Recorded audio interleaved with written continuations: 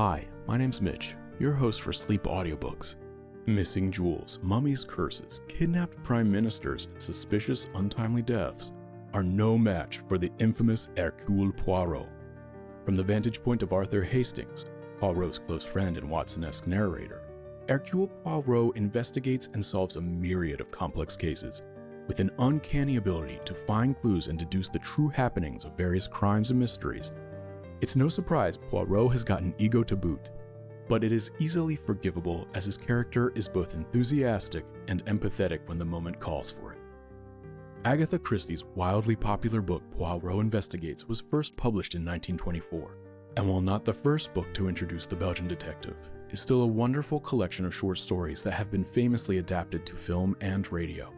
With a variety of mysteries that are both intriguing and familiar, Poirot Investigates is filled with bedtime stories perfect for listening to before drifting off to sleep.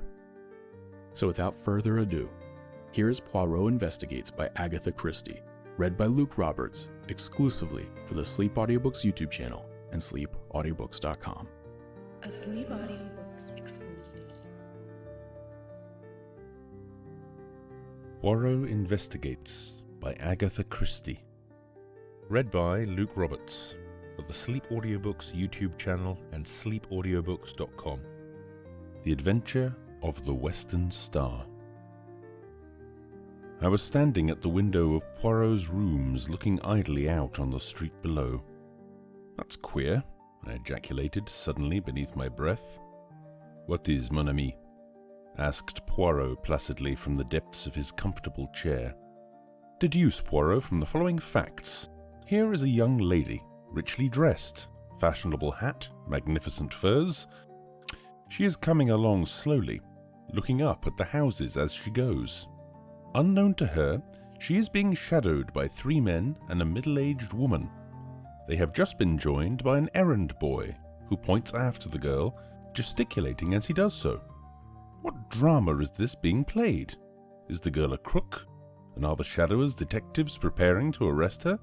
Or are they the scoundrels, and are they plotting to attack an innocent victim? What does the great detective say?" "The great detective, mon ami, chooses as ever the simplest course. He rises to see for himself." And my friend joined me at the window. In a minute he gave vent to an amused chuckle. "As usual, your facts are tinged with your incurable romanticism. That is Miss Mary Marvel, the film star. She is being followed by a bevy of admirers who have recognized her. And en passant, my dear Hastings, she is quite aware of the fact." I laughed. "So all is explained. But you get no marks for that, Poirot. It was a mere matter of recognition. In vérité. And how many times have you seen Mary Marvel on the screen, mon cher?" I thought. "About a dozen times, perhaps?" "And I once, yet I recognize her and you do not." "She looks so different," I replied rather feebly. "Ah, sacré!" cried Poirot. "Is it that you expect her to promenade herself in the streets of London in a cowboy hat or with bare feet and a bunch of curls as an Irish colleen? Always with you it is the non-essentials. Remember the case of the dancer, Valérie St. Clair." I shrugged my shoulders, slightly annoyed. "But console yourself, mon ami," said Poirot, calming down. "All cannot be as Hercule Poirot. I know it well." "You really have the best opinion of yourself of anyone I ever knew," I cried, divided between amusement and annoyance. "What will you? When one is unique, one knows it, and others share that opinion, even if I mistake not. Miss Mary Marvel." "What?" "Without doubt, she's coming here." "How do you make that out?" "Very simply. The street. It is not aristocratic, mon ami. In it there is no fashionable doctor, no fashionable dentist, still less is there a fashionable millionaire. But there is a fashionable detective. Oui, my friend, it is true. I am become the mode, the dernier cri. One says to another, 'Come on, you have lost your gold pencil case, you must go to the little Belgian. He is too marvelous, everyone goes, courez!' And they arrive, in flocks, mon ami, with problems of the most foolish." A bell rang below. What did I tell you? That is Miss Marvel. As usual, Poirot was right. After a short interval, the American film star was ushered in, and we rose to our feet. Mary Marvel was undoubtedly one of the most popular actresses on the screen. She had only lately arrived in England in company with her husband, Gregory B. Rolfe, also a film actor. Their marriage had taken place about a year ago in the States, and this was their first visit to England. They had been given a great reception. Everyone was prepared to go mad over Mary Marvel, her wonderful clothes, her furs, her jewels, above all, one jewel, the great diamond which had been nicknamed, to match its owner, the Western Star. Much, true and untrue, had been written about this famous stone, which was reported to be insured for the enormous sum of £50,000. All these details passed rapidly through my mind as I joined with Poirot in greeting our fair client. Miss Marvel was small and slender, very fair and girlish-looking, with the wide, innocent blue eyes of a child.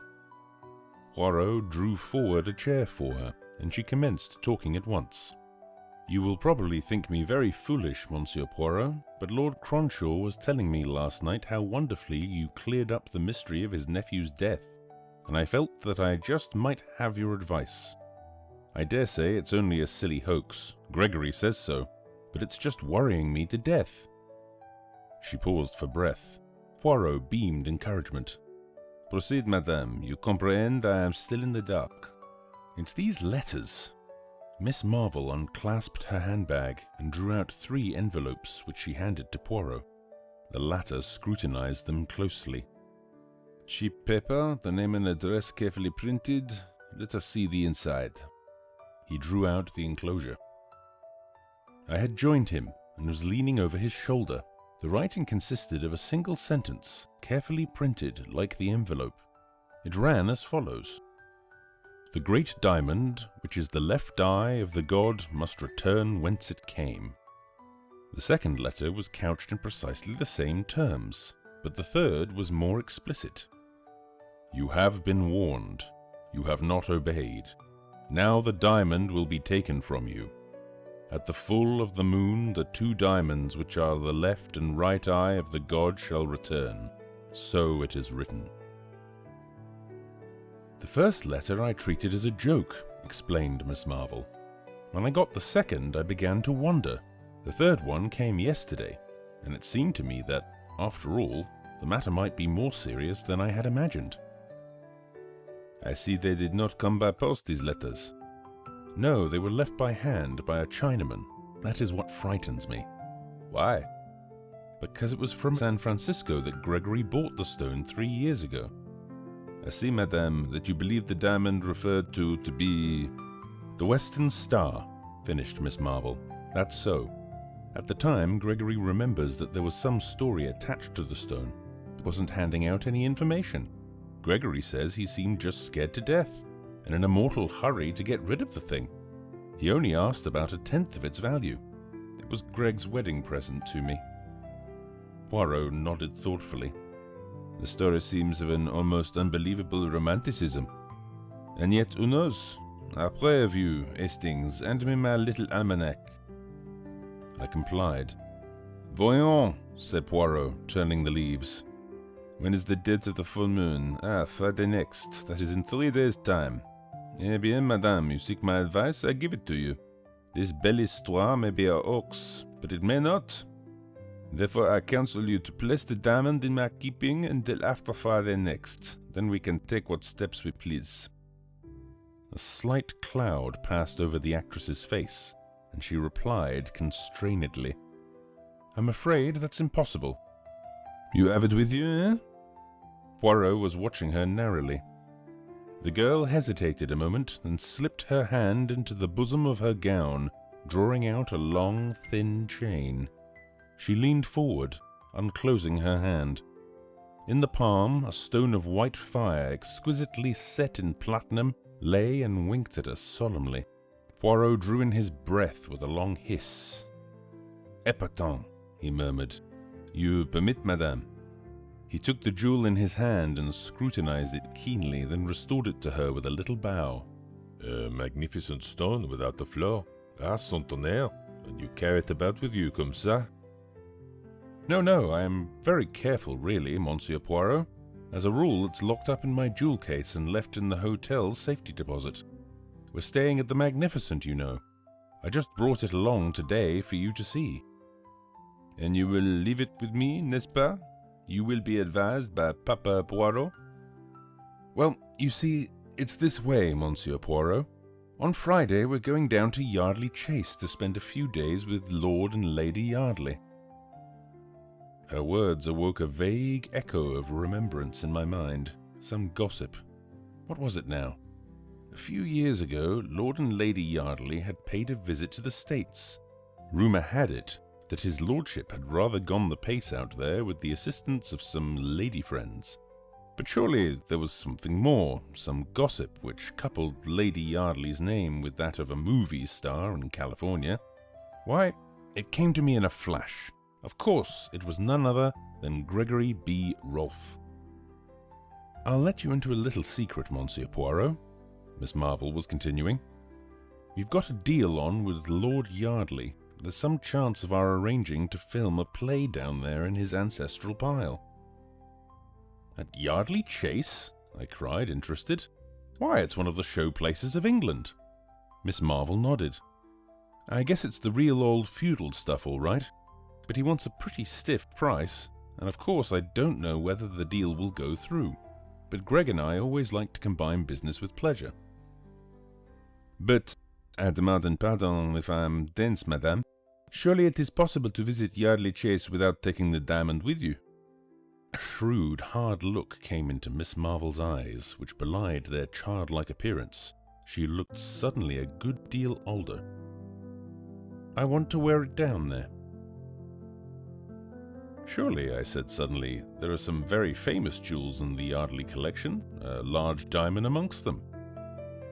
That is so, said Miss Marvel briefly. I heard Poirot murmur beneath his breath, Ah, c'est comme ça. Then he said aloud, with his usual uncanny luck in hitting the bullseye. He dignifies it by the name of psychology. Then you are without doubt already acquainted with Lady Yardley, or perhaps your husband is. Gregory knew her when she was out west 3 years ago, said Miss Marvel.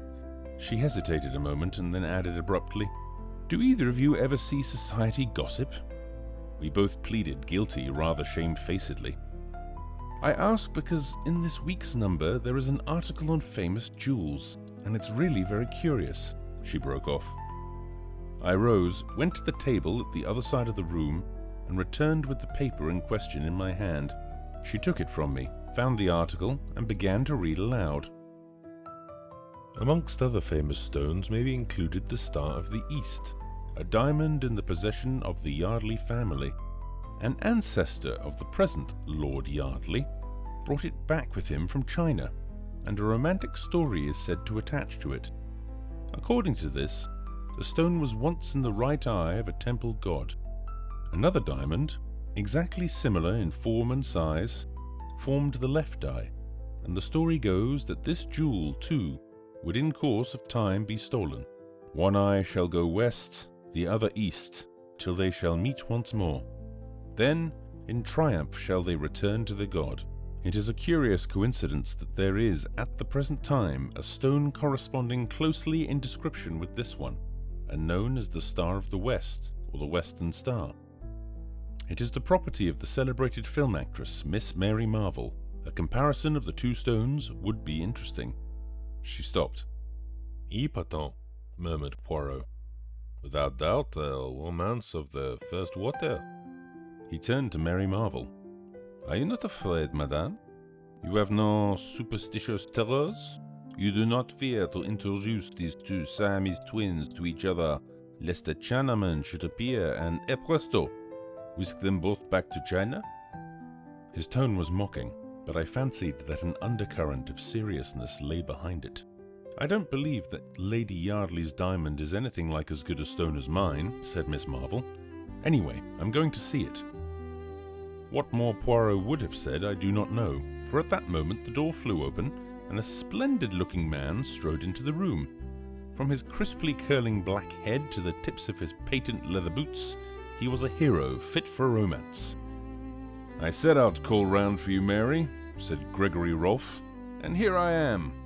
Well, what does Monsieur Poirot say to our little problem? Just one big hoax, same as I do?" Poirot smiled up at the big actor. They made a ridiculous contrast. "Hoax or no hoax, Mr. Rolfe," he said dryly, "I have advised Madame, your wife, not to take the jewel with her to Yardley Chase on Friday." "I'm with you there, sir. I've already said so to Mary, but there, she's a woman through and through, and I guess she can't bear to think of another woman outshining her in the jewel line." "What nonsense, Gregory," said Mary Marvel sharply, but she flushed angrily. Poirot shrugged his shoulders. "Madame, I have advised. I can do no more. C'est fini." He bowed them both to the door. "Ah la la," he observed, returning. "Histoire de femme. The good husband, he hit the nail on the head, tout de même. He was not tactful, assuredly not." I imparted to him my vague remembrances, and he nodded vigorously. "So I thought. All the same, there is something curious underneath all this. With your permission, mon ami, I will take the air. Await my return, I beg of you. I shall not be long." I was half asleep in my chair when the landlady tapped on the door and put her head in. "It's another lady to see Mr. Poirot, sir. I've told her he was out, but she says as how she'll wait, seeing as she's come up from the country." "Oh, show her in here, Mrs. Murchison. Perhaps I can do something for her." In another moment the lady had been ushered in. My heart gave a leap as I recognized her. Lady Yardley's portrait had figured too often in the society papers to allow her to remain unknown. "Do sit down, Lady Yardley," I said, drawing forward a chair. "My friend Poirot is out, but I know for a fact that he'll be back very shortly." She thanked me and sat down. A very different type, this, from Miss Mary Marvel. Tall, dark, with flashing eyes, and a pale, proud face, yet something wistful in the curves of the mouth. I felt a desire to rise to the occasion. Why not? In Poirot's presence I have frequently felt a difficulty. I do not appear at my best, and yet there is no doubt that I too possess the deductive sense in a marked degree. I leant forward on a sudden impulse. "Lady Yardley," I said, "I know why you have come here. You have received blackmailing letters about the diamond." There was no doubt as to my bolt having shot home. She stared at me, open-mouthed, all colour banished from her cheeks. "You know?" she gasped. "How?" I smiled. "By a perfectly logical process. If Miss Marvel has had warning letters—" "Miss Marvel? She has been here?" "She has just left. As I was saying, if she, as the holder of one of the twin diamonds, has received a mysterious series of warnings, you, as the holder of the other stone, must necessarily have done the same. You see how simple it is? I am right, then. You have received these strange communications also." For a moment she hesitated, as though in doubt whether to trust me or not. Then she bowed her head in assent with a little smile. "That is so," she acknowledged. "Were yours, too, left by hand by a Chinaman?" "No, they came by post. But tell me, has Miss Marvel undergone the same experience, then?" I recounted to her the events of the morning. She listened attentively. "It all fits in. My letters are the duplicates of hers. It is true that they came by post, but there is a curious perfume impregnating them, something in the nature of joss stick, that at once suggested the East to me. What does it all mean?" I shook my head. "That is what we must find out. You have the letters with you? We might learn something from the postmarks." "Unfortunately, I destroyed them. You understand, at the time I regarded it as some foolish joke. Can it be true that some Chinese gang are really trying to recover the diamonds? It seems too incredible." We went over the facts again and again, but could get no further towards the elucidation of the mystery. At last, Lady Yardley rose. "I really don't think I need wait for Monsieur Poirot. You can tell him all this, can't you? Thank you so much, Mr. She hesitated, her hand outstretched. Captain Hastings. Of course. How stupid of me. You're a friend of the Cavendishes, aren't you? It was Mary Cavendish who sent me to Monsieur Poirot. When my friend returned, I enjoyed telling him the tale of what had occurred during his absence. He cross-questioned me, rather sharply, over the details of our conversation, and I could read between the lines that he was not best pleased to have been absent. I also fancied that the dear old fellow was just the least inclined to be jealous. It had become rather a pose with him to consistently belittle my abilities, and I think he was chagrined at finding no loophole for criticism. I was secretly rather pleased with myself, though I tried to conceal the fact for fear of irritating him. In spite of his idiosyncrasies, I was deeply attached to my quaint little friend. Bien, he said at length with a curious look on his face. The plot develops. Pass me, I pray you, that peerage on the top shelf there. He turned the leaves. Ah, here we are. Yardley, 10th Viscount, served South African War. Sous sa n'est pas d'importance, married 1907 on Maud Stopperton, 4th daughter of 3rd Baron Coterie, Miss, 2 daughters born 1908, 1910, clubs, residences, voila! That does not tell us much, but tomorrow morning we see this, milord. What? Yes, I telegraphed to him. I thought you'd washed your hands of the case. I am not acting for Miss Marvel since she refuses to be guided by my advice. What I do now is for my own satisfaction. The satisfaction of Hercule Poirot.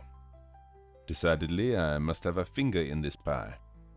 And you calmly wire Lord Yardley to dash up to town just to suit your convenience. He won't be pleased. Au contraire. If I preserve for him his family diamond, he ought to be very grateful. Then you really think there is a chance of it being stolen? I asked eagerly. Almost a certainty, replied Poirot placidly. Everything points that way.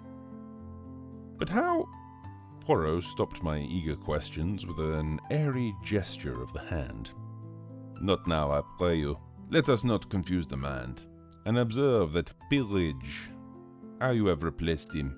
See you not that the tallest books go on the top shelf, the next tallest in the row beneath, and so on? Thus we have order, method, which, as I have often told you, Hastings...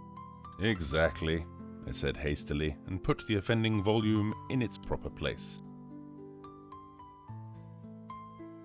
Lord Yardley turned out to be a cheery, loud-voiced sportsman with a rather red face, but with a good-humoured bonhomie about him that was distinctly attractive and made up for any lack of mentality.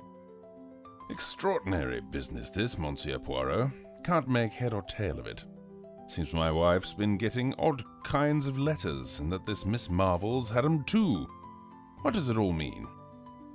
Poirot handed him a copy of Society Gossip. First, my lord, I would ask you if these facts are substantially correct. The peer took it.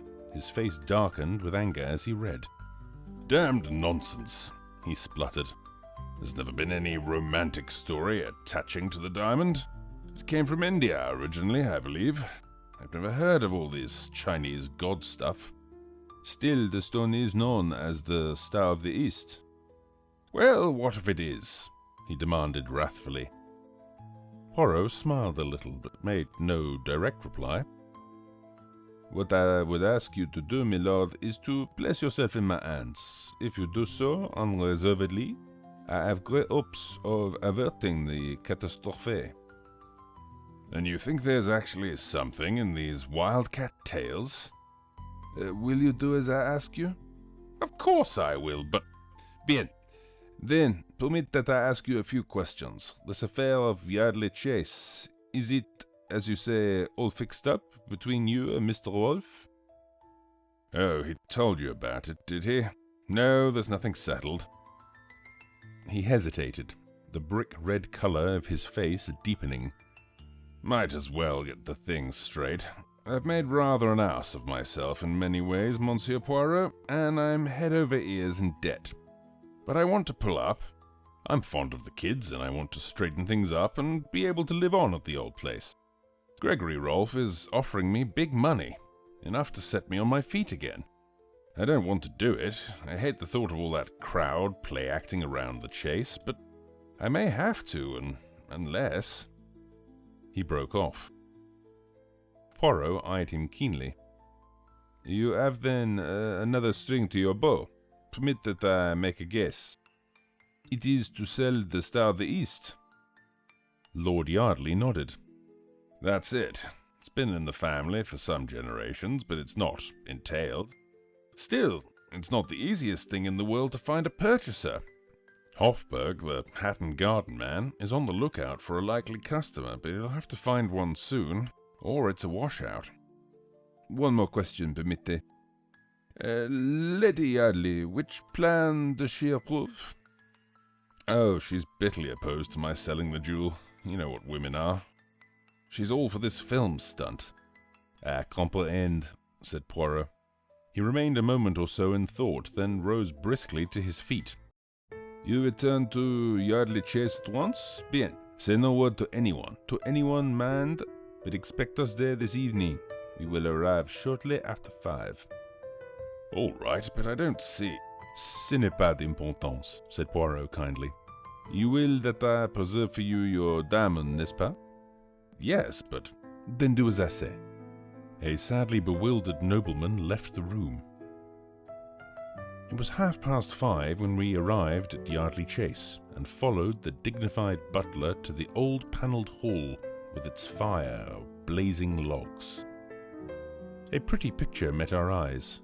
Lady Yardley and her 2 children, the mother's proud dark head bent down over the 2 fair ones. Lord Yardley stood near, smiling down on them. Monsieur Poirot and Captain Hastings, announced the butler.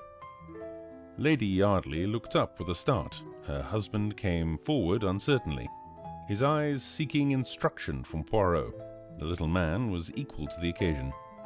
All my excuses. It is that I investigate still this affair of Miss Marvell's. She comes to you on Friday, does she not? I make a little tour first to make sure that all is secure. Also, I wanted to ask of Lady Yardley if she recollected at all the postmarks on the letters she received. Lady Yardley shook her head regretfully. I'm afraid I don't. It is stupid of me, but you see, I never dreamt of taking them seriously. You'll stay the night, said Lord Yardley. Oh, my lord, I fear to incommode you. We have left our bags at the inn.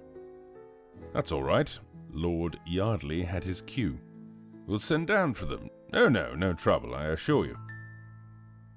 Poirot permitted himself to be persuaded, and sitting down by Lady Yardley, began to make friends with the children.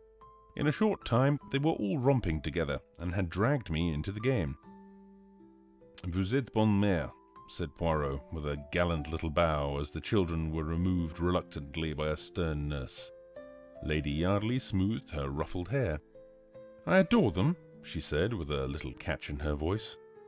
And they you, with reason. Poirot bowed again. A dressing gong sounded, and we rose to go up to our rooms. At that moment, the butler entered with a telegram on a salver, which he handed to Lord Yardley. The latter tore it open with a brief word of apology. As he read it, he stiffened visibly. With an ejaculation, he handed it to his wife. Then he glanced at my friend. Just a minute, Monsieur Poirot. I feel you ought to know about this. It's from Hofburg. He thinks he's found a customer for the diamond, an American, sailing for the States tomorrow. They're sending down a chap tonight to vet the stone. By Jove, though, if this goes through... Words failed him. Lady Yardley had turned away. She still held the telegram in her hand. I wish you wouldn't sell it, George, she said in a low voice. It's been in the family so long. She waited, as though for a reply, but when none came, her face hardened. She shrugged her shoulders. I must go and dress. I suppose I had better display the goods. She turned to Poirot with a slight grimace. It's one of the most hideous necklaces that was ever designed. George has always promised to have the stones reset for me, but it's never been done." She left the room. Half an hour later, we three were assembled in the great drawing room awaiting the lady.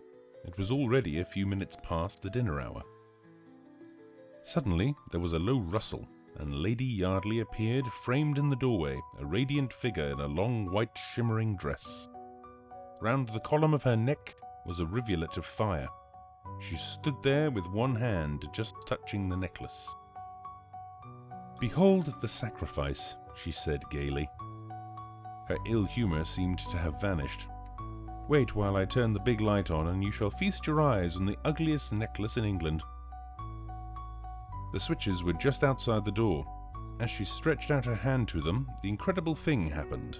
Suddenly, without any warning, every light was extinguished. The door banged, and from the other side of it came a long, drawn, piercing woman's scream. "My God!" cried Lord Yardley. "That was Maud's voice! What has happened?" We rushed blindly for the door, cannoning into each other in the darkness. It was some minutes before we could find it. What a sight met our eyes!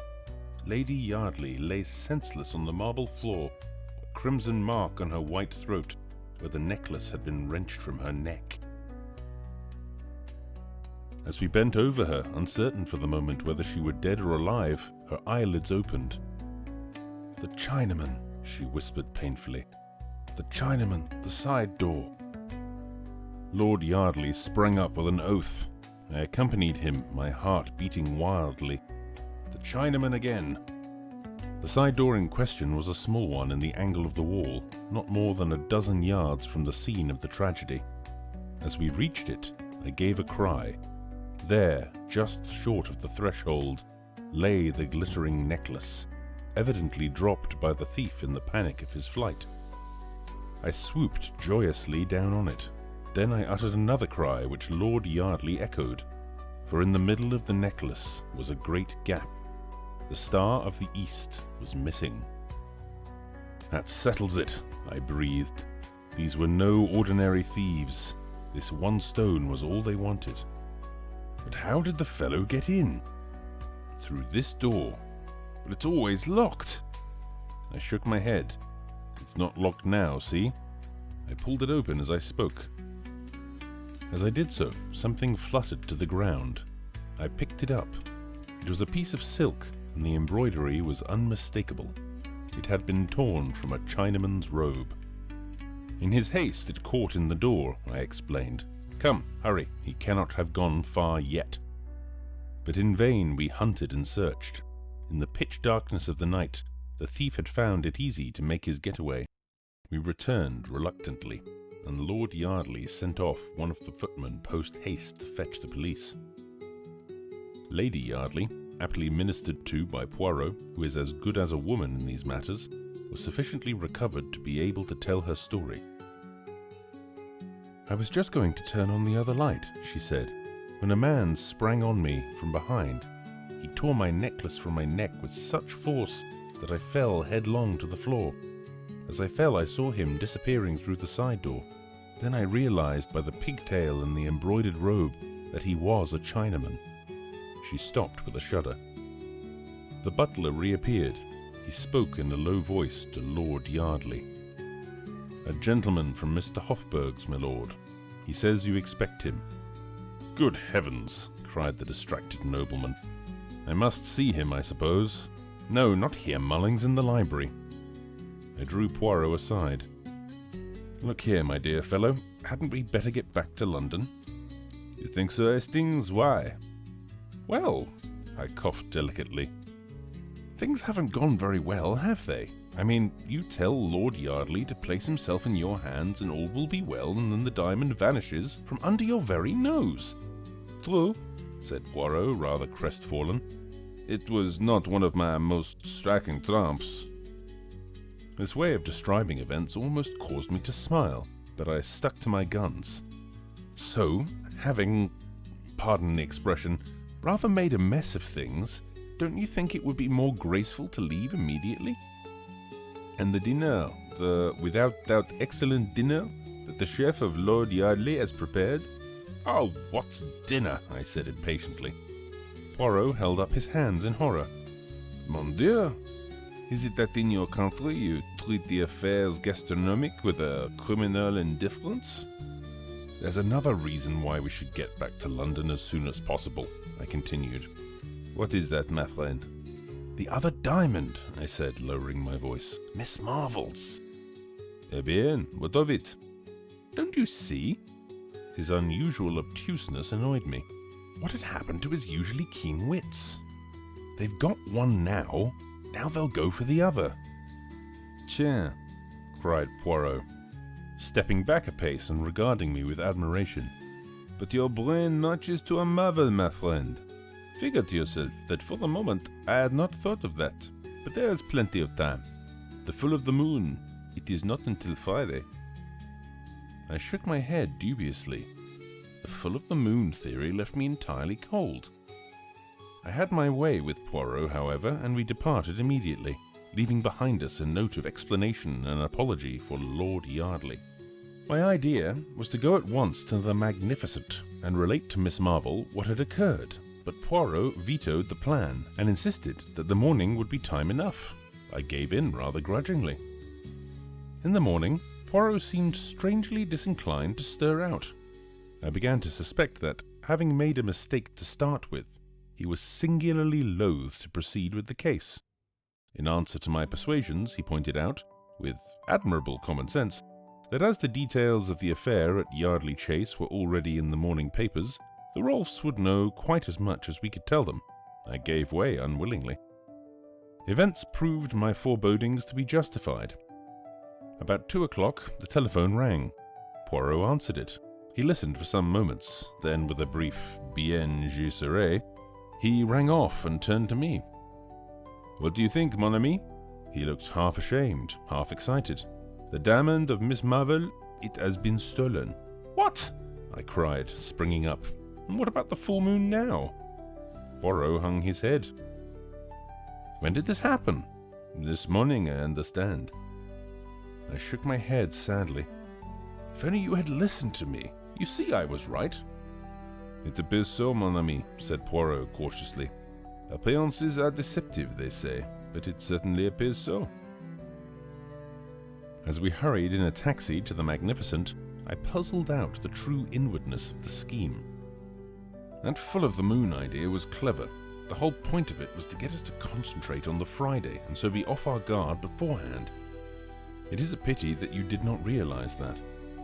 Ma foi, said Poirot airily, his nonchalance quite restored after its brief eclipse.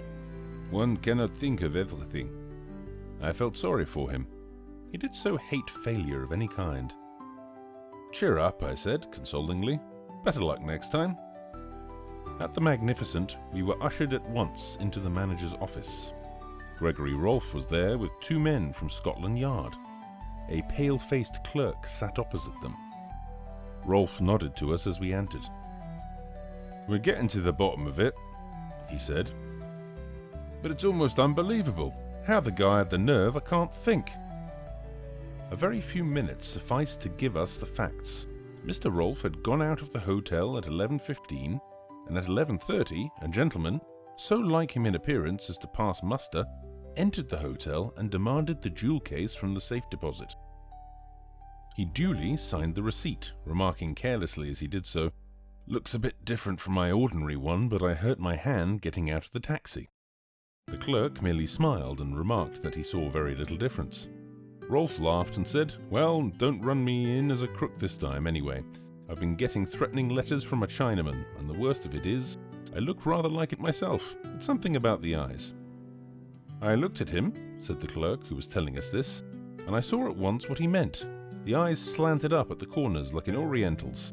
I'd never noticed it before. "Darn it all, man," roared Gregory Rolfe, leaning forward. "Do you notice it now?" The man looked up at him and started. "No, sir," he said. "I can't say I do." And indeed there was nothing even remotely Oriental about the frank brown eyes that looked into ours. The Scotland Yard man grunted. "Old customer. Thought the eyes might be noticed. and took the bull by the horns to disarm suspicion. He must have watched you out of the hotel, sir, and nipped in as soon as you were well away." "What about the jewel case?" I asked. "It was found in a corridor of the hotel. Only one thing had been taken, the Western Star." We stared at each other. The whole thing was so bizarre, so unreal. Poirot hopped briskly to his feet. "I have not been of much use, I fear," he said regretfully. "Is it permitted to see Madame?" "I guess she's prostrated with the shock," explained Rolf. Then perhaps I might have a few words alone with you, monsieur." "Certainly." In about 5 minutes, Poirot reappeared. "Now, my friend," he said gaily, "to a post office. I have to send a telegram." "To who?" "Lord Yardley." He discounted further inquiries by slipping his arm through mine. Come, mon ami. I know all that you feel about this miserable business. I have not distinguished myself. You, in my place, might have distinguished yourself. Bien. All is admitted. Let us forget it and have lunch." It was about 4 o'clock when we entered Poirot's rooms. A figure rose from a chair by the window. It was Lord Yardley. He looked haggard and distraught. "I got your wire and came up at once. Look here, I've been round to Hofburg, and they know nothing about that man of theirs last night, or the wire either. Do you think that—" Poirot held up his hand. "My excuses, I sent that wire and had the gentleman in question." "You? But why? What—" The nobleman spluttered impotently. "My little idea was to bring things to a head," explained Poirot placidly. "Bring things to a head? Oh, my God!" cried Lord Yardley. "And the ruse succeeded," said Poirot cheerfully. "Therefore, my lord, I have much pleasure in returning to you this." With a dramatic gesture, he produced a glittering object. It was a great diamond. "The Star of the East!" gasped Lord Yardley. "But I don't understand." "No?" said Poirot. "It makes no matter. Believe me, it was necessary for the diamond to be stolen. I promised you it should be preserved to you, and I have kept my word. You must permit me to keep my little secret. Convey, I beg of you, the assurances of my deepest respect to Lady Yardley, and tell her how pleased I am to be able to restore the jewel to her. What good time, is it not? Good day, my lord." And smiling and talking, the amazing little man conducted the bewildered nobleman to the door. He returned, gently rubbing his hands. "Poirot," I said, "am I quite demented?" "No, mon ami, but you are, as always, in a mental fog." "How did you get the diamond?" "From Mr. Rolf." "Rolf? Mais oui. The warning letters, the Chinaman, the article in Society Gossip, all sprang from the ingenious brain of Mr. Rolf. The two diamonds, supposed to be so miraculously alike, bah! They did not exist. There was only one diamond, my friend. Originally in the Yardley collection, for 3 years it has been in the possession of Mr. Rolf. He stole it this morning with the assistance of a touch of grease paint at the corner of each eye. Ah, I must see him on the film. He is indeed an artiste, celui-là." "But why should he steal his own diamond?" I asked, puzzled. "For many reasons. To begin with, Lady Yardley was getting restive." "Lady Yardley?" "You comprehend, she was left much alone in California. Her husband was amusing himself elsewhere. Mr. Rolf was handsome. He had an air about him of romance. But au fond, he is very businesslike, ce monsieur. He made love to Lady Yardley, and then he blackmailed her. I taxed the lady with the truth the other night, and she admitted it. She swore that she had only been indiscreet, and I believe her. But undoubtedly Rolf had letters of hers that could be twisted to bear a different interpretation. Terrified by the threat of a divorce and the prospect of being separated from her children, she agreed to all he wished. She had no money of her own, and she was forced to permit him to substitute a paste replica for the real stone. The coincidence of the date of the appearance of the Western Star struck me at once. All goes well. Lord Yardley prepares to range himself, to settle down, and then comes the menace of the possible sale of the diamond.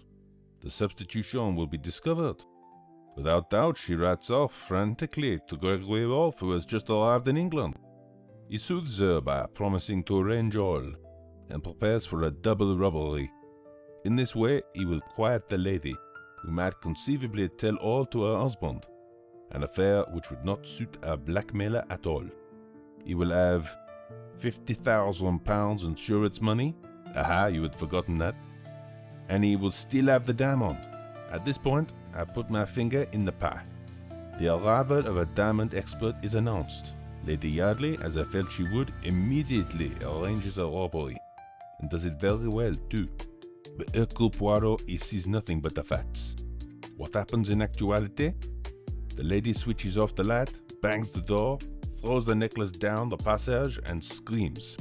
She has already wrenched out the diamond with pliers upstairs.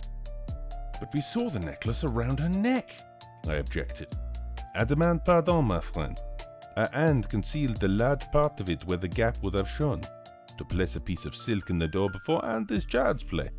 Of course, as soon as Rolfe heard of the robbery, he arranged his own little comedy, and very well he played it.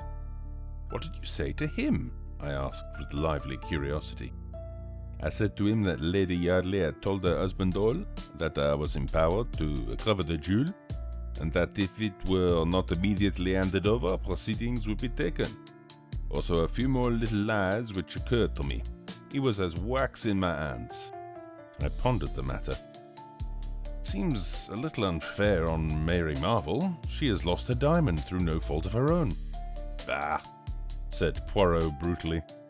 She has a magnificent advertisement. That is all she cares for, that one. Now the other, she is different. Bonne mère, très femme. Yes, I said doubtfully, hardly sharing Poirot's views on femininity. I suppose it was Rolfe who sent her the duplicate letters. Pas du tout, said Poirot briskly. She came by the advice of Mary Cavendish to seek my aid in her dilemma. Then she heard that Mary Marvel, whom she knew to be her enemy, had been here, and she changed her mind, jumping at the pretext you, my friend, offered her. A very few questions sufficed to show me that you told her of the letters, not she. She jumped at the chance your words offered. I don't believe it, I cried, stung. Si, mon ami. It is a pity that you do not study the psychology. She told you that the letters were destroyed? Oh la la, never does a woman destroy a letter if she can avoid it, not even if it would be more prudent to do so. It's all very well, I said, my anger rising, but you've made a perfect fool of me, from beginning to end. No, it's all very well to try and explain it away afterwards. There really is a limit. But you were so enjoying yourself, my friend, I had not the art to shatter your illusions. It's no good, you've gone a bit too far this time. Mon Dieu, but how do you enrage yourself for nothing, mon ami? I'm fed up. I went out, banging the door. Poirot had made an absolute laughing-stock of me. I decided that he needed a sharp lesson. I would let some time elapse before I forgave him. He had encouraged me to make a perfect fool of myself. The Tragedy at Marsden Manor. I had been called away from town for a few days, and on my return found Poirot in the act of strapping up his small valise. "À la bonne heure, Hastings. I feared you would not have returned in time to accompany me." "You are called away on a case, then?" "Yes, although I am bound to admit that, on the face of it, the affair does not seem promising. The Northern Union Insurance Company have asked me to investigate the death of a Mr. Maltravers, who a few weeks ago insured his life with them for the large sum of £50,000. "Yes," I said, much interested. "There was, of course, the usual suicide clause in the policy. In the event of his committing suicide within a year, the premiums would be forfeited. Mr. Maltravers was duly examined by the company's own doctor, and although he was a man slightly past the prime of life, he was passed as being in quite sound health. However, on Wednesday last, the day before yesterday, the body of Mr. Maltravers was found in the grounds of his house in Essex, Marsden Manor, and the cause of his death is described as some kind of internal hemorrhage. That in itself would be nothing remarkable, but sinister rumors as to Mr. Maltravers' financial position have been in the air of late, and the Northern Union have ascertained beyond any possible doubt that the deceased gentleman stood upon the verge of bankruptcy. Now, that alters matters considerably. Maltravers had a beautiful young wife, and it is suggested that he got together all the ready money he could for the purpose of paying the premiums on a life insurance for his wife's benefit, and then committed suicide. Such a thing is not uncommon. In any case, my friend Alfred Wright, who is the director of the Northern Union, has asked me to investigate the facts of the case. But, as I told him, I am not very hopeful of success. If the cause of death had been heart failure, I should have been more sanguine. Heart failure may always be translated as the inability of the local GP to discover what his patient really did die of, but a hemorrhage seems fairly definite. Still, he can but make some necessary inquiries. 5 minutes to pack your bag, Hastings, and we will take a taxi to Liverpool Street. About an hour later, we alighted from a Great Eastern train at the little station of Marston Lee. Inquiries at the station yielded the information that Marston Manor was about a mile distant. Poirot decided to walk, and we betook ourselves along the main street. "What is our plan of campaign?" I asked. "First, I will call upon the doctor. I have ascertained that there is only one doctor in Marston Lee, Dr. Ralph Bernard. Here we are at his house." The house in question was a kind of superior cottage standing back a little from the road. A brass plate on the gate bore the doctor's name. We passed up the path and rang the bell. We proved to be fortunate in our call. It was the doctor's consulting hour, and for the moment there were no patients waiting for him.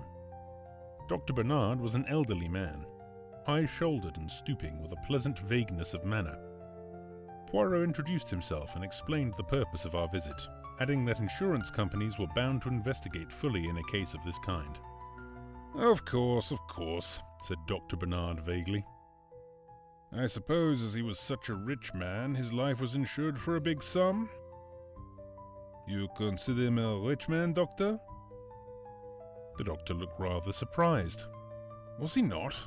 He kept 2 cars, you know, and Marsden Manor is a pretty big place to keep up, although I believe he bought it very cheap." "I understand that he had considerable losses of late," said Poirot, watching the doctor narrowly. The latter, however, merely shook his head sadly. "Is that so? Indeed. It is fortunate for his wife, then, that there is this life insurance. A very beautiful and charming young creature, but terribly unstrung by this sad catastrophe. A mass of nerves, poor thing. I've tried to spare her all I can, but of course the shock was bound to be considerable." "You had been attending Mr. Maltravers recently?" "My dear sir, I never attended him." "What?" "I understand Mr. Maltravers was a Christian Scientist, or something of that kind." "But you examined the body?" "Certainly, I was fetched by one of the under-gardeners." "And the cause of death was clear?" "Absolutely. There was blood on the lips, but most of the bleeding must have been internal." "Was he still lying where he had been found?" "Yes. The body had not been touched. He was lying at the edge of a small plantation. He had evidently been out shooting rooks. A small rook rifle lay beside him. The hemorrhage must have occurred quite suddenly. Gastric ulcer, without a doubt. No question of his having been shot, eh?" "My dear sir!" "I demand pardon," said Poirot humbly. "But if my memory is not at fault, in the case of a recent murder, the doctor first gave a verdict of heart failure, altering it when the local constable pointed out that there was a bullet wound through the head." "You will not find any bullet wounds on the body of Mr. Maltravers," said Dr. Bernard dryly. "Now, gentlemen, if there is nothing further." We took the hint. "Good morning, and many thanks to you, Doctor, for so kindly answering our questions. By the way, you saw no need for an autopsy?" "Certainly not." The doctor became quite apoplectic. "The cause of death was clear, and in my profession we see no need to distress unduly the relatives of a dead patient." And turning, the doctor slammed the door sharply in our faces. "And what do you think of Dr. Bernard, Hastings?" inquired Poirot as we proceeded on our way to the manor. Rather an old ass. Exactly. Your judgments of character are always profound, my friend. I glanced at him uneasily, but he seemed perfectly serious. A twinkle, however, came into his eye, and he added slyly, "That is to say, when there is no question of a beautiful woman." I looked at him coldly. On our arrival at the manor house, the door was opened to us by a middle-aged parlour-maid. Poirot handed her his card and a letter from the insurance company for Mrs. Maltravers. She showed us into a small morning room and retired to tell her mistress. About 10 minutes elapsed, and then the door opened and a slender figure in widow's weeds stood upon the threshold. "Monsieur Poirot?" she faltered. "Madame!" Poirot sprang gallantly to his feet and hastened towards her.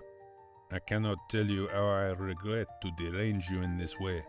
But what will you? Les affaires, they know no mercy." Mrs. Maltravers permitted him to lead her to a chair.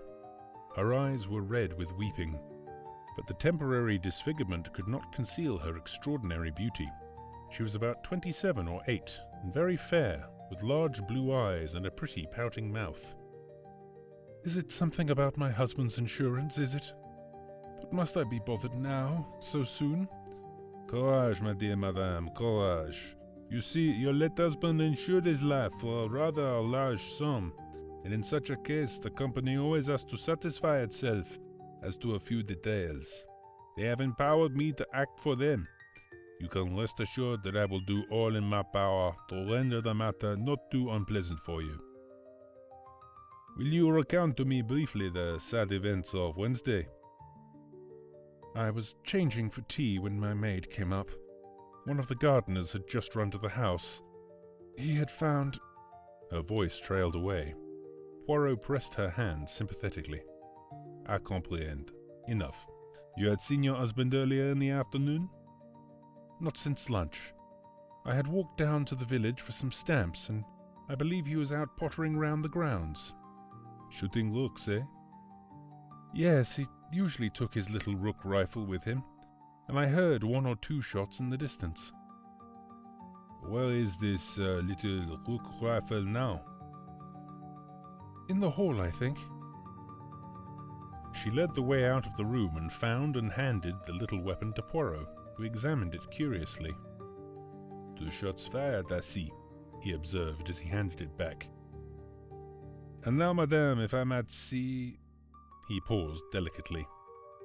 "The servant shall take you," she murmured, averting her head.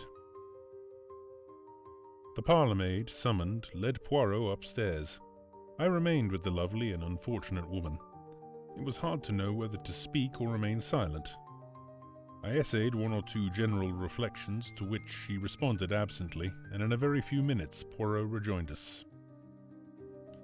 "Thank you for all your courtesy, madame. I do not think you need to be troubled any further with this matter. By the way, do you know anything of your husband's financial position?" She shook her head. "Nothing whatsoever. I am very stupid over business things." "I see. Then you can give us no clue as to why he suddenly decided to insure his life. He had not done so previously, I understand." "Well, we had only been married a little over a year, but as to why he insured his life, it was because he had absolutely made up his mind that he would not live long. He had a strong premonition of his own death. I gather that he had had 1 hemorrhage already, and that he knew that another one would prove fatal. I tried to dispel these gloomy fears of his, but without avail. Alas, he was only too right."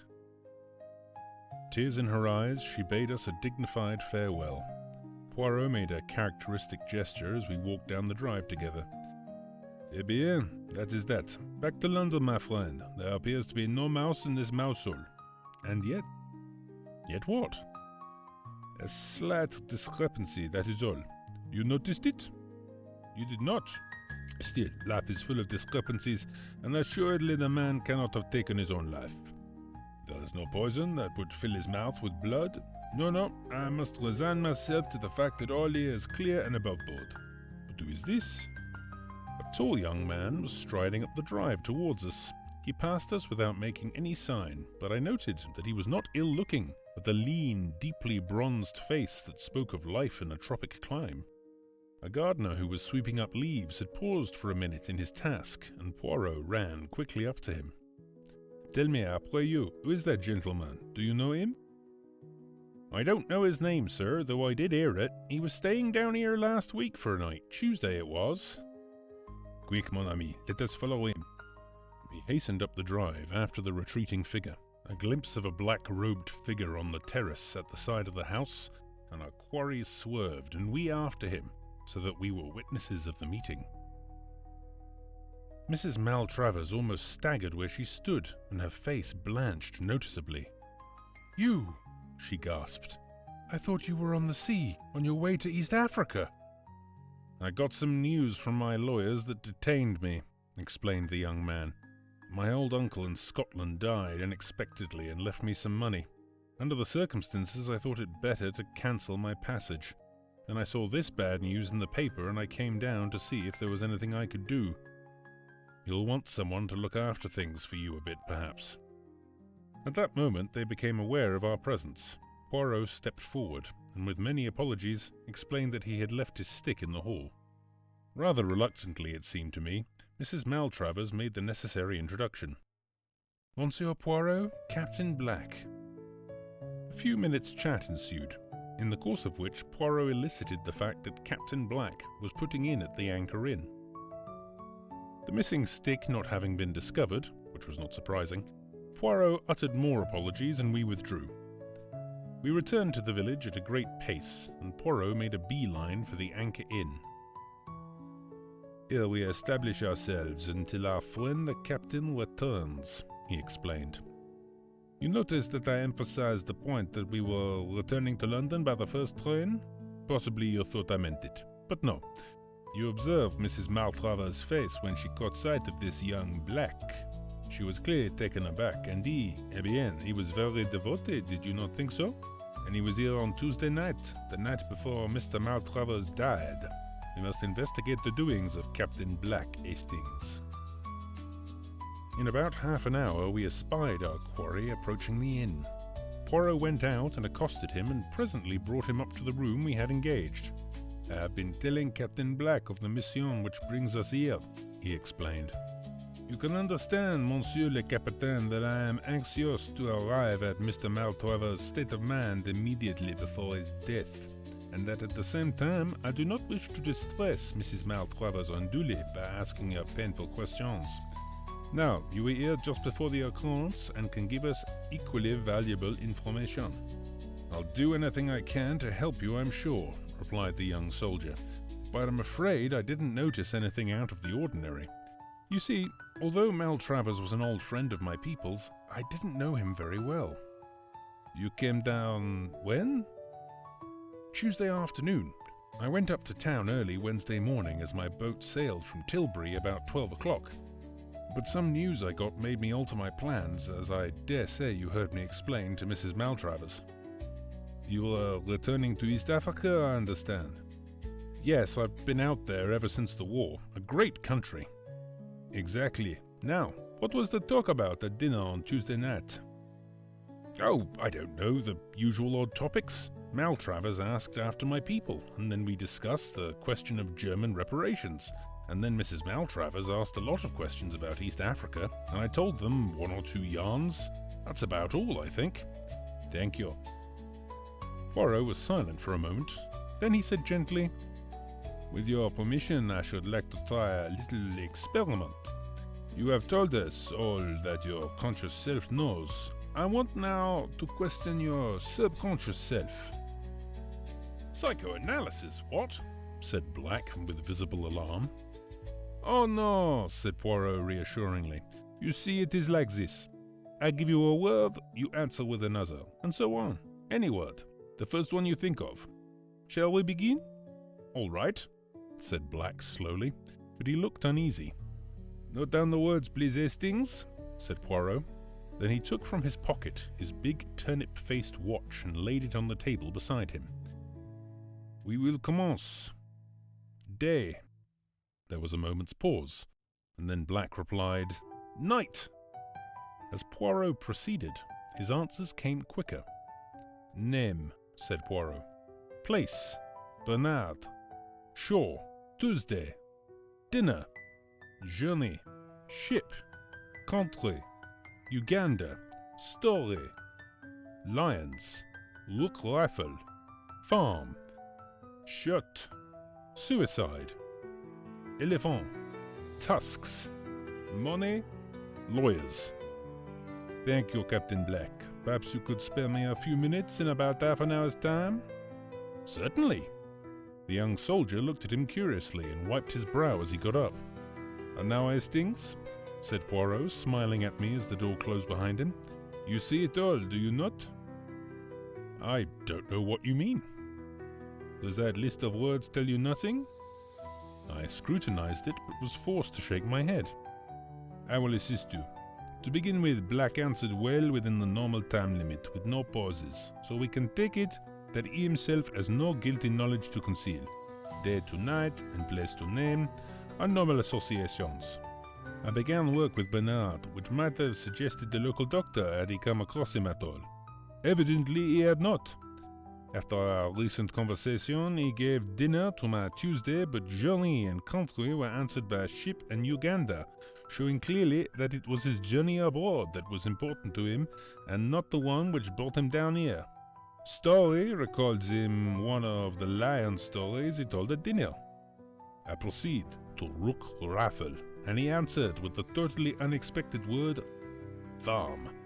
When I say shot, he answers at once, suicide. The association seems clear. A man he knows committed suicide with a rook rifle on a farm somewhere.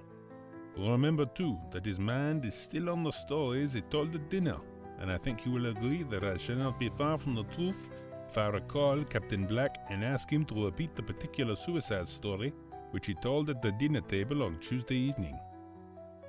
Black was straightforward enough over the matter. Yes, I did tell them that story, now that I come to think of it. Chap shot himself on a farm out there. Did it with a rook rifle through the roof of the mouth. Bullet lodged in the brain. Doctors were no end puzzled over it. There was nothing to show except a little blood on the lips. But what has it got to do with Mr. Maltravers? You did not know, I see, that he was found with a rook rifle by his side. You mean upon my story suggested to him? Oh, but that's awful! Do not distress yourself. It would have been one way or another. Well, I must get on the telephone to London. Poirot had a lengthy conversation over the wire and came back thoughtful. He went off by himself in the afternoon, and it was not till 7 o'clock that he announced that he could put it off no longer, but must break the news to the young widow. My sympathy had already gone out to her unreservedly. To be left penniless and with the knowledge that her husband had killed himself to assure her future was a hard burden for any woman to bear. I cherished a secret hope, however, that young Black might prove capable of consoling her after her first grief had passed. He evidently admired her enormously. Our interview with the lady was painful. She refused vehemently to believe the facts that Poirot advanced, and when she was at last convinced, broke down into bitter weeping. An examination of the body turned our suspicions into certainty. Poirot was very sorry for the poor lady, but after all, he was employed by the insurance company, and what could he do? As he was preparing to leave, he said gently to Mrs. Maltravers, "Madame, you of all people should know that there are no dead." "What do you mean?" she faltered, her eyes growing wide. "Have you never taken part in any spiritualistic seances? You are mediumistic, you know." "I have been told so, but you do not believe in spiritualism, surely?" "Madame, I have seen some strange things. You know that they say in the village that this house is haunted?" She nodded, and at that moment the parlour-maid announced that dinner was ready. "Won't you just stay and have something to eat?" We accepted gratefully, and I felt that our presence could not but help distract her a little from her own griefs. We had just finished our soup when there was a scream outside the door, and the sound of breaking crockery. We jumped up. The parlour-maid appeared, her hand to her heart. "It was a man, standing in the passage!" Poirot rushed out, returning quickly. "There is no one there?" "Isn't there, sir?" said the parlour-maid weakly. "Oh, it did give me a start." "But why?" She dropped her voice to a whisper. I thought it was the master. It looked like him." I saw Mrs. Maltravers give a terrified start, and my mind flew to the old superstition that a suicide cannot rest. She thought of it too, I am sure, for a minute later she caught Poirot's arm with a scream. "Didn't you hear that? Those 3 taps on the window. That's how he always used to tap when he passed round the house." "The ivy!" I cried. It was the ivy against the pane. But a sort of terror was gaining on us all. The parlour-maid was obviously unstrung, and when the meal was over, Mrs. Maltravers besought Poirot not to go at once. She was clearly terrified to be left alone. We sat in the little morning room. The wind was getting up and moaning round the house in an eerie fashion. Twice the door of the room came unlatched, and the door slowly opened, and each time she clung to me with a terrified gasp. "Ah, but this door, it is bewitched," cried Poirot angrily at last. He got up and shut it once more, and then turned the key in the lock. "I shall lock it so." "Don't do that," she gasped. "If it should come open now—" And even as she spoke, the impossible happened. The locked door slowly swung open. I could not see into the passage from where I sat, but she and Poirot were facing it.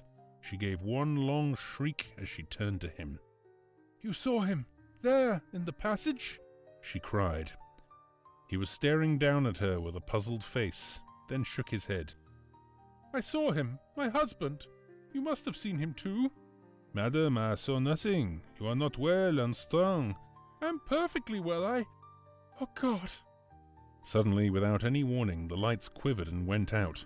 Out of the darkness came 3 loud taps. I could hear Mrs. Maltravers moaning. And then I saw. The man I had seen on the bed upstairs stood there facing us, gleaming with a faint ghostly light. There was blood on his lips, and he held his right hand out, pointing. Suddenly a brilliant light seemed to proceed from it. It passed over Poirot and me and fell on Mrs. Maltravers. I saw her white, terrified face, and something else. "My God, Poirot!" I cried. "Look at her hand! Her right hand! It's all red!" Her own eyes fell on it, and she collapsed in a heap on the floor. "Blood!" she cried hysterically. "Yes, it's blood! I killed him! I did it! He was showing me, and then I put my hand on the trigger and pressed. Save me from him! Save me! He's come back!" Her voice died away in a gurgle. "Let's," said Poirot briskly. The lights went on as if by magic. "That's it," he continued. "You heard these things, and you, Everett? Oh, by the way, this is Mr. Everett, rather a fine member of the theatrical profession. I phoned to him this afternoon. His makeup is good, isn't it? Quite like the dead man, and with a pocket torch and the necessary phosphorescence, he made the proper impression. I shouldn't touch her right hand if I were you, Hastings. Red paint marks so. When the lights went out, I clasped her hand, you see. By the way, we mustn't miss our train. Inspector Japp is outside the window. A bad night, but he has been able to while away the time by tapping on the window every now and then." "You see," continued Poirot as we walked briskly through the wind and rain, "there was a little discrepancy. The doctor seemed to think the deceased was a Christian Scientist, and who could have given him that impression but Mrs. Maltravers? But to us she represented him as being in a grave state of apprehension about his own health. Again, why was she so taken aback by the reappearance of young Black?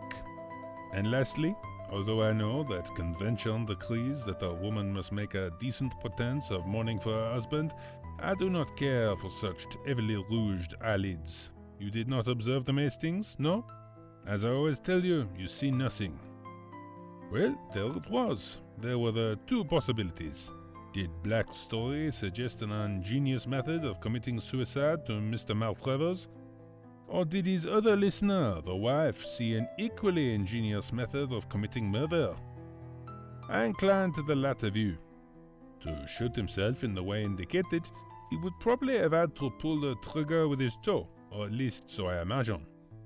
Now, if Maltravers had been found with one boot off, we should almost certainly have heard of it from someone. An odd detail like that would have been remembered.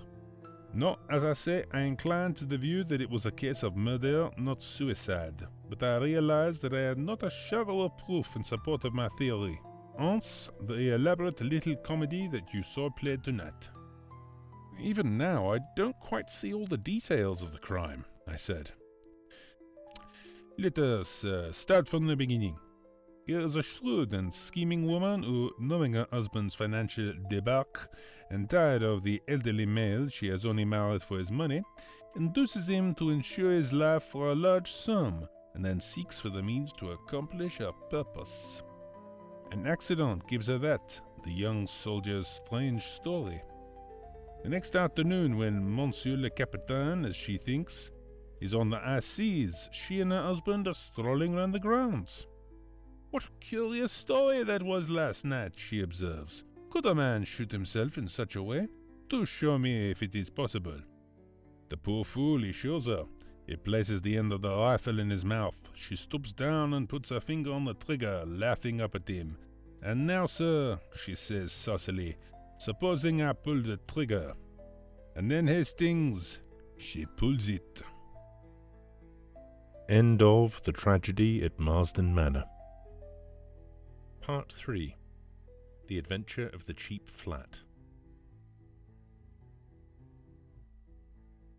So far, in the cases which I have recorded, Poirot's investigations have started from the central fact, whether murder or robbery, and have proceeded from thence by a process of logical deduction to the final triumphant unravelling. In the events I am now about to chronicle, a remarkable chain of circumstances led from the apparently trivial incidents which first attracted Poirot's attention to the sinister happenings which completed a most unusual case.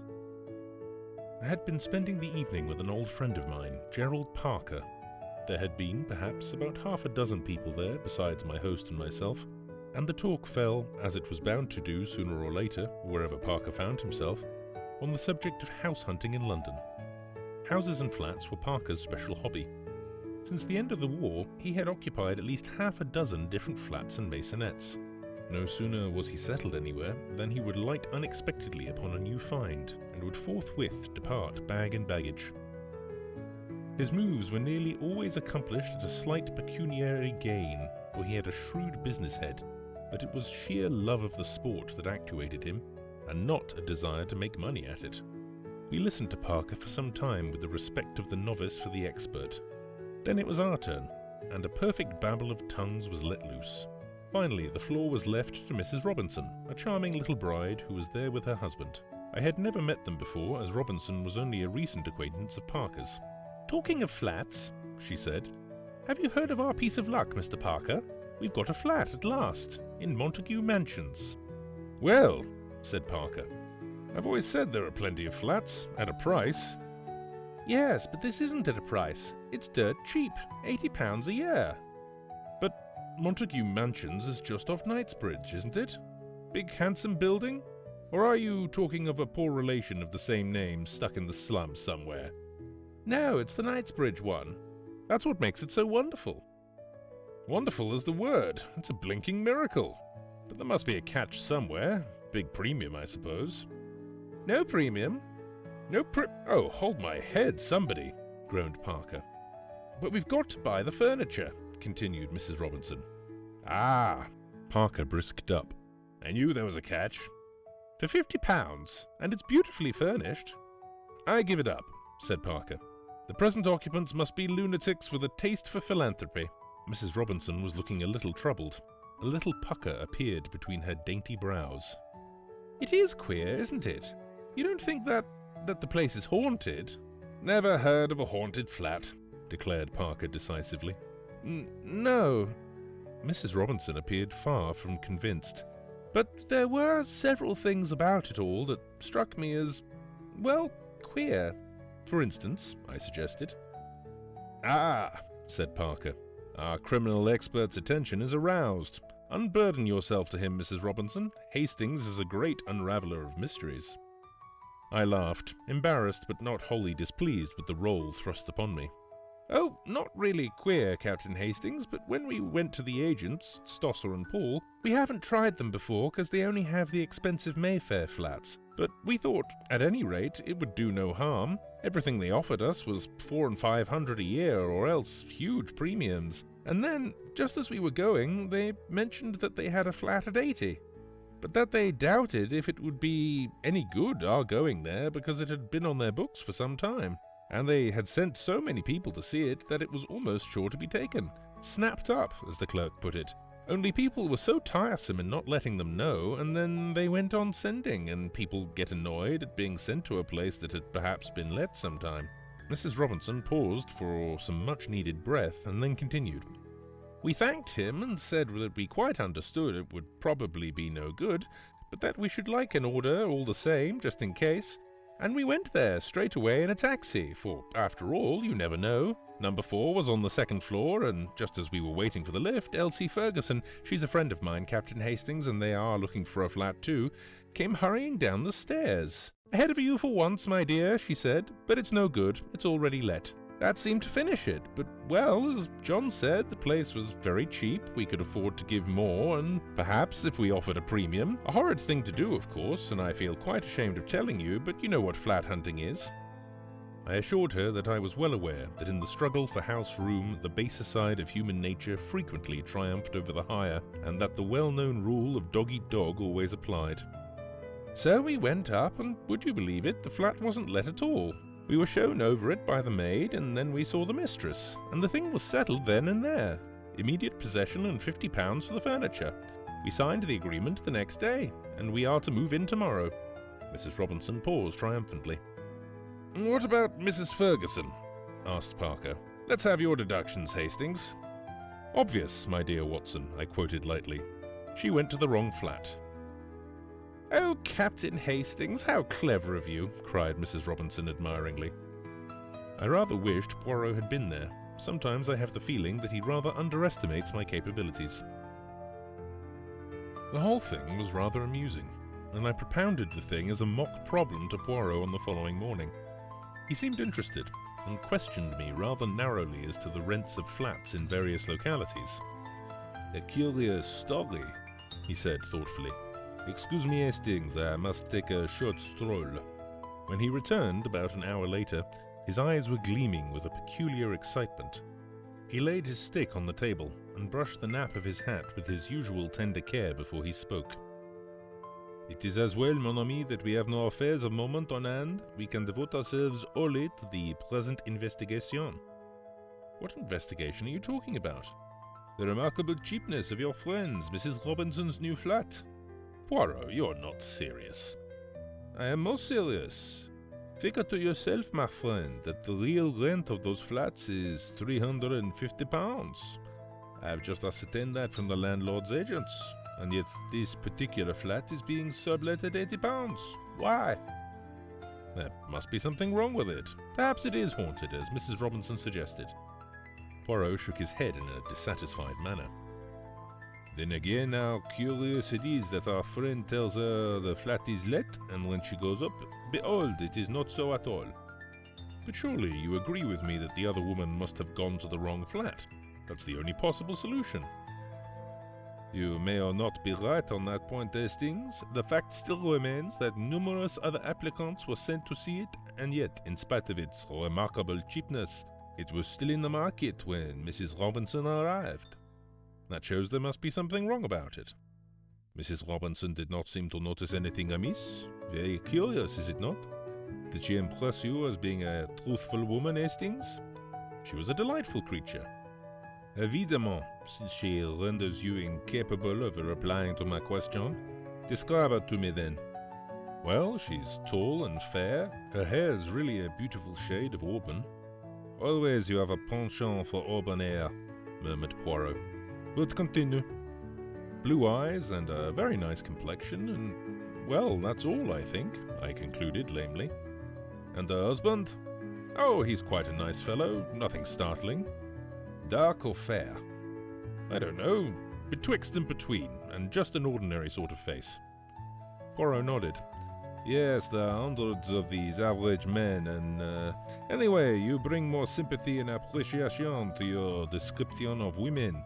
Do you know anything about these people? Does Parker know them well? They are just recent acquaintances, I believe. But surely, Poirot, you don't think for an instant. Poirot raised his hand. Tout doucement, mon ami. Have I said that I think anything? All I say is, it is a curious story, and there's nothing to throw light upon it, except perhaps the lady's name, eh, Hastings? Her name is Stella, I said stiffly. But I don't see... Poirot interrupted me with a tremendous chuckle. Something seemed to be amusing him vastly. And Stella means a star, does it not? Famous. What on earth? And stars give light. Voila! Calm yourself, Hastings. Do not put on that air of injured dignity. Come, we will go to Montague Mansions and make a few inquiries. I accompanied him, nothing loath. The mansions were a handsome block of buildings in excellent repair. A uniformed porter was sunning himself on the threshold, and it was to him that Poirot addressed himself. Pardon, but could you tell me if Mr. and Mrs. Robinson reside here? The porter was a man of few words, and apparently of a sour or suspicious disposition. He hardly looked at us and grunted out, "Number 4, second floor." Thank you. Can you tell me how long they have been here? 6 months. I started forward in amazement, conscious as I did so of Poirot's malicious grin. "Impossible," I cried. "You must be making a mistake." 6 months. Are you sure? The lady I mean is tall and fair, with reddish gold hair and... That's her, said the porter. Come in the Michaelmas quarter, they did, just 6 months ago. He appeared to lose interest in us and retreated slowly up the hall. I followed Poirot outside. Eh bien, Hastings? My friend demanded slyly. Are you so sure now that the delightful women always speak the truth? I did not reply. Poirot had steered his way into Brompton Road before I asked him what he was going to do and where we were going. To the House Agents, Hastings. I have a great desire to have a flat in Montague Mansions. If I am not mistaken, several interesting things will take place there before long. We were fortunate in our quest. Number 8 on the 4th floor was to be let furnished 10 guineas a week. Poirot promptly took it for a month. Outside in the street again, he silenced my protests. But I make money nowadays. Why should I not indulge a whim? By the way, Hastings, have you a revolver? Yes, somewhere, I answered, slightly thrilled. Do you think that you will need it? It is quite possible. The idea pleases you, I see. Always the spectacular and romantic appeals to you. The following day saw us installed in our temporary home. The flat was pleasantly furnished. It occupied the same position in the building as that of the Robinsons, but it was 2 floors higher. The day after our installation was a Sunday. In the afternoon, Poirot left the front door ajar, and summoned me hastily as a bang reverberated from somewhere below. Look over the banisters. Are those your friends? Do not let them see you. I craned my neck over the staircase. That's them, I declared in an ungrammatical whisper. Good. Wait a while. About half an hour later, a young woman emerged in brilliant and varied clothing, with a sigh of satisfaction. Poirot tiptoed back into the flat. C'est ça. After the master and mistress, the maid. The flat should now be empty. What are we going to do? I asked uneasily. Poirot had trotted briskly into the scullery and was hauling at the rope of the coal lift. We are about to descend after the method of the dustbins, he explained cheerfully. No one will observe us. The Sunday concert, the Sunday afternoon out, and finally the Sunday nap after the Sunday dinner of England, le roast beef. All these will distract attention from the doings of Hercule Poirot. Come, my friend. He stepped into the rough wooden contrivance, and I followed him gingerly. Are we going to break into the flat? I asked dubiously. Poirot's answer was not too reassuring. Not precisely today, he replied. Pulling on the rope, we descended slowly till we reached the 2nd floor. Poirot uttered an exclamation of satisfaction as he perceived that the wooden door into the scullery was open. You observe? Never do they bolt these doors in the daytime. And yet anyone could mount or descend as we have done. At night, yes, though not always then. And it is against that we are going to make provision. He had drawn some tools from his pocket as he spoke, and at once set deftly to work, his object being to arrange the bolt so that it could be pulled back from the lift. The operation only occupied about 3 minutes. Then Poirot returned the tools to his pocket, and we reascended once more to our own domain. On Monday, Poirot was out all day, but when he returned in the evening, he flung himself into his chair with a sigh of satisfaction. "Hastings, shall I recount to you a little history? A story after your own art, and which will remind you of your favorite cinema?" Go ahead, I laughed. "I presume that it is a true story, not one of your efforts of fancy." "It is true enough. Inspector Japp of Scotland Yard will vouch for its accuracy, since it was through his kind offices that it came to my ears. Listen, Hastings. A little over 6 months ago, some important naval plans were stolen from an American government department. They showed the position of some of the most important harbor defenses, and would be worth considerable sum to any foreign government, that of Japan, for example. Suspicion fell upon a young man named Luigi Valdarno, an Italian by birth, who was employed in a minor capacity in the department, and who was missing at the same time as the papers. Whether Luigi Valdarno was a thief or not, he was found 2 days later on the east side in New York, shot dead. The papers were not on him. Now, for some time past, Luigi Valdarno had been going about with a Miss Elsa Hart, a young concert singer who had recently appeared and who lived with her brother in an apartment in Washington. Nothing was known of the antecedents of Miss Elsa Hart, and she disappeared suddenly about the time of Valdarno's death. There are reasons for believing that she was in reality an accomplished international spy who has done much nefarious work under various aliases. The American Secret Service, whilst doing their best to trace her, also kept an eye upon certain insignificant Japanese gentlemen living in Washington. They felt pretty certain that when Elsa Hart had covered her tracks sufficiently, she would approach the gentlemen in question. One of them left suddenly for England a fortnight ago. On the face of it, therefore, it would seem that Elsa Hart is in England." Poirot paused, and then added softly, "The official description of Elsa Hart is height 5'7", eyes blue, hair auburn, fair complexion, nose straight, no special distinguishing marks." "Mrs. Robinson!" I gasped. "Well, there is a chance of it, anyhow," amended Poirot. "Also, I learned that a swarthy man, a foreigner of some kind, was inquiring about the occupants of number 4 only this morning. Therefore, mon ami, I fear you must forswear your beauty sleep tonight and join me in my all-night vigil in the flat below, armed with that excellent revolver of yours. Bien entendu." "Rather!" I cried with enthusiasm. "When shall we start?" "The hour of midnight is both solemn and suitable, I fancy. Nothing is likely to occur before then." At 12 o'clock precisely, we crept cautiously into the coal lift and lowered ourselves to the second floor. Under Poirot's manipulation, the wooden door quickly swung inwards, and we climbed into the flat. From the scullery we passed into the kitchen, where we established ourselves comfortably in 2 chairs, with the door into the hall ajar. "Now we have but to wait," said Poirot contentedly, closing his eyes.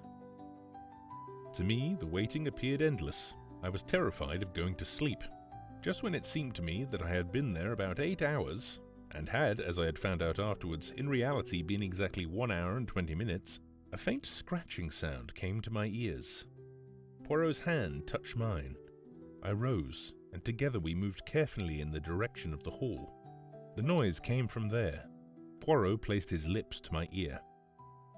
"Outside the front door, they are cutting out the lock. When I give the word, not before, fall upon him from behind and hold him fast. Be careful, he will have a knife." Presently there was a rending sound, and a little circle of light appeared through the door. It was extinguished immediately, and then the door was slowly opened. Poirot and I flattened ourselves against the wall. I heard a man's breathing as he passed us.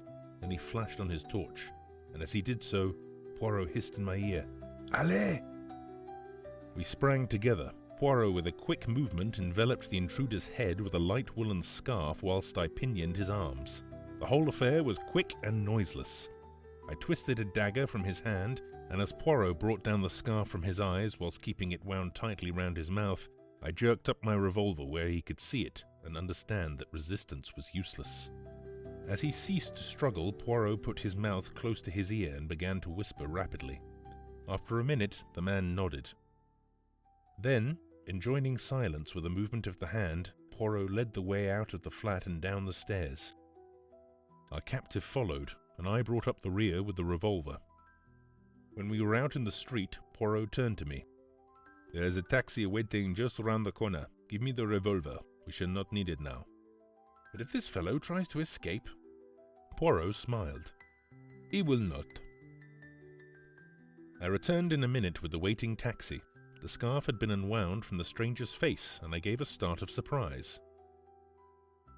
"He's not Japanese," I ejaculated in a whisper to Poirot. "Observation was always your strong point, Hastings. Nothing escapes you. No, the man is not Japanese. He is Italian." We got into the taxi, and Poirot gave the driver an address in St. John's Wood. I was by now completely fogged. I did not like to ask Poirot where we were going in front of our captive, and strove in vain to obtain some light upon the proceedings. We alighted at the door of a small house standing back from the road. A returning wayfarer, slightly drunk, was lurching along the pavement and almost collided with Poirot, who said something sharply to him which I did not catch. All three of us went up the steps of the house. Poirot rang the bell and motioned us to stand a little aside. There was no answer, and he rang again, and then seized the knocker, which he plied for some minutes vigorously. A light appeared suddenly above the fanlight, and the door was opened cautiously a little way. "What the devil do you want?" a man's voice demanded harshly. "I want the doctor. My wife is taken ill." "There is no doctor here." The man prepared to shut the door, but Poirot thrust his foot in adroitly. He became suddenly a perfect caricature of an infuriated Frenchman. "What do you say there is no doctor? I will have the law of you. You must come. I will stay here and ring and knock all night." "My dear sir." The door was opened again. The man, clad in a dressing gown and slippers, stepped forward to pacify Poirot with an uneasy glance round. "I will call the police." Poirot prepared to descend the steps. No, don't do that, for heaven's sake." The man dashed after him. With a neat push, Poirot sent him staggering down the steps. In another minute, all three of us were inside the door, and it was pushed to and bolted. "Quick, in here!" Poirot led the way into the nearest room, switching on the light as he did so. "And you, behind the curtain." "Si, signor," said the Italian, and slid rapidly behind the full folds of rose-coloured velvet which draped the embrasure of the window. Not a minute too soon. Just as he disappeared from view, a woman rushed into the room. She was tall, with reddish hair, and held a scarlet kimono round her slender form. "Where is my husband?" she cried, with a quick, frightened glance. "Who are you?" Poirot stepped forward with a bow. "It is to be hoped your husband will not suffer from a chill. I observed that he had slippers on his feet and that his dressing gown was a warm one." "Who are you? What are you doing in my house?" "It is true that none of us have the pleasure of your acquaintance, madame. It is especially to be regretted, as one of our number has come specially from New York in order to meet you." The curtains parted and the Italian stepped out. To my horror, I observed that he was brandishing my revolver, which Poirot must doubtless have put down through inadvertence in the cab. The woman gave a piercing scream and turned to fly, but Poirot was standing in front of the closed door. "Let me by!" she shrieked. "He will murder me!" "Who was it that croaked Luigi Bardano?" asked the Italian hoarsely, brandishing the weapon and sweeping each one of us with it. We dared not move. "My God, Poirot, this is awful! What shall we do?" I cried. "You will oblige me by refraining from talking so much, Hastings. I can assure you that our friend will not shoot until I give the word." "You are so sure of that, eh?" said the Italian, leering unpleasantly. It was more than I was, but the woman turned to Poirot like a flash. "What is it you want?" Poirot bowed. "I do not think it is necessary to insult Miss Elsa Hard's intelligence by telling her." With a swift movement, the woman snatched up a big black velvet cat which served as a cover for the telephone. "They are stitched up in the lining of that." "Clever," murmured Poirot appreciatively. He stood aside from the door. "Good evening, madame. I will detain your friend from New York while you make your getaway." "What a fool!" roared the big Italian. And raising the revolver, he fired point-blank at the woman's retreating figure just as I flung myself upon him. But the weapon merely clicked harmlessly, and Poirot's voice rose in mild reproof. Never will you trust your old friends, Hastings. I do not care for my friends to carry loaded pistols about with them, and never would I permit a mere acquaintance to do so.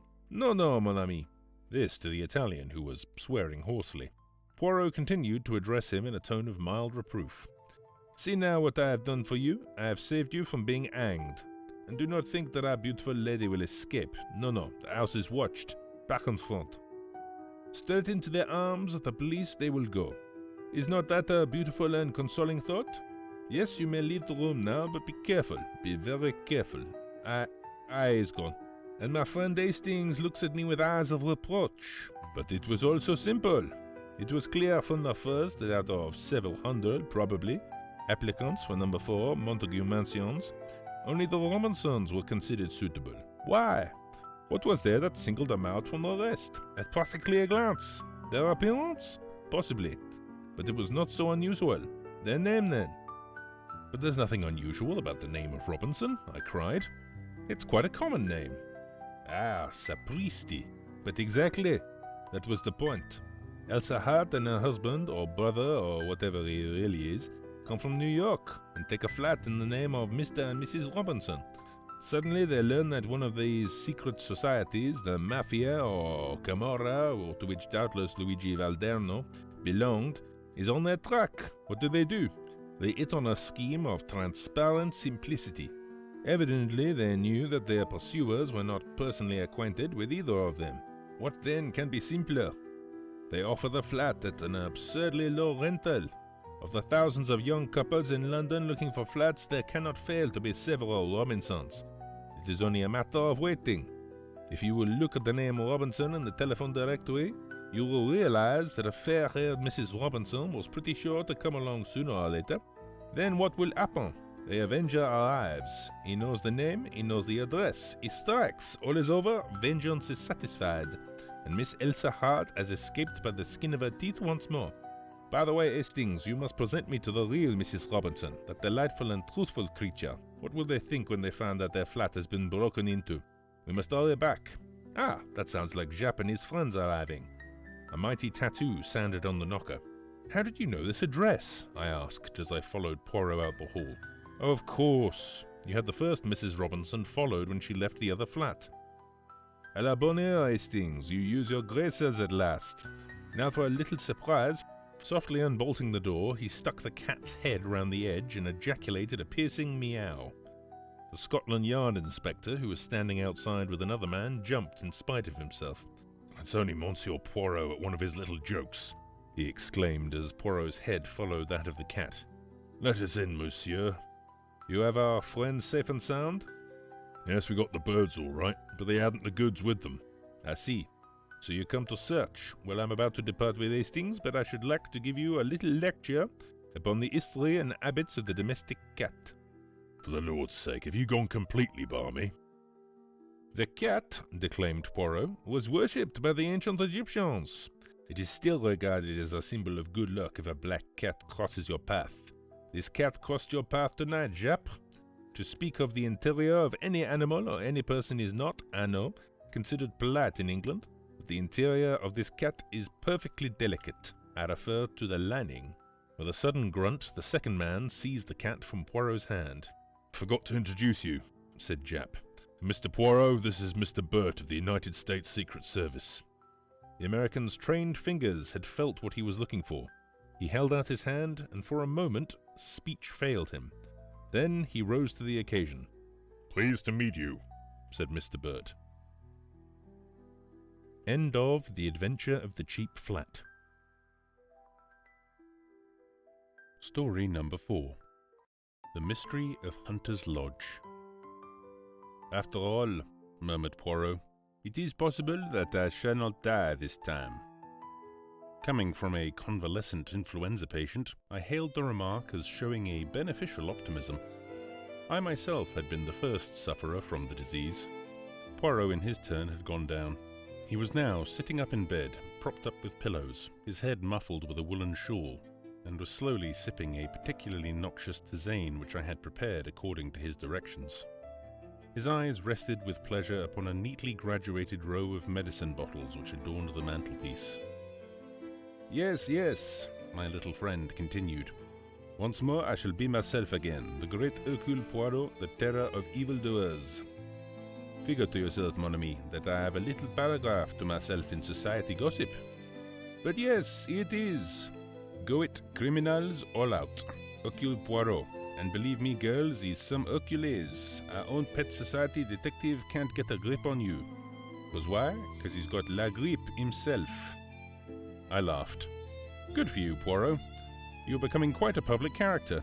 Unfortunately, you haven't missed anything of particular interest during this time. That is true. The few cases I have had to decline did not fill me with any regret. Our landlady stuck her head in at the door. There's a gentleman downstairs. Says he must see Monsieur Poirot or you, Captain. Seeing as he was in a great to-do, and with all that quite the gentleman, I brought up his card. She handed me the bit of pasteboard. Mr. Roger Havering, I read.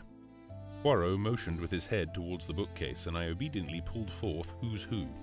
Poirot took it from me and scanned the pages rapidly. Second son of 5th Baron Windsor, married 1913, Zoe, 4th daughter of William Crabbe. I said. I rather fancy that's the girl who used to act at the Frivolity, only she called herself Zoe Carisbrooke. I remember she married some young man about town just before the war.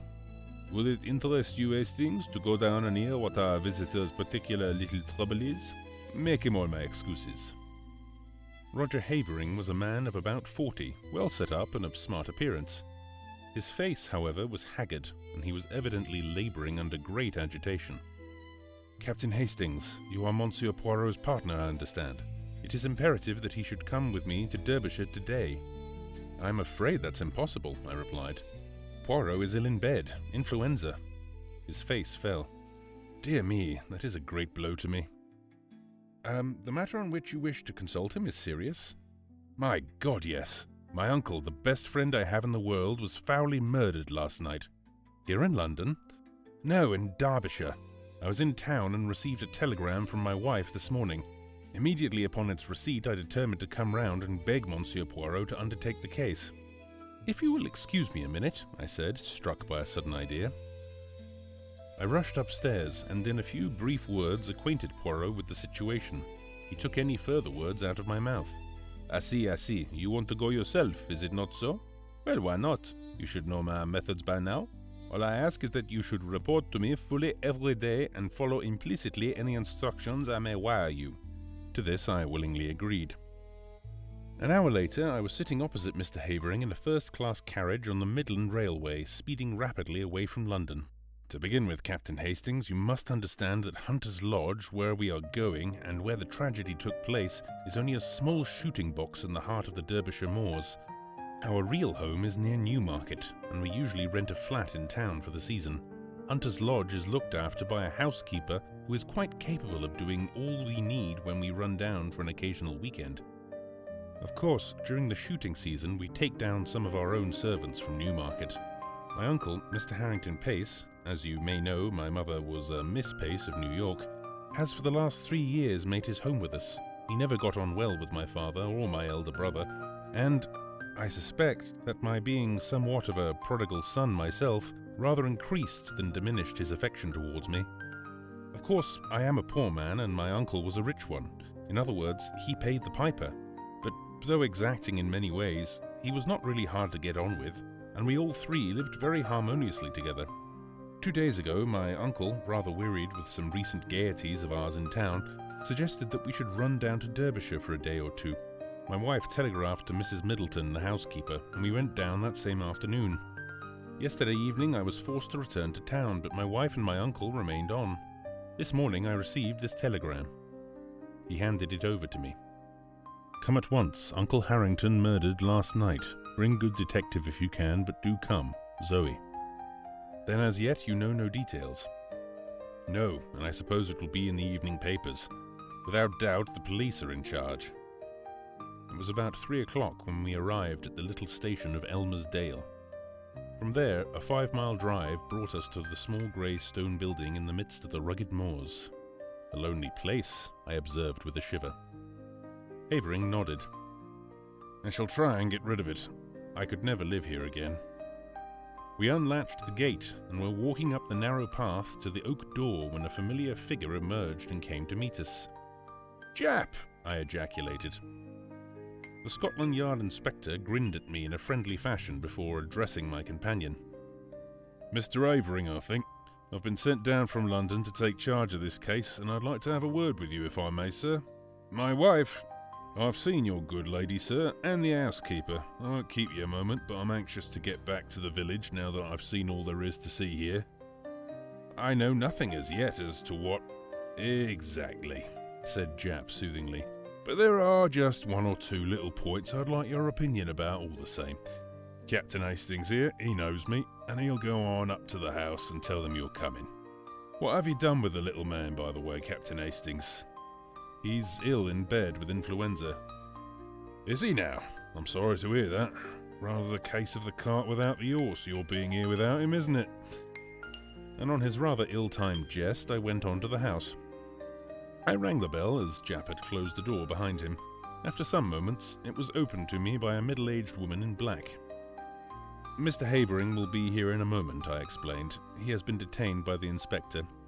I have come down with him from London to look into the case. Perhaps you can tell me briefly what occurred last night?" "Come inside, sir." She closed the door behind me, and we stood in the dimly lighted hall. "It was after dinner last night, sir, that the man came. He asked to see Mr. Pace, sir, and seeing that he spoke in the same way, I thought it was an American gentleman friend of Mr. Pace's, and I showed him into the gun room, and then went to tell Mr. Pace. He wouldn't give any name, which, of course, was a bit odd now I come to think of it. I told Mr. Pace, and he seemed puzzled like, but he said to the mistress, 'Excuse me, Zoe, while I just see what this fellow wants.' He went off into the gun room, and I went back to the kitchen. After a while, I heard loud voices, as if they were quarrelling, and I came out into the hall. At the same time, the mistress, she comes out too, and just then there was a shot, and then a dreadful silence. We both ran to the gun room door, but it was locked, and we had to go round to the window. It was open, and there inside was Mr. Pace, all shot and bleeding." "What became of the man?"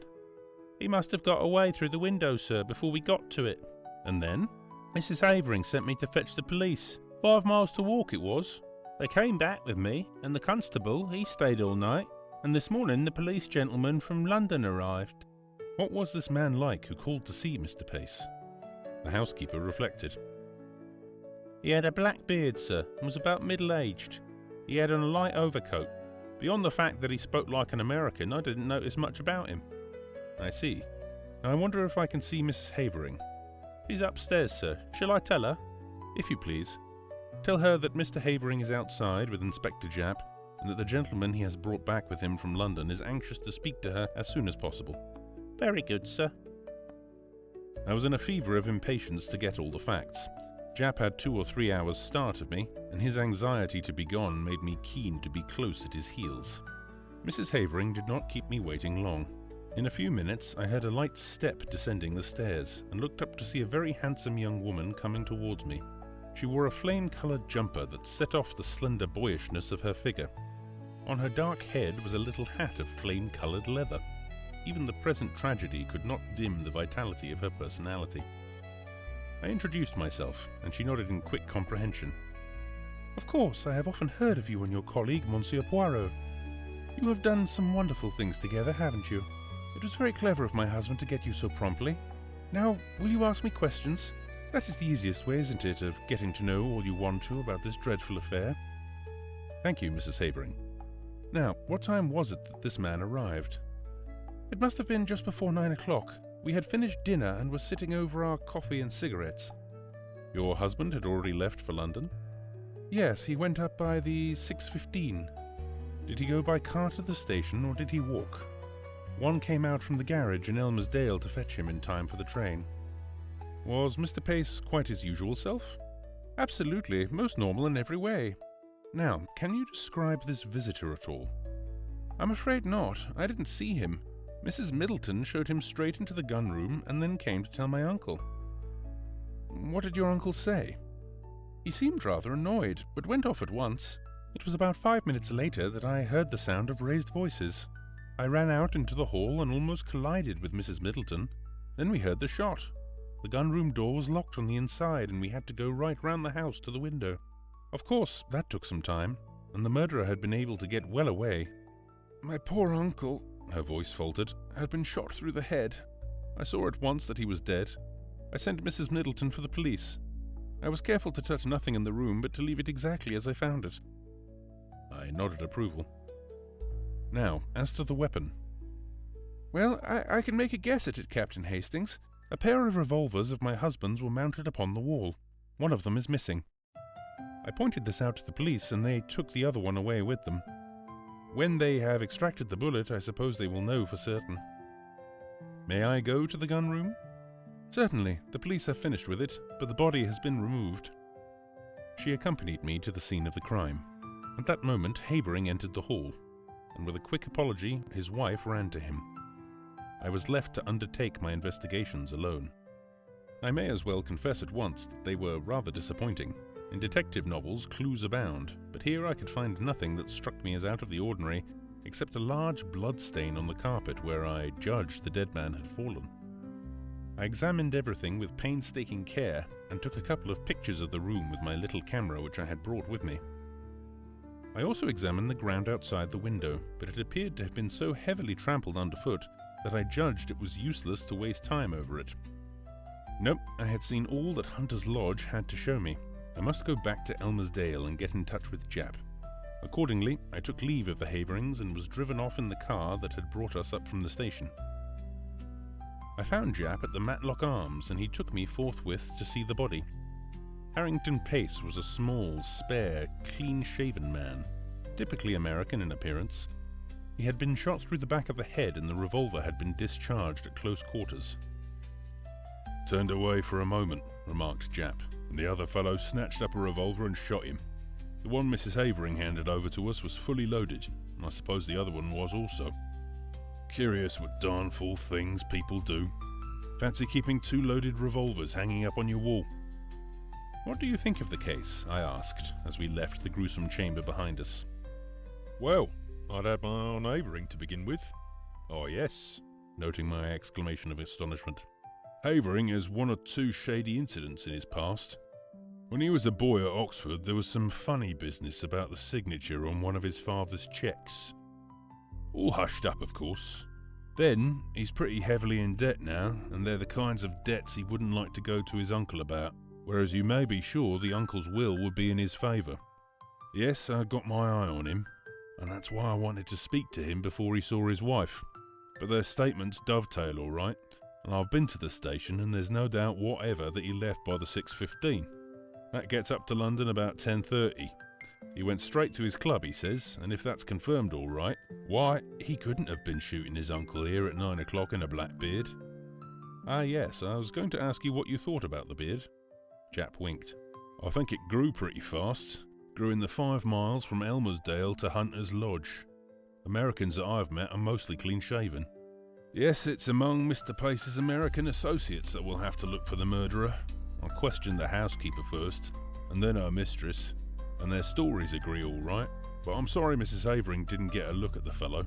She's a smart woman, and she might have noticed something that would set us on the track." I sat down and wrote a minute and lengthy account to Poirot. I was able to add various further items of information before I posted the letter. The bullet had been extracted, and was proved to have been fired from a revolver identical with the one held by the police. Furthermore, Mr. Havering's movements on the night in question had been checked and verified, and it was proved beyond doubt that he had actually arrived in London by the train in question.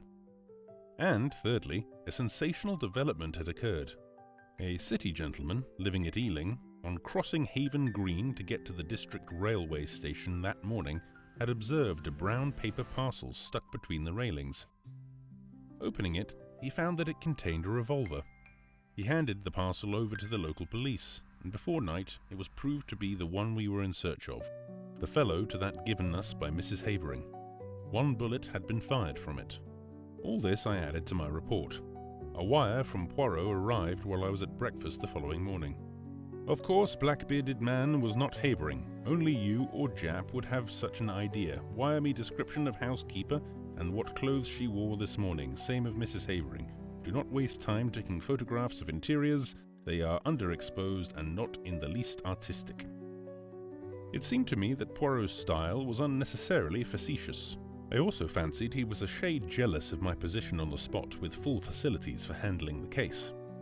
His request for a description of the clothes worn by the two women appeared to me to be simply ridiculous, but I complied as well as I, a mere man, was able to. At 11, a reply wire came from Poirot. Advise Jap, arrest housekeeper before it's too late. Dumbfounded, I took the wire to Jap. He swore softly under his breath. He's the goods, Monsieur Poirot. If he says so, there's something in it, and I hardly noticed the woman. I don't know that I can go so far as arresting her, but I'll have her watched. We'll go up right away and take another look at her. But it was too late. Mrs. Middleton, that quiet middle-aged woman who had appeared so normal and respectable, had vanished into thin air. Her box had been left behind. It contained only ordinary wearing apparel. There was no clue in it to her identity, or as to her whereabouts. From Mrs. Havering we elicited all the facts we could. I engaged her about 3 weeks ago when Mrs. Emery, our former housekeeper, left. She came to me from Mrs. Selborne's agency in Mount Street, a very well-known place. I get all my servants from there. They sent several women to see me, but this Mrs. Middleton seemed much the nicest, and had splendid references. I engaged her on the spot and notified the agency of the fact. I can't believe that there was anything wrong with her. She was such a nice, quiet woman. The thing was certainly a mystery. Whilst it was clear that the woman herself could not have committed the crime, since at the moment the shot was fired Mrs. Havering was with her in the hall, nevertheless she must have some connection with the murder, or why should she suddenly take to her heels and bolt? I wired the latest development to Poirot and suggested returning to London and making inquiries at Selborne's agency. Poirot's reply was prompt. Useless to inquire at agency. They will never have heard of her. Find out what vehicle took her up to Hunter's Lodge when she first arrived there. Though mystified, I was obedient. The means of transport in Elmersdale were limited. The local garage had 2 battered Ford cars, and there were 2 station flys. None of these had been requisitioned on the date in question. Questioned, Mrs. Havering explained that she had given the woman the money for her fare down to Derbyshire, and sufficient to hire a car or fly to take her up to Hunter's Lodge. There was usually one of the Fords at the station on the chance of its being required.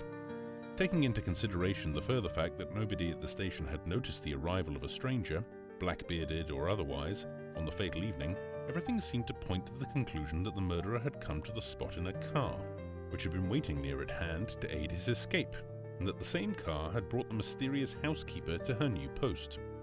I may mention that inquiries at the agency in London bore out Poirot's prognostication. No such woman as Mrs. Middleton had ever been on their books. They had received the Honourable Mrs. Havering's application for a housekeeper, and had sent her various applicants for the post. When she sent them the engagement fee, she omitted to mention which woman she had selected. Somewhat crestfallen, I returned to London. I found Poirot established in an armchair by the fire in a garish silk dressing-gown. He greeted me with much affection. "Mon ami Hastings, but how glad I am to see you. Veritably, I have for you a great affection. And have you enjoyed yourself? You have run to and fro with the good Jap? You have interrogated and investigated to your heart's content?" "Poirot," I cried, "the thing's a dark mystery. It will never be solved." "It is true that we are not likely to cover ourselves with glory over it." "No, indeed, it's a hard nut to crack."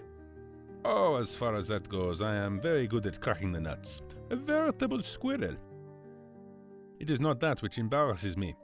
I know well enough who killed Mr. Harrington Pace." "You know? How did you find out?" "Your illuminating answers to my wires supplied me with the truth. See here, Hastings, let us examine the facts methodically and in order. Mr. Harrington Pace is a man with a considerable fortune, which at his death will doubtless pass to his nephew. Point number 1. His nephew is known to be desperately hard up. Point number 2. His nephew is also known to be, shall we say, a man of rather loose moral fibre. Point number 3. But Roger Havering is proved to have journeyed straight up to London." "Précisément. And therefore, as Mr. Havering left Elmersdale at 6:15, And since Mr. Pace cannot have been killed before he left, or the doctor would have spotted the time of the crime as being given wrongly when he examined the body, we conclude, quite rightly, that Mr. Aveling did not shoot his uncle. But there is a Mrs. Aveling, Hastings. Impossible. The housekeeper was with her when the shot was fired. Ah yes, the housekeeper, but she has disappeared. She will be found. I think not. There is something peculiarly elusive about that housekeeper, don't you think so, Hastings? It struck me at once. She played her part, I suppose, and then got out in the nick of time. And what was her part? Well, presumably to admit her confederate, the black-bearded man. Oh no, that was not her part. Her part was what you have just mentioned, to provide an alibi for Mrs. Aveling at the moment the shot was fired. And no one will ever find her, mon ami, because she does not exist. There is no such person, as your so great Shakespeare says. It was Dickens, I murmured, unable to suppress a smile. But what do you mean, Poirot? I mean that Zoe Aveling was an actress before her marriage, that you and Jap only saw the housekeeper in a dark hall, a dim middle-aged figure in black with a faint, subdued voice. And finally, that neither you nor Jap nor the local police whom the housekeeper fetched ever saw Mrs. Middleton and her mistress at one at the same time. It was child's play for that clever and daring woman. On the pretext of summoning her mistress, she runs upstairs and slips on her bright jumper and a hat with black curls attached, which she jams down over the grey transformation. A few deft touches and the makeup is removed, a slight dusting of rouge, and the brilliant Zoe Aveling comes down with her clear, ringing voice. Nobody looks particularly at the housekeeper. Why should they? There is nothing to connect her with the crime. She, too, has an alibi. But the revolver that was found at Ealing? Mrs. Havering could not have placed it there. No, that was Roger Aveling's job. But it was a mistake on their part. It put me on the right track. A man who has committed a murder with a revolver which he found on the spot would fling it away at once. He would not carry it up to London with him. No, the motive was clear. The criminals wished to focus the interest of the police on a spot far removed from Derbyshire. They were anxious to get the police away as soon as possible from the vicinity of Hunter's Lodge. Of course, the revolver found at Ealing was not the one with which Mr. Pace was shot. Roger Aveling discharged one shot from it, brought it up to London, went straight to his club to establish his alibi, then went quickly out to Ealing by the district, a matter of about 20 minutes only, placed the parcel where it was found, and so back to town. That charming creature, his wife, quietly shoots Mr. Pace after dinner. You'll remember he was shot from behind. Another significant point, that. Reloads the revolver and puts it back in its place, and then starts off with her desperate little comedy. It's incredible, I murmured, fascinated. And yet it is true. Bien sûr, my friend, it is true. But to bring that precious pair to justice, that is another matter. Well, Jap must do what he can. I have written him fully, but I very much fear, Hastings, that we shall be obliged to leave them to fate, or le bon Dieu, whichever you prefer. The wicked flourish like a green bay tree, I reminded him. But at a price, Hastings, always at a price, croyez-moi. Poirot's forebodings were confirmed. Jap, though convinced of the truth of his theory, was unable to get together the necessary evidence to ensure a conviction. Mr. Pace's huge fortune passed into the hands of his murderers. Nevertheless, Nemesis did overtake them, and when I read in the paper that the Honourable Roger and Mrs. Havering were amongst those killed in the crashing of the air mail to Paris, I knew that justice was satisfied. End of The Mystery of Hunter's Lodge. Number 5. The $1 Million Bond Robbery. What a number of bond robberies there have been lately, I observed one morning, laying aside the newspaper. Poirot, let us forsake the science of detection and take to crime instead. You are on the, how do you say it, get-rich-quick tack, eh, mon ami? Well, look at this last coup, the $1 million worth of Liberty bonds which the London and Scottish Bank were sending to New York, and which disappeared in such a remarkable manner on board the Olympia. If it were not for the mal de mer and the difficulty of practicing the so excellent method of l'aveuglier for a long time than the few hours of crossing the Channel, I should delight to voyage myself on one of these big liners, murmured Poirot dreamily. Yes, indeed, I said enthusiastically. Some of them must be perfect palaces, the swimming baths, the lounges, the restaurant, the palm courts. Really, it must be hard to believe that one is on the sea. Me, I always know when I am on the sea, said Poirot sadly. And all those bagatelles that you enumerate, they say nothing to me. But, my friend, consider for a moment the geniuses that travel, as it were, incognito. On board these floating palaces, as you so justly call them, one would meet the elite, the haute noblesse of the criminal world. I laughed. So that's the way your enthusiasm runs. You would have liked to cross swords with the man who sneaked the Liberty bonds. The landlady interrupted us. A young lady as wants to see you, Mr. Poirot. Here's her card. The card bore the inscription Miss Esme Farquhar, and Poirot, after diving under the table to retrieve a stray crumb and putting it carefully in the waste-paper basket, nodded to the landlady to admit her. In another minute, one of the most charming girls I have ever seen was ushered into the room. She was perhaps about 25, with big brown eyes and a perfect figure. She was well-dressed and perfectly composed in manner. Sit down, I beg of you, mademoiselle. This is my friend, Captain Hastings, who aids me in my little problems. I'm afraid it is a big problem I have brought you today, Monsieur Poirot, said the girl, giving me a pleasant bow as she seated herself. I dare say you have read about it in the papers. I am referring to the theft of Liberty bonds on the Olympia. Some astonishment must have shown itself in Poirot's face, for she continued quickly. You are doubtless asking yourself what I have to do with a grave institution like the London and Scottish Bank. In one sense, nothing. In another sense, everything. You see, Mr. Poirot, I am engaged to Mr. Philip Ridgway. Aha, and Mr. Philip Ridgway? Was in charge of the bonds when they were stolen. Of course, no actual blame can attach to him. It was not his fault in any way. Nevertheless, he is half distraught over the matter, and his uncle, I know, insists that he must carelessly have mentioned having them in his possession. It is a terrible setback in his career. Who is his uncle? Mr. Vavasour, joint general manager of the London and Scottish Bank. Suppose, Miss Farquhar, that you recount to me the whole story. Very well. As you know, the bank wished to extend their credits in America, and for this purpose decided to send over $1 million in Liberty bonds. Mr. Vavasour selected his nephew, who had occupied a position of trust in the bank for many years, and who was conversant with all the details of the bank's dealings in New York, to make the trip. The Olympia sailed from Liverpool on the 23rd, and the bonds were handed over to Philip on the morning of that day by Mr. Vavasour and Mr. Shaw, the two joint managers of the London and Scottish Bank. They were counted, enclosed in a package, and sealed in his presence, and he then locked the package at once in his portmanteau. A portmanteau with an ordinary lock? No, Mr. Shaw insisted on a special lock being fitted to it by Hubbs's. Philip, as I say, placed the package at the bottom of the trunk. It was stolen just a few hours before reaching New York. A rigorous search of the whole ship was made, but without result. The bonds seemed literally to have vanished into thin air. Poirot made a grimace.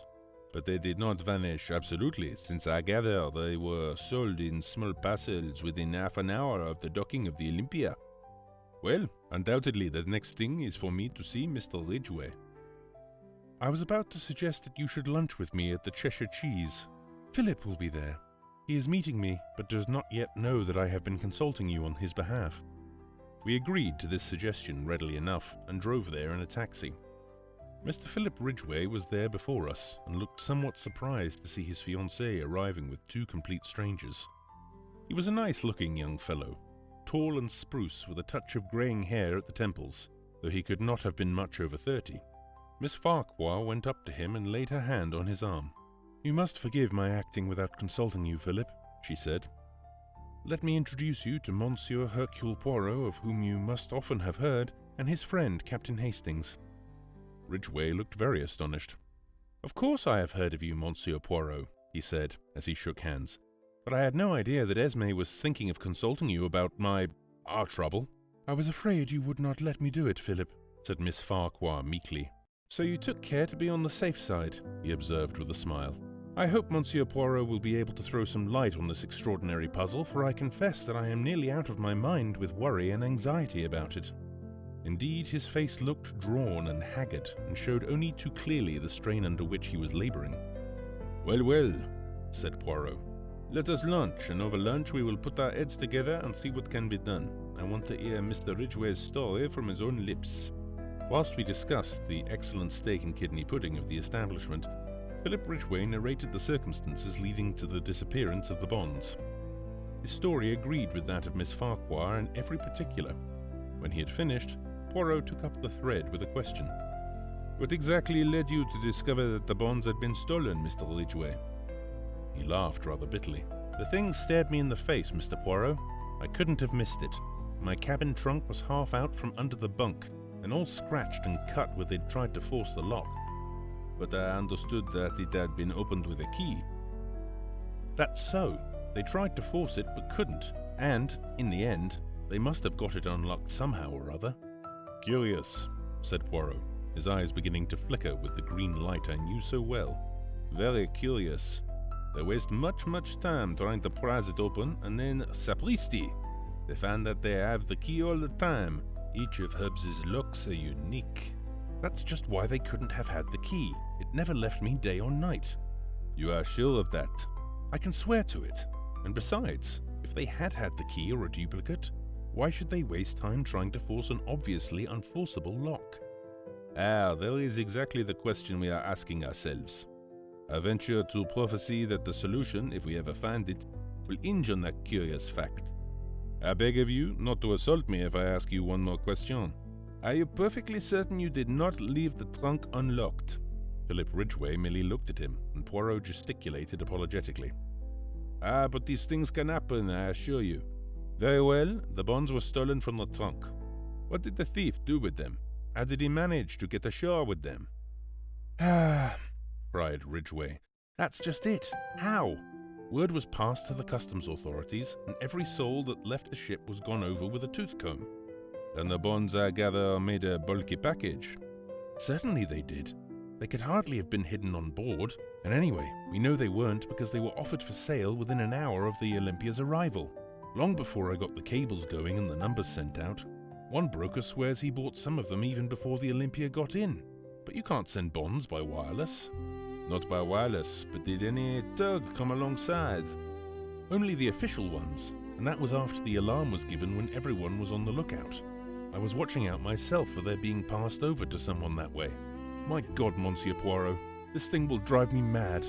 People are beginning to say I stole them myself." "But you were searched on landing, weren't you?" asked Poirot gently. "Yes." The young man stared at him in a puzzled manner. "You do not catch my meaning, I see," said Poirot, smiling enigmatically. "Now, I should like to make a few inquiries at the bank." Ridgway produced a card and scribbled a few notes on it. "Send this in and my uncle will see you at once." Poirot thanked him, bade farewell to Miss Farquhar, and together we started out for Threadneedle Street and the head office of the London and Scottish Bank. On production of Ridgway's card, we were led through the labyrinth of counters and desks, skirting paying-in clerks and paying-out clerks, and up to a small office on the first floor where the joint general managers received us. They were two grave gentlemen who had grown grey in the service of the bank. Mr. Vavasour had a short white beard.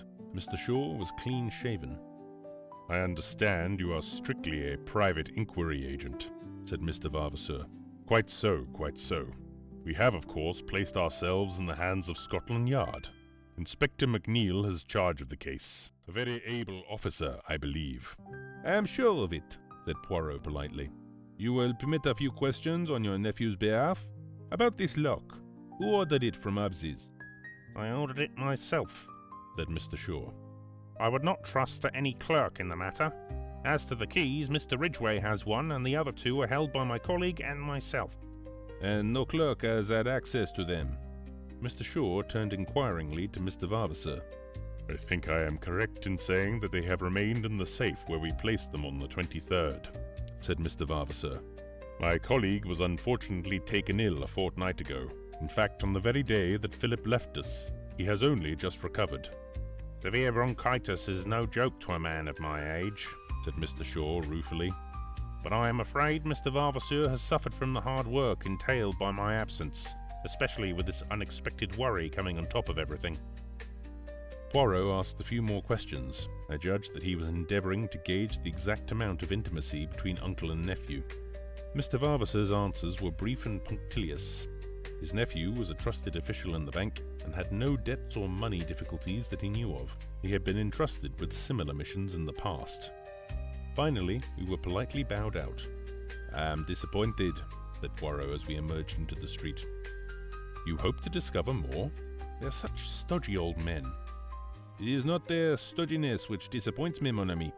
I do not expect to find a bank manager, a keen financier with an eagle glance, as your favorite works of fiction put it. No, I am disappointed in the case. It is too easy." "Easy?" "Yes, do you not find it almost childishly simple? You know who stole the bonds?" "I do. But then we must... Why?" "Do not confuse and fluster yourself, Hastings. We are not going to do anything at present." "But why? What are you waiting for?" "For the Olympia. She is due on a return trip from New York on Tuesday." "But if you know who stole the bonds, why wait? He may escape." "To a South Sea island where there is no extradition? No, mon ami, he would find life very uncongenial there. As to why I wait, eh bien. To the intelligence of Hercule Poirot, the case is perfectly clear. But for the benefit of others not so greatly gifted by the good God, the Inspector McNeil, for instance, it would be as well to make a few inquiries to establish the facts. One must have consideration for those less gifted than oneself." "Good Lord, Poirot. Do you know I'd give a considerable sum of money to see you make a thorough arse of yourself just for once. You're so confoundedly conceited." "Do not enrage yourself, Hastings. In verite, I observe that there are times when you almost detest me. Alas, I suffer the penalties of greatness." The little man puffed out his chest and sighed so comically that I was forced to laugh. Tuesday saw us speeding to Liverpool in a first-class carriage of the L&N-WR. Poirot had obstinately refused to enlighten me as to his suspicions, or certainties. He contented himself with expressing surprise that I, too, was not equally au fait with the situation. I disdained to argue, and entrenched my curiosity behind a rampart of pretended indifference. Once arrived at the quay alongside which lay the big transatlantic liner, Poirot became brisk and alert. Our proceedings consisted in interviewing 4 successive stewards and inquiring after a friend of Poirot's who had crossed to New York on the 23rd. The description appeared to tally with one Mr. Ventnor, who had occupied the cabin C-24, which was next to that of Philip Ridgway. Although unable to see how Poirot had deduced Mr. Ventnor's existence and personal appearance, I was keenly excited. "Tell me," I cried, "was this gentleman one of the first to land when you got to New York?" The steward shook his head. "No, indeed, sir. He was one of the last off the boat." I retired crestfallen, and observed Poirot grinning at me. He thanked the steward, a note changed hands, and we took our departure. "It is all very well," I remarked heatedly, "but that last answer must have dampened your precious theory, grin as you please." "As usual, you see nothing, Hastings. That last answer is, on the contrary, the coping stone of my theory." I flung up my hands in despair. I give up. When we were in the train, speeding towards London, Poirot wrote busily for a few minutes, sealing up the result in an envelope. "This is for the good Inspector McNeil. We will leave it at Scotland Yard in passing, and then to the Rendezvous restaurant, where I've asked Miss Esme Farquhar to do us the honour of dining with us." "What about Ridgway?" "What of him?" asked Poirot with a twinkle. "Why, you surely don't think—" "You can't. The habit of incoherence is growing on you, Hastings. As a matter of fact, I did think. If Ridgway had been the thief, which was perfectly possible, the case would have been charming, a piece of neat methodical work. But not so charming for Miss Farquhar. Possibly you are right. Therefore, all is for the best. Now, Hastings, let us review the case. I can see that you are dying to do so. The sealed package is removed from the trunk and vanishes, as Miss Farquhar puts it, into thin air. We will dismiss the thin air theory, which is not practicable at the present stage of science, and consider what is likely to have become of it. Everyone asserts the incredulity of its being smuggled ashore. Yes, but we know... You may know, Hastings, I do not. I take the view that, since it seemed incredible, it was incredible. 2 possibilities remain. It was hidden on board, also rather difficult, or it was thrown overboard. With a cork on it, do you mean? Without a cork. I stared. But if the bonds were thrown overboard, they couldn't have been sold in New York. I admire your logical mind, Hastings. The bonds were sold in New York, therefore they were not thrown overboard. You see where that leads us? Where we were when we started? Jamais de la vie. If the package was thrown overboard and the bonds were sold in New York, the package could not have contained the bonds. Is there any evidence the package did contain the bonds? Remember, Mr. Ridgway never opened it from the time it was placed in his hands in London. Yes, but then... Poirot waved an impatient hand. Permit me to continue. The last moment that the bonds were seen as bonds is in the office of the London and Scottish Bank on the morning of the 23rd. They reappear in New York half an hour after the Olympia gets in, and according to one man, whom nobody listens to, actually before she gets in. Supposing then that they have never been on the Olympia at all, is there any other way they could get to New York? Yes, the Gigantic leaves Southampton on the same day as the Olympia, and she holds the record for the Atlantic. Mailed by the Gigantic, the bonds would be in New York the day before the Olympia arrived. All is clear. The case begins to explain itself. The sealed packet is only a dummy, and the moment of its substitution must be in the office in the bank. It would be an easy matter for any of the three men present to have prepared a duplicate package which could be substituted for the genuine one. Très bien. The bonds are mailed to a confederate in New York with instructions to sell as soon as the Olympia is in. But someone must travel on the Olympia to engineer the supposed moment of the robbery.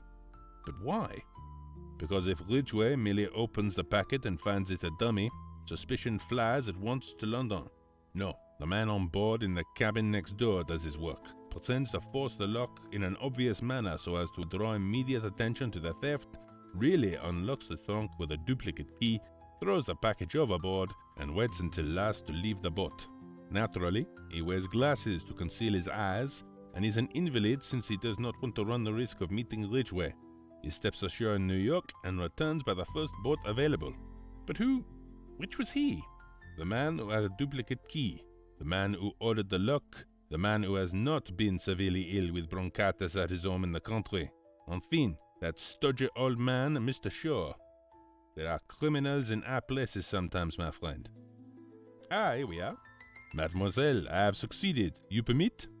And beaming, Poirot kissed the astonished girl lightly on either cheek. End of The $1 Million Robbery Bond. Number 6. The Adventure of the Egyptian Tomb.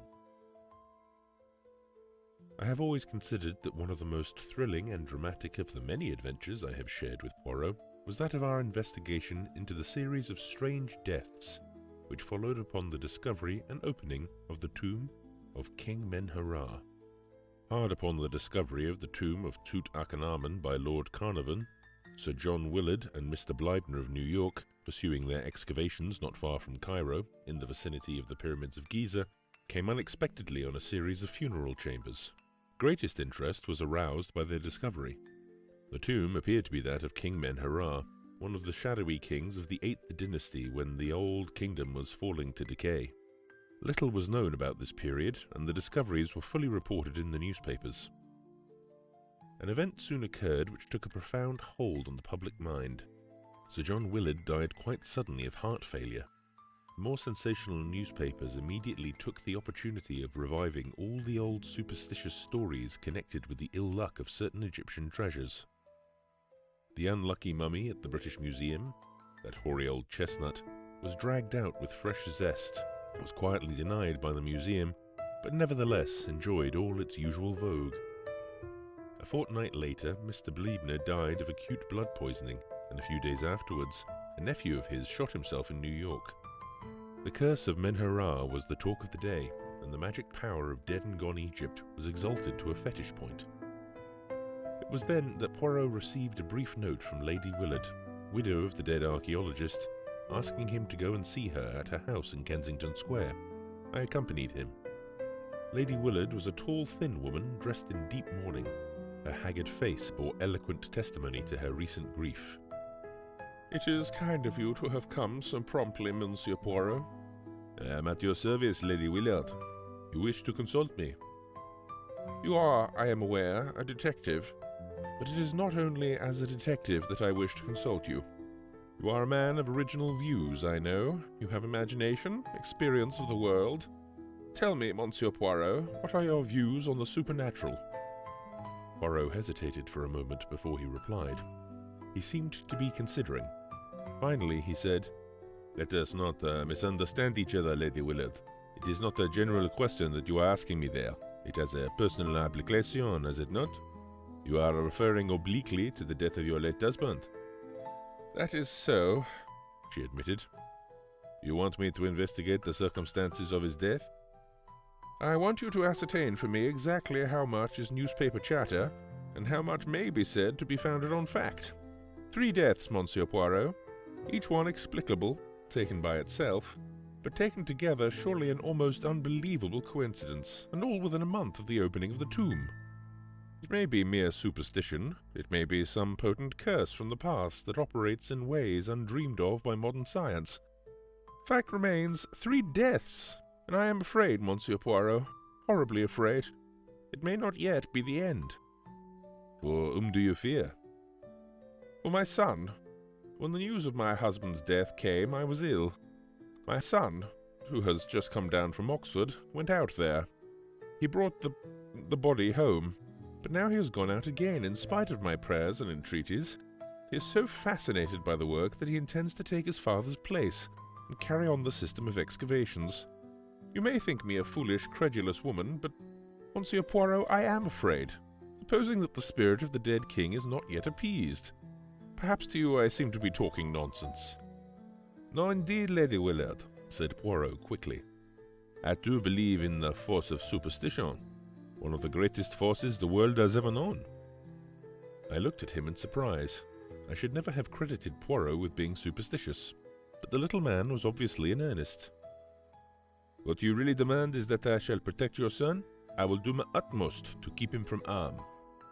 "Yes, in the ordinary way, but against an occult influence?"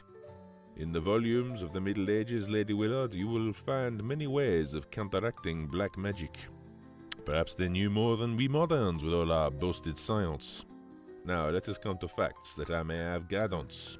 Your husband had always been a devoted Egyptologist, hadn't he?" "Yes, from his youth upwards. He was one of the greatest living authorities upon the subject." "But Mr. Blabner, I understand, was more or less an amateur." "Oh, quite. He was a very wealthy man who dabbled freely in any subject that happened to take his fancy. My husband managed to interest him in Egyptology, and it was his money that was so useful in financing the expedition." "And the nephew, what do you know of his tastes? Was he with the party at all?" "I do not think so. In fact, I never knew of his existence till I read of his death in the paper. I do not think that he and Mr. Blabner can have been at all intimate. He never spoke of having any relations." "Who are the other members of the party?" "Well, there is Dr. Toswell, a minor official connected with the British Museum, Mr. Schneider of the Metropolitan Museum in New York, a young American secretary, Dr. Ames, who accompanies the expedition in his professional capacity, and Hassan, my husband's devoted native servant." "Do you remember the name of the American secretary?" "Harper, I think, but I cannot be sure. He had not been with Mr. Blabner very long, I know. He was a very pleasant young fellow." "Thank you, Lady Willard." "If there is anything else?" "For the moment, nothing. Leave it now in my hands, and be assured that I will do all that is humanly possible to protect your son." They were not exactly reassuring words, and I observed Lady Willard wince as he uttered them. Yet at the same time, the fact that he had not pooh-poohed her fears seemed in itself to be a relief to her. For my part, I had never before suspected that Poirot had so deep a vein of superstition in his nature. I tackled him on the subject as we went homewards. His manner was grave and earnest. "But yes, Hastings, I believe in these things. You must not underrate the force of superstition. But what are we going to do about it?" "Toujours pratique, the good Hastings. Eh bien. To begin with, we are going to cable to New York for the fuller details of young Mr. Blabner's death." He duly sent off his cable. The reply was full and precise. Young Rupert Blabner had been in low water for several years. He had been a beachcomber and a remittance man in several South Sea islands, but had returned to New York 2 years ago, where he had rapidly sunk lower and lower. The most significant thing, to my mind, was that he had recently managed to borrow enough money to take him to Egypt. "I have a good friend there I can borrow from," he had declared. Here, however, his plans had gone awry.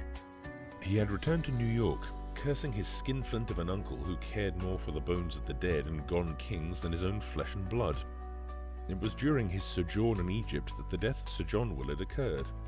Rupert had plunged once more into his life of dissipation in New York, and then, without warning, he had committed suicide, leaving behind him a letter which contained some curious phrases.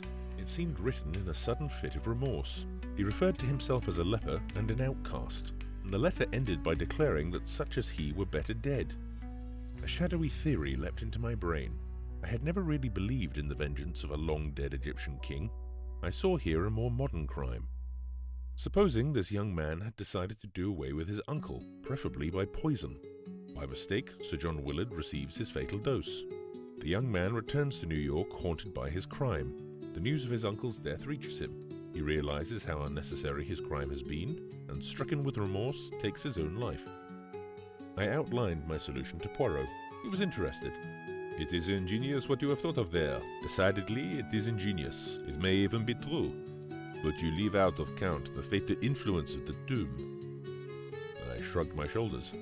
"You still think that has something to do with it?" "So much, mon ami, that we start for Egypt tomorrow." "What?" I cried, astonished. "I have said it." An expression of conscious heroism spread over Poirot's face. Then he groaned. "But oh," he lamented, "the sea, the hateful sea." It was a week later. Beneath our feet was the golden sand of the desert. The hot sun poured down overhead. Poirot, the picture of misery, wilted by my side. The little man was not a good traveller. Our 4 days' voyage from Marseille had been one long agony to him. He had landed at Alexandria the wraith of his former self. Even his usual neatness had deserted him. We had arrived in Cairo and had driven out at once to the Mena House Hotel, right in the shadow of the pyramids. The charm of Egypt had laid hold of me. Not so Poirot. Dressed precisely the same as in London, he carried a small clothes brush in his pocket and waged an unceasing war on the dust which accumulated on his dark apparel.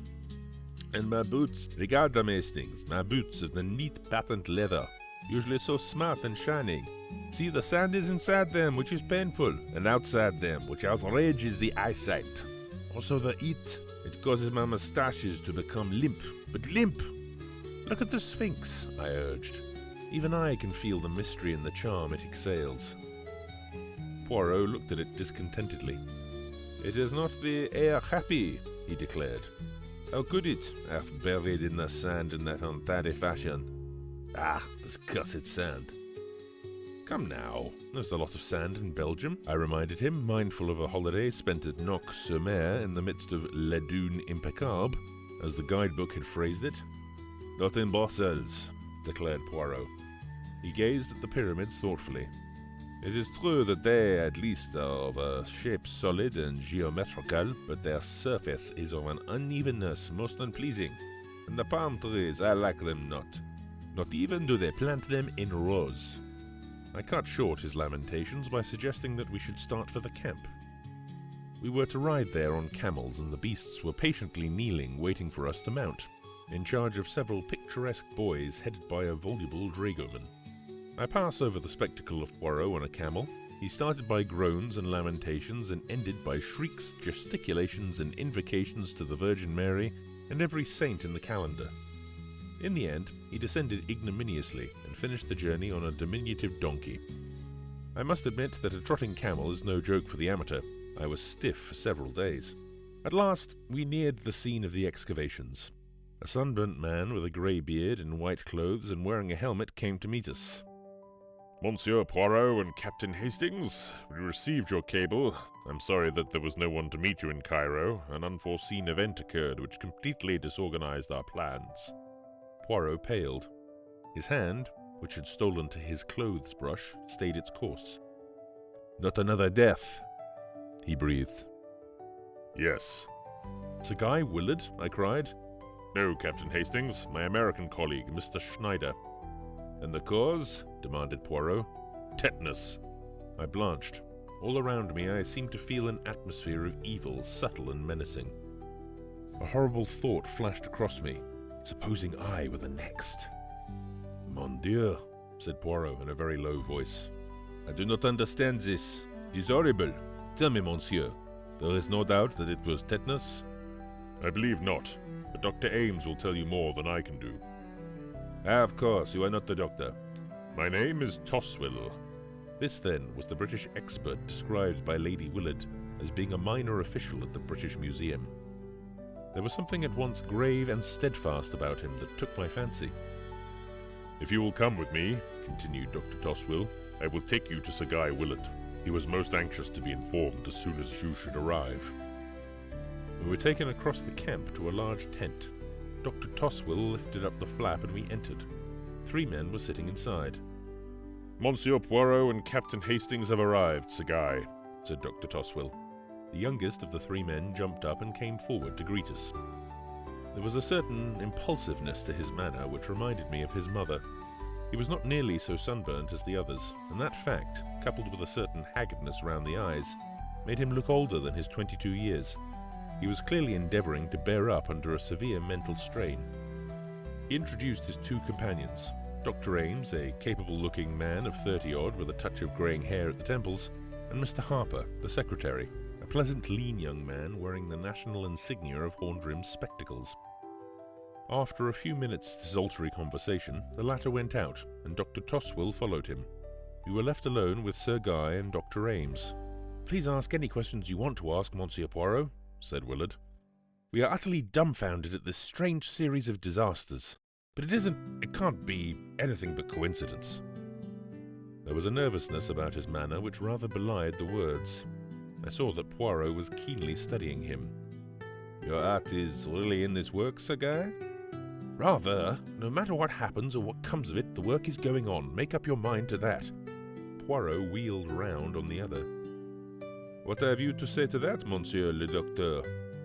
"Well," drawled the doctor, "I'm not for quitting myself." Poirot made one of those expressive grimaces of his. "Then, évidemment, we must find out how we stand. When did Mr. Schneider's death take place?" 3 days ago. "You are sure it was tetanus?" "Dead sure." "It couldn't have been a case of strychnine poisoning, for instance?" "No, Monsieur Poirot, I see what you're getting at, but it was a clear case of tetanus." "Did you not inject antiserum?" "Certainly we did," said the doctor dryly. "Every conceivable thing that could be done was tried." "Had you the antiserum with you?" "No, we procured it from Cairo." "Have there been any other cases of tetanus in the camp?" "No, not one." "Are you certain that the death of Mr. Bleibner was not due to tetanus?" "Absolutely plumb certain. He had a scratch upon his thumb which became poisoned and septicemia set in. It sounds pretty much the same to a layman, I dare say, but the 2 things are entirely different." "Then we have 4 deaths, all totally dissimilar, 1 heart failure, 1 blood poisoning, 1 suicide, and 1 tetanus." "Exactly, Monsieur Poirot." "Are you certain that there is nothing which might link the 4 together?" "I don't quite understand you." "I will put it plainly. Was any act committed by those 4 men which might seem to denote disrespect to the spirit of Menera?" The doctor gazed at Poirot in astonishment. "You're talking through your hat, Monsieur Poirot. Surely you've not been guyed into believing all that fool talk." "Absolute nonsense," muttered Willard angrily. Poirot remained placidly immovable, blinking a little out of his green cat's eyes. "So you do not believe it, Monsieur le Docteur?" "No, sir, I do not," declared the doctor emphatically. "I am a scientific man and believe only in what science teaches." "Was there no science, then, in ancient Egypt?" asked Poirot softly. He did not wait for a reply, and indeed Dr. Ames seemed rather at a loss for the moment.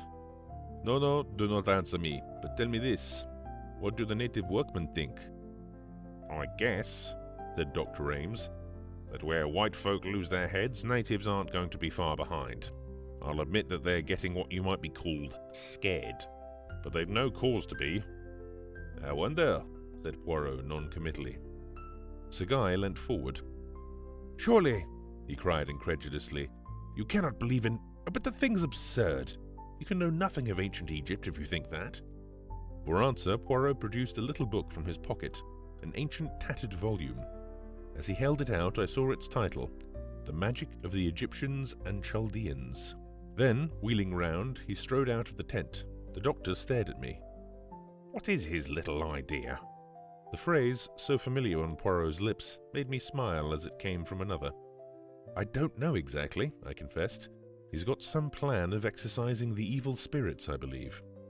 I went in search of Poirot and found him talking to the lean-faced young man who had been the late Mr. Bleibner's secretary. "No," Mr. Harper was saying. "I've only been 6 months with the expedition. Yes, I knew Mr. Bleibner's affairs pretty well."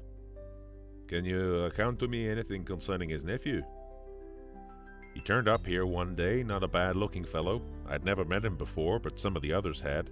Ames, I think, and Schneider. The old man wasn't at all pleased to see him. They were at it in no time, hammer and tongs. 'Not a cent,' the old man shouted. 'Not 1 cent now or when I'm dead. I intend to leave my money to the furtherance of my life's work. I've been talking it over with Mr. Schneider today, and a bit more of the same. Young Bleibner lit out for Cairo right away.' Was he in perfectly good health at the time? The old man? No, the young one. I believe he did mention there was something wrong with him, but it couldn't have been anything serious, or I should have remembered. One more thing, has Mr. Bleibner left a will?" "So far as we know, he has not." "Are you remaining with the expedition, Mr. Harper?" "No, sir, I am not. I'm for New York as soon as I can square things up here. You may laugh if you like, but I'm not going to be this blasted old Menara's next victim. He'll get me if I stop here." The young man wiped the perspiration from his brow. Poirot turned away. Over his shoulder he said with a peculiar smile, "Remember, he got one of his victims in New York." "Oh, hell," said Mr. Harper forcibly. "That young man is nervous," said Poirot thoughtfully. "He is on the edge, but absolutely on the edge." I glanced at Poirot curiously, but his enigmatical smile told me nothing. In company with Sir Guy Willard and Dr. Toswell, we were taken round the excavations. The principal finds had been removed to Cairo, but some of the tomb furniture was extremely interesting. The enthusiasm of the young baronet was obvious, but I fancied that I detected a shade of nervousness in his manner, as though he could not quite escape from the feeling of menace in the air. As we entered the tent which had been assigned to us for a wash before joining the evening meal, a tall dark figure in white robes stood aside to let us pass with a graceful gesture and a murmured greeting in Arabic. Poirot stopped. "You are Hassan, the late Sir John Willard's servant?" "As served my lord Sir John, now I serve his son." He took a step nearer to us and lowered his voice. "You are a wise one, they say, learned in dealing with evil spirits. Let the young master depart from here. There is evil in the air around us." And with an abrupt gesture, not waiting for a reply, he strode away. "Evil in the air," muttered Poirot. "Yes, I feel it." Our meal was hardly a cheerful one. The floor was left to Dr. Toswell, who discoursed at length upon Egyptian antiquities. Just as we were preparing to rest, Sir Guy caught Poirot by the arm and pointed. A shadowy figure was moving amidst the tents. It was no human one. I recognized it distinctly as the dog-headed figure I had seen carved on the walls of the tomb. My blood literally froze at the sight. "Mon Dieu!" murmured Poirot, crossing himself vigorously. "Anubis, the jack-legged dog of departing souls." "Someone is hoaxing us," cried Dr. Toswell, rising indignantly to his feet. "It went into your tent, Harper," muttered Sir Guy, his face dreadfully pale. "No," said Poirot, shaking his head. "Into that of Dr. Ames." The doctor stared at him incredulously. Then, repeating Dr. Toswell's words, he cried, "Someone is hoaxing us. Come, we'll soon catch the fellow." He dashed energetically in pursuit of the shadowy apparition. I followed him, but, search as we would, we could find no trace of any living soul having passed that way. We returned, somewhat disturbed in mind, to find Poirot taking energetic measures, in his own way, to ensure his personal safety. He was busily surrounding our tent with various diagrams and inscriptions, which he was drawing into the sand. I recognized the 5-pointed star or pentagon many times repeated. As was his wont, Poirot was at the same time delivering an impromptu lecture on witchcraft and magic in general, white magic as opposed to black, with various references to the Ka and the Book of the Dead thrown in. It appeared to excite the liveliest contempt in Dr. Toswell, who drew me aside, literally snorting with rage. "Balderdash, sir," he exclaimed angrily. "Pure balderdash. The man's an impostor. He doesn't know the difference between the superstitions of the Middle Ages and the beliefs of ancient Egypt. Never have I heard such a hodgepodge of ignorance and credulity." I calmed the excited expert and joined Poirot in the tent. My little friend was beaming cheerfully. "We can now sleep in peace," he declared happily. "And I can do with some sleep. My head, it aches abominably. Ah, for a good tisane." As though in answer to prayer, the flap of the tent was lifted and Hassan appeared, bearing a steaming cup which he offered to Poirot. It proved to be chamomile tea, a beverage of which he is inordinately fond. Having thanked Hassan and refused his offer of another cup for myself, we were left alone once more. I stood at the door of the tent some time after undressing, looking out over the desert. "A wonderful place," I said aloud, "and a wonderful work. I can feel the fascination. This desert life, this probing into the heart of a vanished civilization. Surely, Poirot, you too must feel the charm." I got no answer, and I turned a little annoyed. My annoyance was quickly changed to concern. Poirot was lying back across the rude couch, his face horribly convulsed. Beside him was the empty cup. I rushed to his side, then dashed out and across the camp to Dr. Ames's tent. "Dr. Ames," I cried, "come at once!" "What is the matter?" said the doctor, appearing in pyjamas. "My friend, he's ill, dying. The chamomile tea, don't let Hassan leave the camp." Like a flash, the doctor ran to our tent. Poirot was lying as I left him. "Extraordinary!" cried Ames. "Looks like a seizure, or what did you say about something he drank?" He picked up the empty cup. "Only I did not drink it," said a placid voice. We turned in amazement. Poirot was sitting up on the bed. He was smiling. "No," he said gently, "I did not drink it. While my good friend Hastings was apostrophizing the night, I took the opportunity of pouring it, not down my throat, but into a little bottle. That little bottle will go to the analytical chemist. No," as the doctor made a sudden movement, "as a sensible man, you will understand that violence will be of no avail. During Hastings' brief absence to fetch you, I have had time to put the bottle in safekeeping. Ah, quick, Hastings, hold him." I misunderstood Poirot's anxiety. Eager to save my friend, I flung myself in front of him, but the doctor's swift movement had another meaning. His hand went to his mouth. The smell of bitter almonds filled the air, and he swayed forward and fell. "Another victim," said Poirot gravely, "but the last. Perhaps it is the best way. He has 3 deaths on his head." "Dr. Ames?" I cried, stupefied. "But I thought you believed in some occult influence." "You misunderstood me, Hastings. What I meant was that I believe in the terrific force of superstition. Once get it firmly established that a series of deaths are supernatural, and you might almost stab a man in broad daylight, and it would still be put down to the curse. So strongly is the instinct of the supernatural implanted in the human race. I suspected from the first that a man was taking advantage of that instinct. The idea came to him, I imagine, with the death of Sir John Willard. A fury of superstition arose at once. As far as I could see, nobody could derive any particular benefit from Sir John's death. Mr. Blabner was a different case. He was a man of great wealth. The information I received from New York contained several suggestive points. To begin with, young Blabner was reported to have said he had a good friend in Egypt from whom he could borrow. It was tacitly understood that he meant his uncle, but it seemed to me that in that case he would have said so outright. The words suggest some boon companion of his own. Another thing, he scraped up enough money to take him to Egypt. His uncle refused outright to advance him a penny, yet he was able to pay the return passage to New York. Someone must have lent him the money.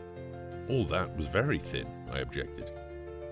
But there was more, Hastings. There occur often enough words spoken metaphorically which are taken literally. The opposite can happen too. In this case, words which were meant literally were taken metaphorically.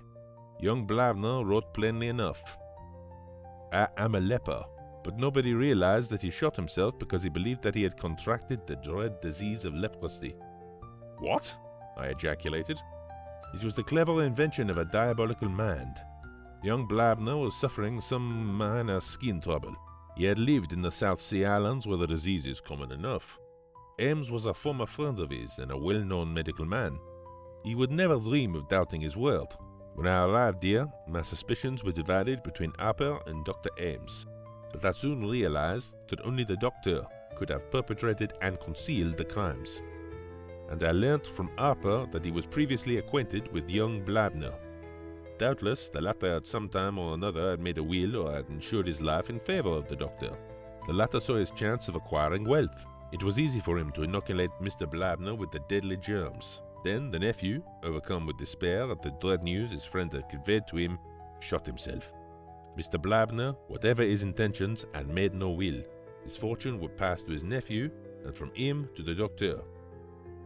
And Mr. Schneider? We cannot be sure. He knew young Blabner too, remember, and may have suspected something. Or, again, the doctor may have thought that a further death, motiveless and purposeless, would strengthen the coils of superstition. Furthermore, I will tell you an interesting psychological fact, Hastings. A murderer has always a strong desire to repeat his successful crime. The performance of it grows upon him. Hence my fears for young Willard. The figure of Anubis you saw tonight was a Hassan, dressed up by my orders.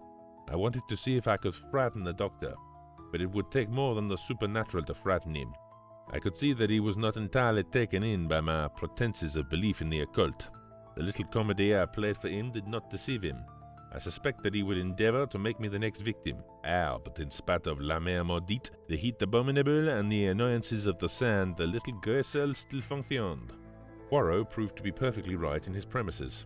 Young Blibner, some years ago, in a fit of drunken merriment, had made a jocular will, leaving my cigarette case you admire so much, and everything else of which I die possessed, which will be principally debts to my good friend Robert Ames, who once saved my life from drowning.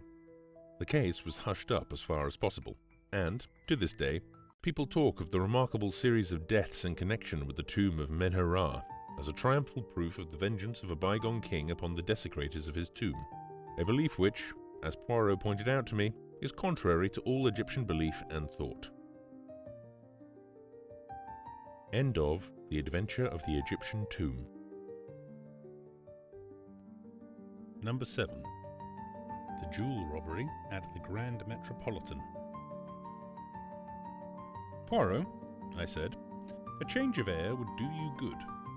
You think so, mon ami?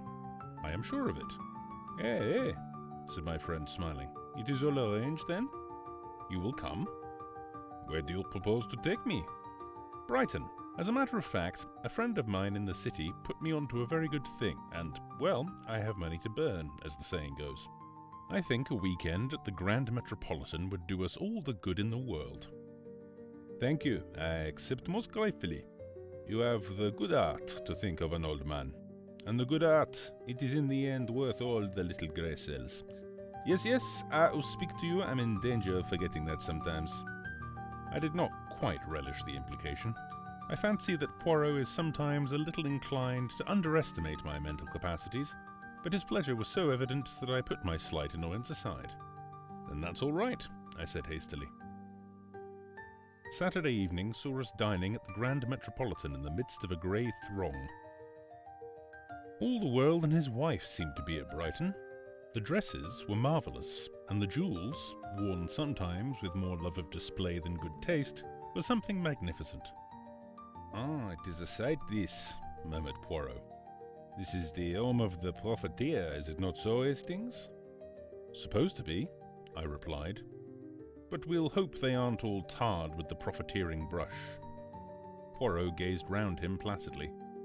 The sight of so many jewels makes me wish I had turned my brains to crime instead of to its detection. What a magnificent opportunity for some thief of distinction. Regard Hastings, that stout woman by the pillar. She is, as you would say, plastered with gems. I followed his eyes. Why? I exclaimed. It's Mrs. Opalson. You know her? Slightly. Her husband is a rich stockbroker who made a fortune in the recent oil boom. After dinner, we ran across the Opalsons in the lounge, and I introduced Poirot to them. We chatted for a few minutes and ended by having our coffee together.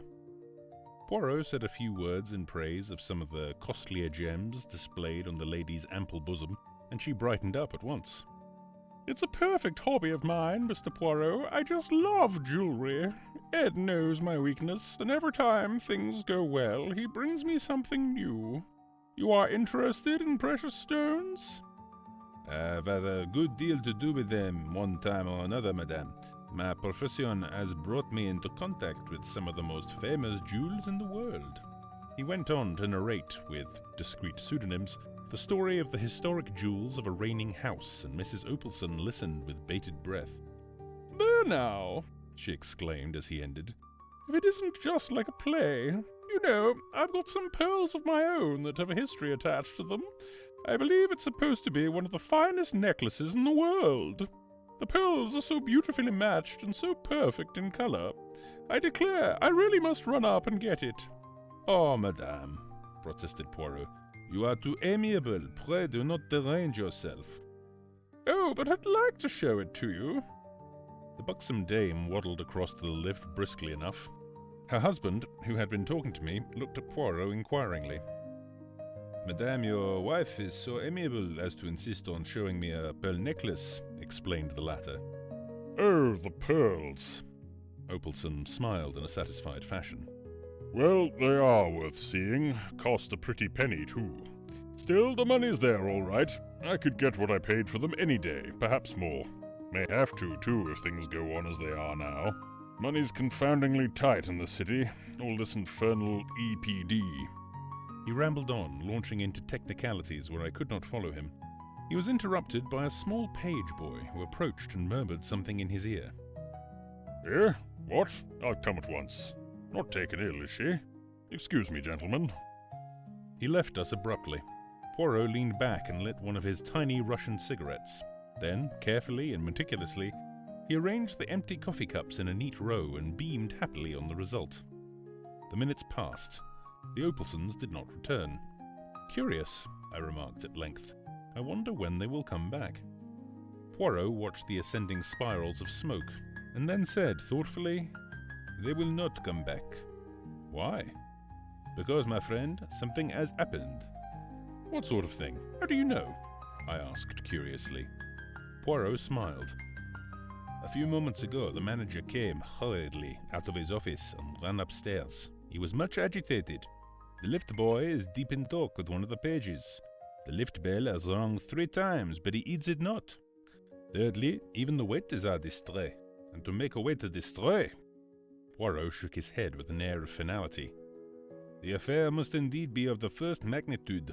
Ah, 'tis as I thought. Here come the police." 2 men had just entered the hotel, one in uniform, the other in plain clothes. They spoke to a page and were immediately ushered upstairs.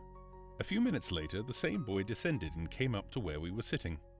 "Mr. Opalson's compliments, and would you step upstairs?" Poirot sprang nimbly to his feet. One would have said that he awaited the summons. I followed, with no less alacrity. The Opalsons' apartments were situated on the first floor. After knocking on the door, the page boy retired, and we answered the summons. "Come in." A strange scene met our eyes. The room was Mrs. Opalson's bedroom, and in the centre of it, lying back in an armchair, was the lady herself, weeping violently. She presented an extraordinary spectacle, with the tears making great furrows in the powder with which her complexion was liberally coated. Mr. Opalson was striding up and down angrily. The 2 police officials stood in the middle of the room, one with a notebook in hand.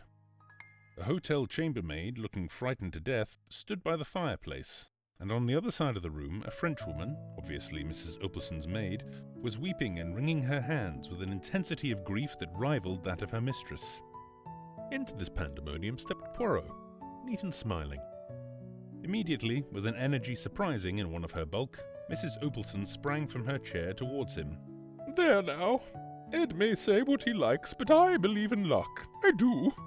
It was fated I should meet you the way I did this evening, and I've a feeling that if you can't get my pearls back for me, nobody can." "Calm yourself. Après of you, madame." Poirot patted her hand soothingly. "Reassure yourself, all will be well. Hercule Poirot will aid you." Mr. Opalson turned to the police inspector. "There will be no objection to my calling in this gentleman, I suppose?" "None at all, sir," replied the man civilly, but with complete indifference. "Perhaps now your lady's feeling better, she'll just let us have the facts." Mrs. Opalson looked helplessly at Poirot. He led her back to her chair. "Seat yourself, madame, and recount to us the whole history without agitating yourself." Thus subdued, Mrs. Opalson dried her eyes gingerly and began. I came upstairs after dinner to fetch my pearls for Mr. Poirot here to see. The chambermaid and Celestine were both in the room as usual." "Excuse me, madame, but what do you mean by as usual?" Mr. Opalson explained.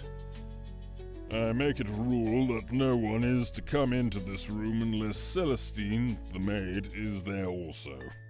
The chambermaid does the room in the morning while Celestine is present, and comes in after dinner to turn down the beds under the same conditions. Otherwise, she never enters the room." "Well, as I was saying," continued Mrs. Opalson, "I came up, I went to the drawer here." She indicated the bottom right-hand drawer of the knee-hole dressing table. "Took out my jewel case and unlocked it. It seemed quite as usual, but the pearls were not there." The inspector had been busy with his notebook. "When had you last seen them?" he asked. "They were there when I went down to dinner." "You are sure?" "Quite sure. I was uncertain whether to wear them or not, but in the end I decided on the emeralds and put them back in the jewel case." "Who locked up the jewel case?" "I did.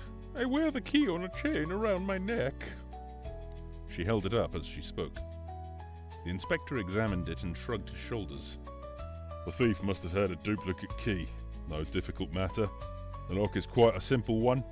What did you do after you'd locked the jewel case?" "I put it back in the bottom drawer where I always keep it." "You didn't lock the drawer?" "No, I never do. My maid remains in the room until I come up, so there's no need." The inspector's face grew graver. "Am I to understand that the jewels were there when you went down to dinner, and that since then the maid has not left the room?"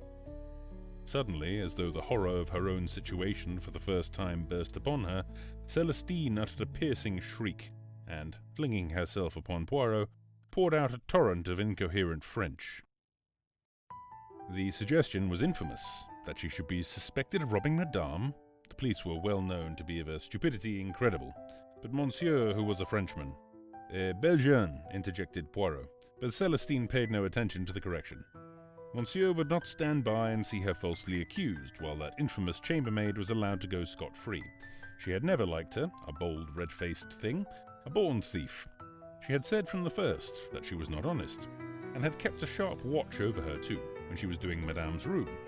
Let those idiots of policemen search her, and if they did not find Madame's pearls on her, it would be very surprising. Although this harangue was uttered in rapid and virulent French, Celestine had interluded it with a wealth of gesture, and the chambermaid realized at least part of her meaning. She reddened angrily. "If that foreign woman's saying I took the pearls, it's a lie," she declared heatedly. "I never so much as saw them." "Searcher," screamed the other. "You will find it is as I say." "You are a liar, do you hear?" said the chambermaid, advancing upon her. "Stole them yourself, and want to put it on me. Why, I was only in the room about 3 minutes before the lady come up, and then you were sitting here the whole time as you always do, like a cat watching a mouse." The inspector looked inquiringly at Celestine. "Is that true? Didn't you leave the room at all?" "I did not actually leave her alone," admitted Celestine reluctantly. "But I went into my own room through the door here, twice. Once to fetch a reel of cotton, and once for my scissors. She must have done it then." "You wasn't gone a minute," retorted the chambermaid angrily. "Just popped out and in again. I'd be glad if the police would search me. They've nothing to be afraid of." At this moment there was a tap at the door.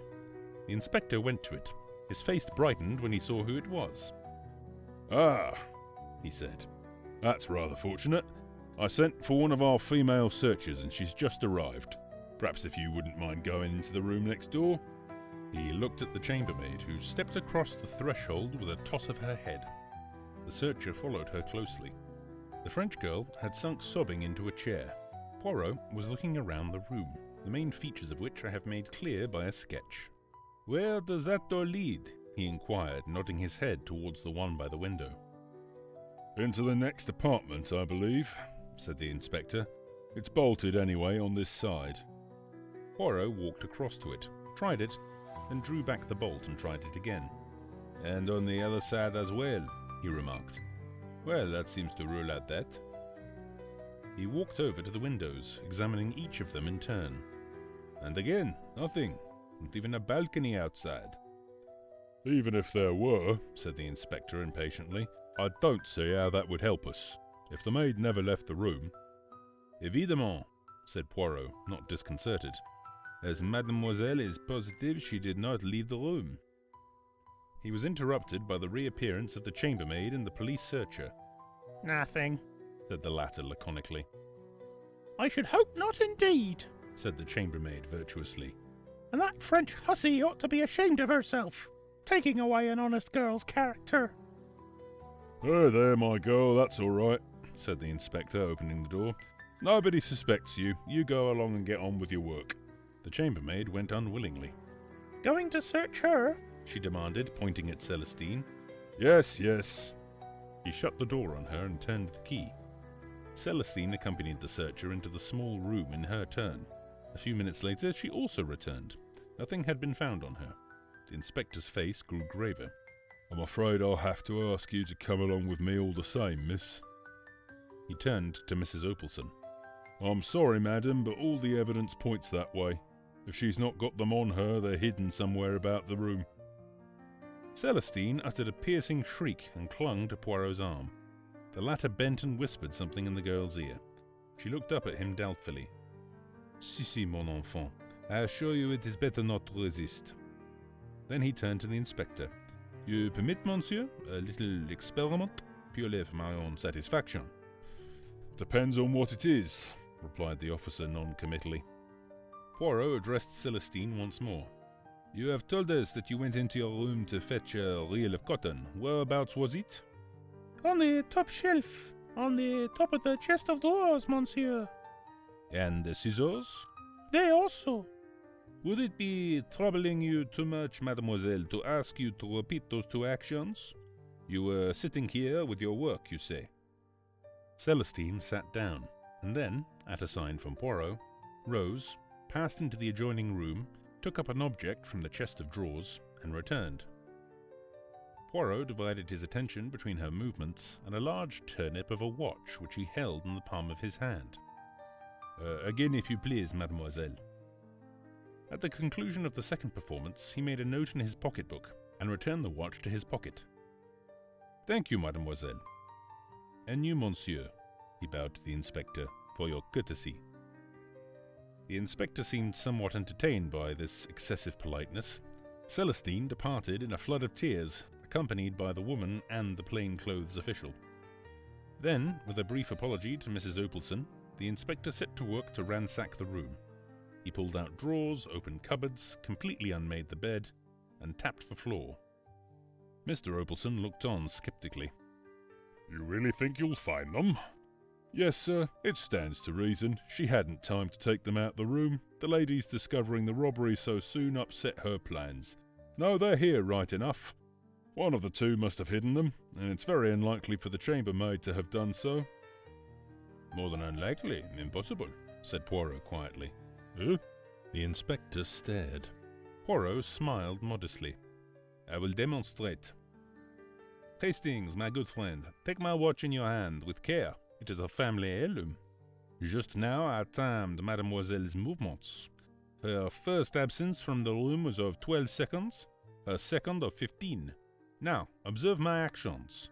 Madame will have the kindness to give me the key of the jewel case. I thank you. My friend Hastings will have the kindness to say, 'Go.'" "Go," I said. With almost incredible swiftness, Poirot wrenched open the drawer of the dressing table, extracted the jewel case, fitted the key in the lock, opened the case, selected a piece of jewellery, shut it, and locked the case, and returned it to the drawer, which he pushed to again. His movements were like lightning. "Well, mon ami?" he demanded of me breathlessly. 46 seconds, I replied. "You see." He looked round. "There would not have been time for the chambermaid even to take the necklace out, far less hide it." "Then that settles it on the maid," said the inspector with satisfaction, and returned to his search. He passed into the maid's bedroom next door. Poirot was frowning thoughtfully. Suddenly he shot a question at Mr. Opalson. This necklace, it was without doubt insured. Mr. Opalson looked a trifle surprised at the question. Yes, he said hesitatingly. that is so. But what does that matter? Broke in Mrs. Opalson tearfully. It's my necklace I want. It was unique. No money could be the same. I comprehend, madame, said Poirot soothingly. I comprehend perfectly. To la femme, sentiment is everything. Is it not so? But monsieur, who has not so fine susceptibility, will doubtless find some slight consolation in the fact. Of course, said Mr. Opalson rather uncertainly. Still... He was interrupted by a shout of triumph from the inspector. He came in, dangling something from his fingers. With a cry, Mrs. Opalson heaved herself up from her chair. She was a changed woman. Oh, my necklace! She clasped it to her breast with both hands. We crowded round. Where was it? Demanded Opalson. Maid's bed, in among the springs of the wire mattress. She must have stolen it and hidden it there before the chambermaid arrived on the scene. You permit, madame? Said Poirot gently. He took the necklace from her and examined it closely, then handed it back with a bow. I'm afraid, madam, you'll have to hand it over to us for the time being, said the inspector. We shall want it for the charge, but it shall be returned to you as soon as possible. Mr. Opalson frowned. Is that necessary? I'm afraid so, sir. Just a formality. Oh, let him take it, Ed, cried his wife. I'd feel safer if he did. I shouldn't sleep a wink thinking that someone else might try and get hold of it. That wretched girl. And I would never have believed it of her. There, my dear, don't take on so. I felt a gentle pressure on my arm. It was Poirot. Shall we slip away, my friend? I think our services are no longer needed. Once outside, however, he hesitated, and then, much to my surprise, he remarked, I should rather like to see the room next door. The door was not locked, and we entered. The room, which was a large double one, was unoccupied. Dust lay about rather noticeably, and my sensitive friend gave a characteristic grimace as he ran his finger round a rectangular mark on a table near the window. The service leaves to be desired, he observed dryly. He was staring thoughtfully out of the window, and seemed to have fallen to a brown study. Well? I demanded impatiently. What did we come in here for? He started. Je vous demande pardon, mon ami. I wished to see if the door was really bolted on this side also. Well, I said, glancing at the door, which communicated with the room we had just left. It is bolted. Poirot nodded. He still seemed to be thinking. And anyway, I continued, what does it matter? The case is over. I wish you'd had more of a chance of distinguishing yourself, but it was the kind of case that even a stiff-backed idiot like that inspector couldn't go wrong over. Poirot shook his head. The case is not over, my friend. It will not be over until we find out who stole the pearls. But the maid did. Why do you say that? Why, I stammered, they were found, actually in her mattress. Ta, said Poirot impatiently. Those were not the pearls. What? Imitation, mon ami. The statement took my breath away. Poirot was smiling placidly. The good inspector obviously knows nothing of jewels, but presently there will be a fine hullabaloo. Come, I cried, dragging at his arm. Where? We must tell the Opalsons at once. I think not. But that poor woman. Eh bien, that poor woman, as you call her, will have a much better night believing the jewels to be safe.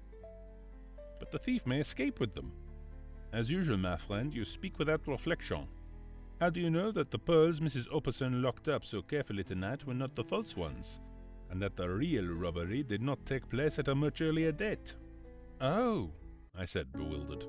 Exactly, said Poirot, beaming. We start again. He led the way out of the room, paused a moment as though considering, and then walked down to the end of the corridor, stopping outside the small den where the chambermaids and valets of the respective floors congregated. Our particular chambermaid appeared to be holding a small court there, and to be retailing her late experiences to an appreciative audience. She stopped in the middle of a sentence. Poirot bowed with his usual politeness. excuse that I derange you, but I shall be obliged if you will unlock for me the door of Mr. Opalson's room." The woman rose willingly, and we accompanied her down the passage again. Mr. Opalson's room was on the other side of the corridor, its door facing that of his wife's room. The chambermaid unlocked it with her pass key, and we entered. As she was about to depart, Poirot detained her. "One moment. Have you ever seen among the effects of Mr. Opalson a card like this?" He held out a plain white card, rather highly glazed and uncommon in appearance. The maid took it and scrutinized it carefully. "No, sir, I can't say I have. But anyway, the valet has most to do with the gentlemen's rooms." "I see, thank you." Poirot took back the card. The woman departed. Poirot appeared to reflect a little. Then he gave a short, sharp nod of the head. "Ring the bell, après of you, Hastings. 3 times for the valet." I obeyed, devoured with curiosity. Meanwhile, Poirot had emptied the waste paper basket on the floor and was swiftly going through its contents. In a few moments, the valet answered the bell. To him, Poirot put the same question and handed him the card to examine, but the response was the same. The valet had never seen a card of that particular quality among Mr. Opalson's belongings. Poirot thanked him, and he withdrew, somewhat unwillingly, with an inquisitive glance at the overturned waste paper basket and the litter on the floor. He could hardly have helped overhearing Poirot's thoughtful remark as he bundled the torn papers back again. "And the necklace was heavily insured." "Poirot!" I cried. "I see—" "You see nothing, my friend," he replied quickly. "As usual, nothing at all. It is incredible, but there it is. Let us return to our own apartments." We did so in silence. Once there, to my intense surprise, Poirot effected a rapid change of clothing. "I go to London tonight," he explained. "It is imperative." "What?" "Absolutely. The real work, that of the brain. Ah, those brave little grey cells. It is done. I go to seek the confirmation. I shall find it. Impossible to deceive Hercule Poirot." "You'll come a cropper one of these days," I observed, rather disgusted by his vanity. "Do not be enraged, I beg of you, mon ami. I count on you to do me a service of your friendship." "Of course," I said eagerly, rather ashamed of my moroseness. "What is it?" "The sleeve of my coat that I have taken off. Will you brush it? See you, a little white powder has clung to it. You, without doubt, observed me run my finger round the drawer of the dressing table?" "No, I didn't." "You should observe my actions, my friend. Thus I obtained the powder on my finger, and, being a little overexcited, I rubbed it on my sleeve, an action without method which I deplore, false to all my principles." "But what was the powder?" I asked, not particularly interested in Poirot's principles. "Not the poison of the Borgias," replied Poirot with a twinkle. "I see your imagination mounting. I should say it was French chalk." "French chalk?" "Yes, cabinet makers use it to make drawers run smoothly." I laughed. "You old sinner. I thought you were working up to something exciting." "Au revoir, my friend. I save myself. I fly." The door shut behind him. With a smile, half of derision, half of affection, I picked up the coat and stretched out my hand for the clothes brush. The next morning, hearing nothing from Poirot, I went out for a stroll, met some old friends, and lunched with them at their hotel. In the afternoon, we went for a spin. A punctured tyre delayed us, and it was past 8 when I got back to the Grand Metropolitan. The first sight that met my eyes was Poirot, looking even more diminutive than usual, sandwiched between the Opalsons, beaming in a state of placid satisfaction. "Mon ami Hastings!" he cried, and sprang to meet me. "Embrace me, my friend. All has marched to a marvel." Luckily, the embrace was merely figurative, not a thing one is always sure of with Poirot. "Do you mean—" I began. "Just wonderful, I call it," said Mrs. Opalson, smiling all over her fat face. "Didn't I tell you, Ed, that if he couldn't get back my pearls, nobody would?" You did, my dear, you did, and you were right. I looked helplessly at Poirot, and he answered the glance. "My friend Hastings is, as you say in England, all at the seaside. Seat yourself. I will recount to you all the affair that has so happily ended." "Ended?" "But yes, they are arrested." "Who are arrested?" The chambermaid and the valet, parbleu. You did not suspect? Not with my parting hint about the French chalk? You said cabinet makers used it. Certainly they do, to make a drawer slide easily. Somebody wanted that drawer to slide in and out without any noise. Who could that be? Obviously only the chambermaid. The plan was so ingenious that it did not at once leap to the eye, not even to the eye of Hercule Poirot. Listen, this is how it was done. The valet was in the empty room next door, waiting. The French maid leaves the room. Quick as a flash, the chambermaid whips open the drawer, takes out the jewel case, and, slipping back the bolt, passes it through the door. The valet opens it at his leisure with a duplicate key, with which he has provided himself, extracts the necklace and waits his time. Celestine leaves the room again, and psst! In a flash, the case is passed back again and replaced in the drawer. Madame arrives, the theft is discovered. The chambermaid demands to be searched with a good deal of righteous indignation, and leaves the room without a stain on her character. The imitation necklace with which they have provided themselves has been concealed in the French girl's bed that morning by the chambermaid. A master stroke, ça. But what did you go to London for? You'll remember the card? Certainly. It puzzled me and puzzles me still. I hesitated delicately, glancing at Mr. Opalson. Poirot laughed heartily. Une blague, for the benefit of the valet. The card was one with a specially prepared surface for fingerprints. I went straight to Scotland Yard, asked for our old friend Inspector Japp, and laid the facts before him. As I had suspected, the fingerprints proved to be those of two well-known jewel thieves, who have been wanted for some time. Japp came down with me, the thieves were arrested, and the necklace was discovered in the valet's possession. Clever pair, but they failed in method. Have I not told you, Hastings, at least 36 times, that without method... At least 36,000 times, I interrupted. But where did their method break down? Mon ami, it is a good plan to take a place as chambermaid or valet, but you must not shirk your work. They left an empty room undusted, and therefore when the man put down the jewel case on the little table near the communicating door, it left a square mark. I remember, I cried. Before, I was undecided. Then, I knew. There was a moment's silence. And I've got my pearls, said Mrs. Opalson as a sort of Greek chorus. Well, I said, I'd better have some dinner. Poirot accompanied me. This ought to mean kudos for you, I observed. Pas du tout, replied Poirot tranquilly. Japp and the local inspector will divide the credit between them, but... He tapped his pocket. I have a check here from Mr. Opalson, and, how do you say, my friend? This weekend has not gone according to plan. Shall we return here next weekend, at my expense this time? End of The Jewel Robbery at the Grand Metropolitan. Number 8. The Kidnapped Prime Minister.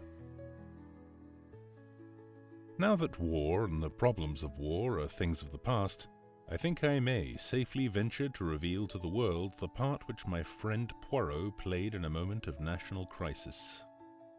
The secret has been well guarded. Not a whisper of it reached the press. But, now that the need for secrecy has gone, I feel it is only just that England should know the debt it owes to my quaint little friend, whose marvellous brain so ably averted a great catastrophe. One evening after dinner, I will not particularize the date, it suffices to say that it was at the time when peace by negotiation was the parrot cry of England's enemies, my friend and I were sitting in his rooms. After being invalided out of the army, I had been given a recruiting job, and it had become my custom to drop in on Poirot in the evenings after dinner, and to talk with him of any cases of interest that he might have on hand. I was attempting to discuss with him the sensational news of that day, no less than an attempted assassination of Mr. David McAdam, England's Prime Minister. The account in the papers had evidently been carefully censored. No details were given save that the Prime Minister had had a marvellous escape, the bullet just grazing his cheek. I considered that our police must have been shamefully careless for such an outrage to be possible. I could well understand that the German agents in England would be willing to risk much for such an achievement. Fighting Mac, as his own party had nicknamed him, had strenuously and unequivocally combated the pacifist influence which was becoming so prevalent. He was more than England's Prime Minister, he was England, and to have removed him from his sphere of influence would have been a crushing and paralysing blow to Britain. Poirot was busy mopping a grey suit with a minute sponge. Never was there a dandy such as Hercule Poirot. Neatness and order were his passion. Now, with the odour of benzene filling the air, he was quite unable to give me his full attention. "In a little minute I am with you, my friend. I have all but finished. The spot of grease is not good. I'll remove him, so." He waved his sponge. I smiled as I lit another cigarette. "Anything interesting on?" I inquired after a minute or two. "I assist, how do you call it? Shy lady to find her husband. A difficult affair, needing the tact. For I have a little idea that when he is found, he will not be pleased. What would you? For my part, I sympathize with him. He is a man of discrimination to lose himself." I laughed. "At last, the spot of grease, he is gone. I am at your disposal." "I was asking you what you thought of this attempt to assassinate MacAdam." "Enfantillage," replied Poirot promptly. "One can hardly take it seriously. To fire with the rifle, never does it succeed. It is a device of the past." "It was very near succeeding this time," I reminded him. Poirot shook his head impatiently. He was about to reply when the landlady thrust her head round the door and informed him that there were 2 gentlemen below who wanted to see him. "They won't give their names, sir, but they says as it's very important."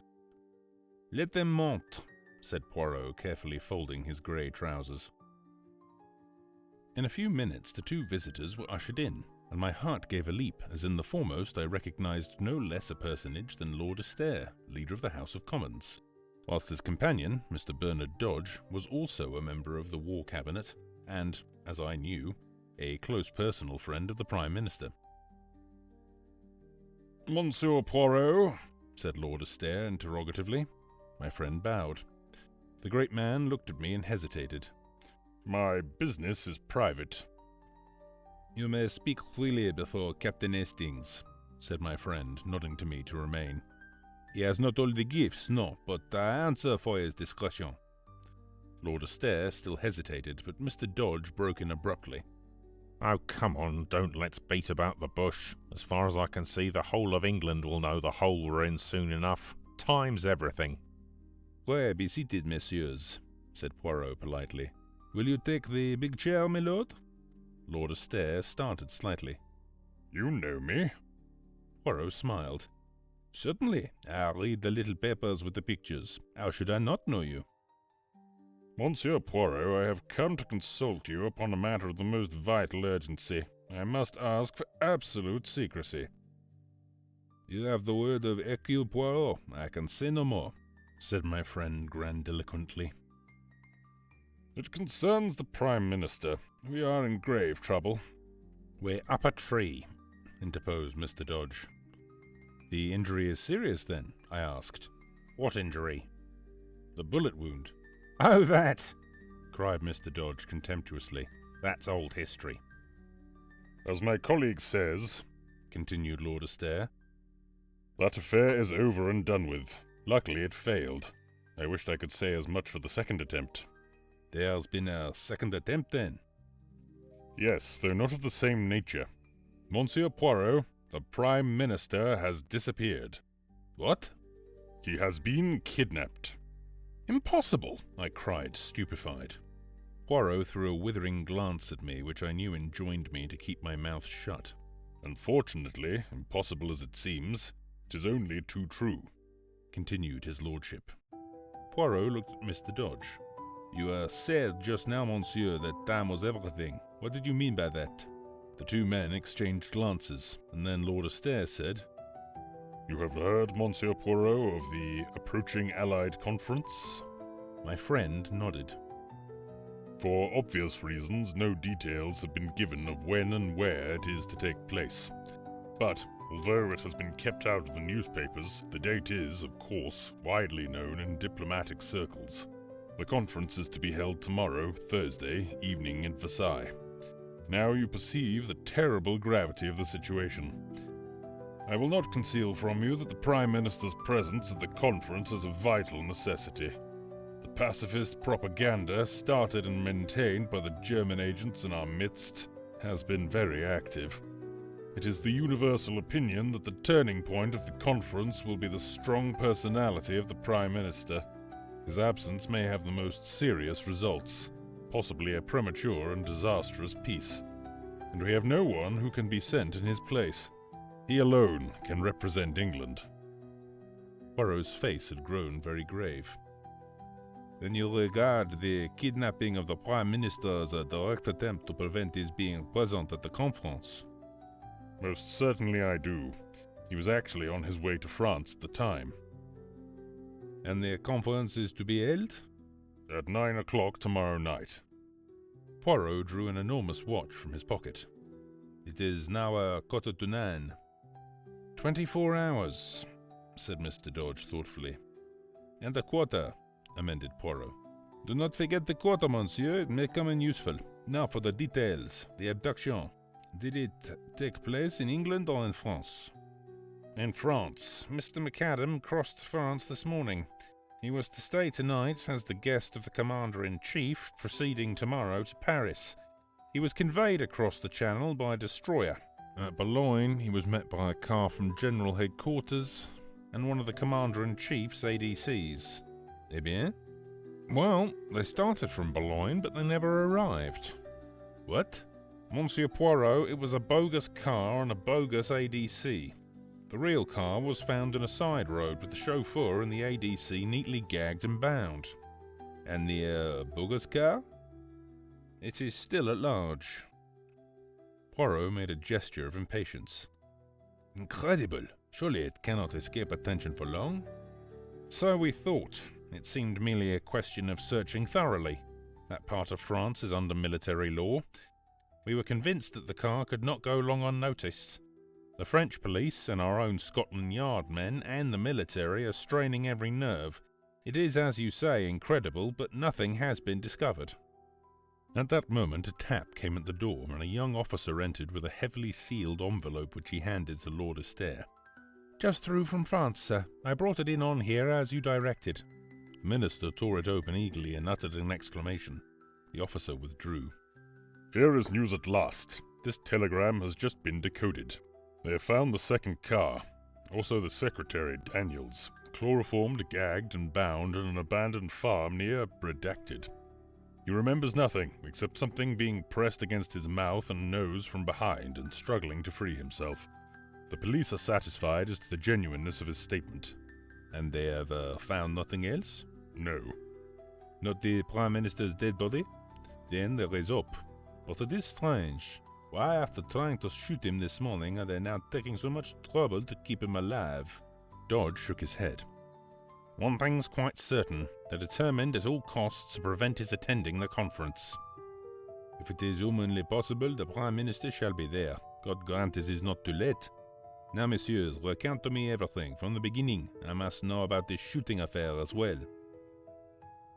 Last night, the Prime Minister, accompanied by one of his secretaries, Captain Daniels... The same who accompanied him to France? Yes, as I was saying, they motored down to Windsor, where the Prime Minister was granted an audience. Early this morning he returned to town, and it was on the way that the attempted assassination took place. One moment, if you please. Who is this Captain Daniels? You have his dossier? Lord Astaire smiled. I thought you would ask me that. We do not know very much of him. He is of no particular family. He has served in the English army, and is an extremely able secretary, being an exceptionally fine linguist. I believe he speaks 7 languages. It is for that reason that the Prime Minister chose him to accompany him to France. Has he any relatives in England? 2 aunts, a Mrs. Everard, who lives at Hampstead, and a Miss Daniels, who lives near Ascot. Ascot, that is near to Windsor, is it not? That point has not been overlooked, but it has led to nothing. You regard the Captain Daniels, then, as above suspicion? A shade of bitterness crept into Lord Astaire's voice as he replied, No, Monsieur Poirot. In these days, I should hesitate before I pronounced anyone above suspicion. Très bien. Now I understand, my lord, that the Prime Minister would, as a matter of course, be under vigilant police protection, which ought to render any assault upon him an impossibility. Lord Astaire bowed his head. That is so. The Prime Minister's car was closely followed by another car containing detectives in plain clothes. Mr. McAdam knew nothing of these precautions. He is personally a most fearless man and would be inclined to sweep them away arbitrarily. But, naturally, the police make their own arrangements. In fact, the Premier's chauffeur, O'Murphy, is a CID man. O'Murphy, that is a name of Ireland, is it not so? Yes, he is an Irishman. From what part of Ireland? County Clare, I believe. Tiens. But proceed, my lord. The Premier started for London. The car was a closed one. He and Captain Daniels sat inside. The second car followed as usual. But unluckily, for some unknown reason, the Prime Minister's car deviated from the main road. At the point where the road curves? Interrupted Poirot. Yes, but how did you know? Oh, c'est évident. Continue. For some unknown reason, continued Lord Astaire, the Premier's car left the main road. The police car, unaware of the deviation, continued to keep to the high road. At a short distance down the unfrequented lane, the Prime Minister's car was suddenly held up by a band of masked men. The chauffeur... That brave O'Murphy, murmured Poirot thoughtfully. The chauffeur, momentarily taken aback, jammed on the brakes. The Prime Minister put his head out of the window. Instantly a shot rang out, then another. The first one grazed his cheek. The second, fortunately, went wide. The chauffeur, now realizing the danger, instantly forged straight ahead, scattering the band of men. A near escape, I ejaculated with a shiver. Mr. McAdam refused to make any fuss over the slight wound he had received. He declared it was only a scratch. He stopped at a local cottage hospital where it was dressed and bound up. He did not, of course, reveal his identity. He then drove, as per schedule, straight to Charing Cross, where a special train for Dover was awaiting him. And, after a brief account of what had happened had been given to the anxious police by Captain Daniels, he duly departed for France. At Dover, he went on board the waiting destroyer. At Boulogne, as you know, the bogus car was waiting for him, carrying the Union Jack and correct in every detail. That is all you have to tell me? Yes. There is no other circumstance that you have omitted, my lord? Well, there is one rather peculiar thing. Yes? The Prime Minister's car did not return home after leaving the Prime Minister at Charing Cross. The police were anxious to interview O'Murphy, so a search was instituted at once. The car was discovered standing outside a certain unsavory little restaurant in Soho, which is well known as a meeting place of German agents. And the chauffeur? The chauffeur was nowhere to be found. He too had disappeared. So, said Poirot thoughtfully, there are two disappearances, the Prime Minister in France and O'Murphy in London. He looked keenly at Lord Astaire, who made a gesture of despair. I can only tell you, Monsieur Poirot, that if anyone had suggested to me yesterday that O'Murphy was a traitor, I should have laughed in his face. And today? Today I do not know what to think. Poirot nodded gravely. He looked at his turnip of a watch again. I understand that I have carte blanche, messieurs. In every way, I mean. I must be able to go where I choose and how I choose. Perfectly. There is a special train leaving for Dover in an hour's time, with a further contingent from Scotland Yard. You shall be accompanied by a military officer and a CID man, who will hold themselves at your disposal in every way. Is that satisfactory? Quite. One more question before you leave, messieurs. What made you come to me? I am unknown, obscure in this great London of yours. We sought you out on the express recommendation and wish of a very great man in your own country. Comment, my old friend the Préfet? Lord Astaire shook his head. One higher than the Préfet. One whose word was once law in Belgium, and shall be again. That England has sworn. Poirot's hand flew swiftly to a dramatic salute. I'm into that. Ah, but my master does not forget. Messieurs, I, Hercule Poirot, will serve you faithfully. Heaven only send that it will be in time. But this is dark, dark. I cannot see. Well, Poirot, I cried impatiently as the door closed behind the ministers. What do you think? My friend was busy packing a minute suitcase with quick, deft movements. He shook his head thoughtfully. I do not know what to think. My brains desert me. Why, as you said, kidnap him when a knock on the head would do as well, I mused. Pardon me, mon ami, but I did not quite say that. It is undoubtedly far more their affair to kidnap him. But why? Because uncertainty creates panic. That is one reason. Were the Prime Minister dead, it would be a terrible calamity, but the situation would have to be faced. But now you have paralysis. Will the Prime Minister reappear, or will he not? Is he dead or alive? Nobody knows, and until they know, nothing definite can be done. And, as I tell you, uncertainty breeds panic, which is what les Boches are playing for. Then, again, if the kidnappers are holding him secretly somewhere, they have the advantage of being able to make terms with both sides. The German government is not a liberal paymaster as a rule, but no doubt they can be made to disgorge substantial remittances in a case such as this. Thirdly, they run no risk of the hangman's rope, or decidedly kidnapping is their fare. Then, if that is so, why should they first try to shoot him? Poirot made a gesture of anger. Ah, that is just what I do not understand. It is inexplicable, stupid. They have all their arrangements made, and very good arrangements too, for the abduction. And yet they imperil the whole affair by a melodramatic attack, worthy of a cinema, and quite as unreal. It is almost impossible to believe in it, with its band of masked men, not 20 miles from London. Perhaps they were two quite separate attempts which happened irrespective of each other, I suggested. Ah, no, that would be too much of a coincidence.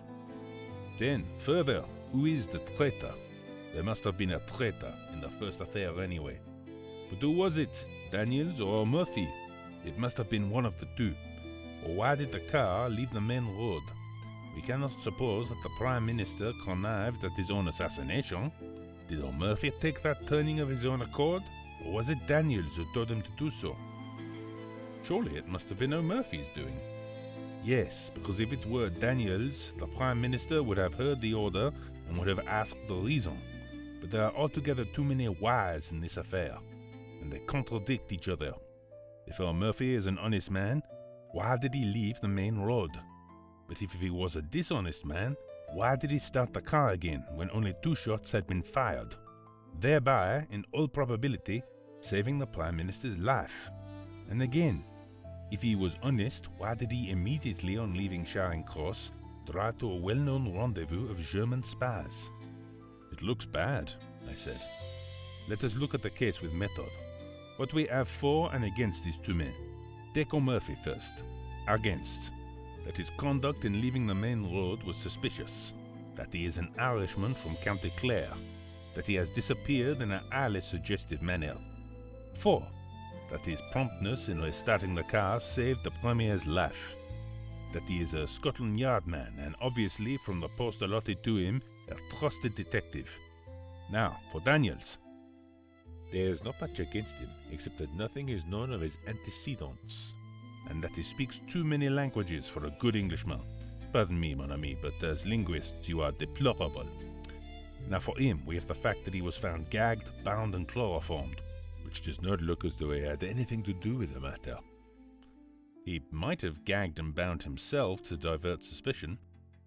Poirot shook his head.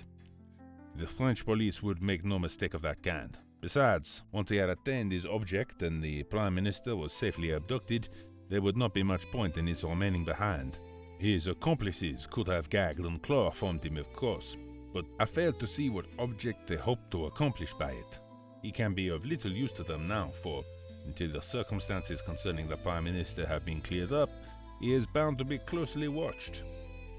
Perhaps he hoped to start the police on a false scent.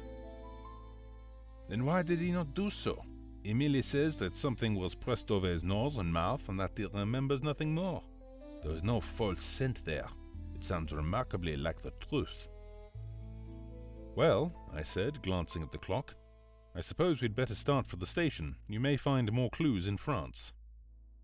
Possibly, mon ami, but I doubt it. It is still incredible to me that the Prime Minister has not been discovered in that limited area, where the difficulty of concealing him must be tremendous. If the military and the police of two countries have not found him, how shall I? At Charing Cross we were met by Mr. Dodge. This is Detective Barnes of Scotland Yard and Major Norman. They will hold themselves entirely at your disposal. Good luck to you. It's a bad business, but I've not given up hope. Must be off now. And the minister strode rapidly away. We chatted in a desultory fashion with Major Norman. In the centre of the little group of men on the platform, I recognised a little ferret-faced fellow talking to a tall, fair man. He was an old acquaintance of Poirot's, Detective Inspector Japp, supposed to be one of the smartest of Scotland Yard's officers. He came over and greeted my friend cheerfully. I heard you were on this job too. Smart bit of work. So far they've got away with the goods all right, but I can't help believe that they can keep him hidden long. Our people are going through France with a tooth comb. So are the French. I can't help feeling it's only a matter of hours now. That is, if he's still alive, remarked the tall detective gloomily. Japp's face fell. Yes, but somehow I've got the feeling he's alive all right. Poirot nodded. Yes, he's alive, but can he be found in time? I, like you, did not believe he could be hidden so long. The whistle blew, and we all trooped up into the Pullman car. Then, with a slow, unwilling jerk, the train drew out of the station. It was a curious journey. The Scotland Yard men crowded together. Maps of northern France were spread out, and eager forefingers traced the lines of roads and villages. Each man had his own pet theory. Poirot showed none of his usual loquacity, but sat staring in front of him with an expression on his face that reminded me of a puzzled child. I talked to Norman, whom I found quite an amusing fellow. On arriving at Dover, Poirot's behaviour moved me to intense amazement. The little man, as he went on board the boat, clutched desperately at my arm. The wind was blowing lustily. Mon Dieu, he murmured, this is terrible. Have courage, Poirot, I cried. You will succeed. You will find him, I'm sure of it. Ah, mon ami, you mistake my emotion. It is this villainous sea that troubles me. The mal de mer. It is horrible suffering. Oh, I said, rather taken aback. The first throb of the engines was felt, and Poirot groaned and closed his eyes. Major Norman has a map of northern France, if you would like to study it. Poirot shook his head impatiently. But no. Leave me, my friend. See, to think, the stomach and the brain must be in harmony. Le Vergier has a method most excellent for averting the mal de mer. You breathe in and out slowly, so, turning the head from left to right and counting 6 between each breath. I left him to his gymnastic endeavours and went on deck. As we came slowly into Boulogne harbour, Poirot appeared, neat and smiling, and announced to me in a whisper that Le Vergier's system had succeeded to a marvel. Japp's forefinger was still tracing imaginary routes on his map. Nonsense. The car started from Boulogne. Here, the car branched off. Now my idea is that they transferred the Prime Minister to another car, see? Well, said the tall detective, I shall make for the seaports. 10 to 1 they've smuggled him on board a ship. Japp shook his head. Too obvious. The order went out at once to close all the ports. The day was just breaking as we landed. Major Norman touched Poirot on the arm. There's a military car here waiting for you, sir. Thank you, monsieur, but for the moment I do not propose to leave Boulogne. What? No, we will enter this hotel here by the quay. He suited the action to the word, demanded, and was accorded a private room. We three followed him, puzzled and uncomprehending. He shot a quick glance at us. It is not so that the good detective should act, eh? I perceive your thought. He must be full of energy. He must rush to and fro. He must prostrate himself on the dusty road and seek the marks of tires through a little glass. You must gather up the cigarette end, the fallen match. That is your idea, is it not? His eyes challenged us. But I, Hercule Poirot, tell you that it is not so. The true clues are within, here. He tapped his forehead. See, I need not to have left London.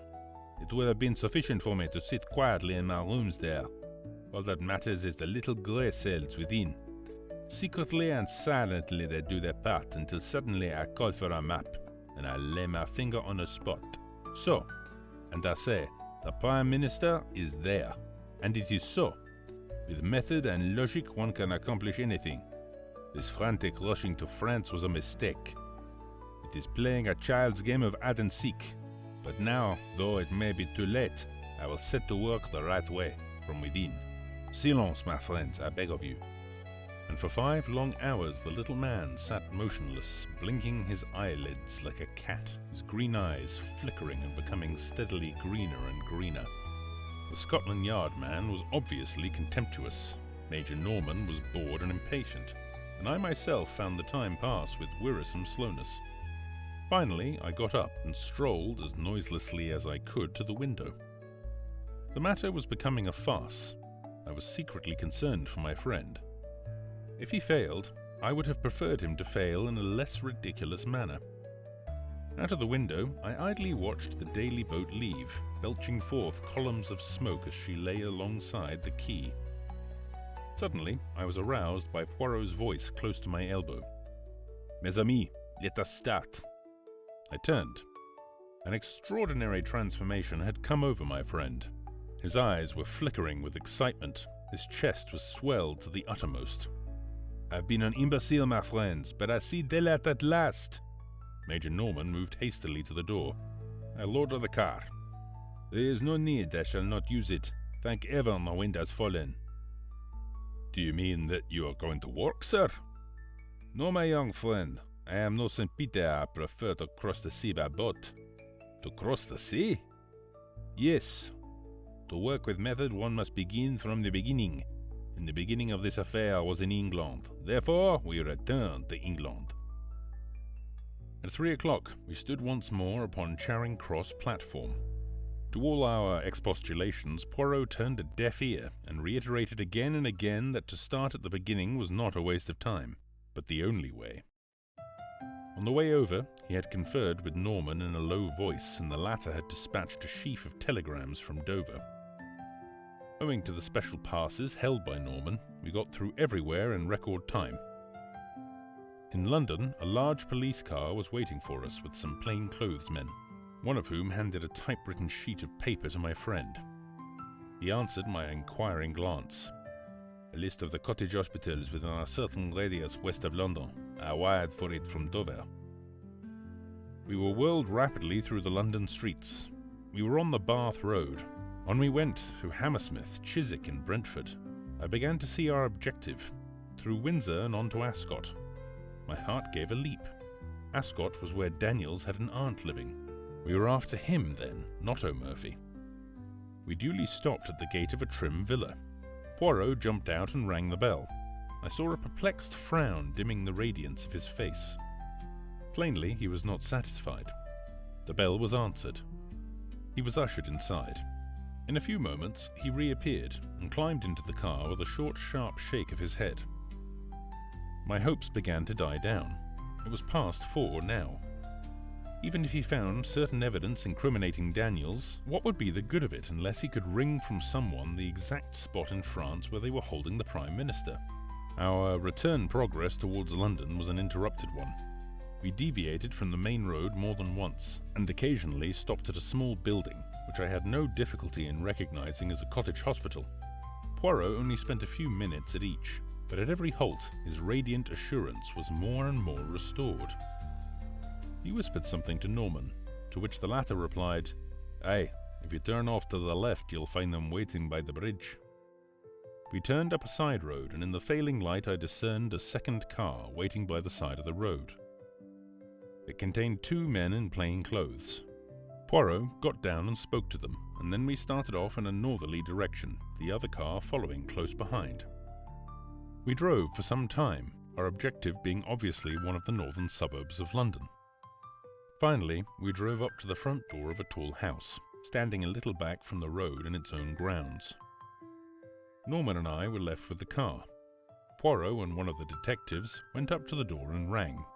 A neat parlour-maid opened it. The detective spoke. I am a police officer and I have a warrant to search this house. The girl gave a little scream, and a tall, handsome woman of middle age appeared behind her in the hall. Shut the door, Edith. They are burglars, I expect. But Poirot swiftly inserted his foot in the door, and at the same moment blew a whistle. Instantly, the other detectives ran up and poured into the house, shutting the door behind them. Norman and I spent about 5 minutes cursing our forced inactivity.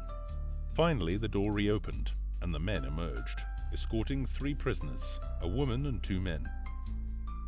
The woman and one of the men were taken to the second car. The other man was placed in our car by Poirot himself. I must go with the others, my friend, but have great care of this gentleman. You do not know him, no? Eh bien, let me present to you Monsieur O'Murphy. O'Murphy? I gaped at him open-mouthed as we started again. He was not handcuffed, but I did not fancy he would try to escape. He sat there staring in front of him as though dazed. Anyway, Norman and I would be more than a match for him. To my surprise, we still kept a northerly route. We were not returning to London then. I was much puzzled. Suddenly, as the car slowed down, I recognized that we were close to Hendon Aerodrome. Immediately, I grasped Poirot's idea. He proposed to reach France by aeroplane. It was a sporting idea, but, on the face of it, impracticable. A telegram would be far quicker. Time was everything. He must leave the personal glory of rescuing the Prime Minister to others. As we drew up, Major Norman jumped out, and a plain-clothes man took his place.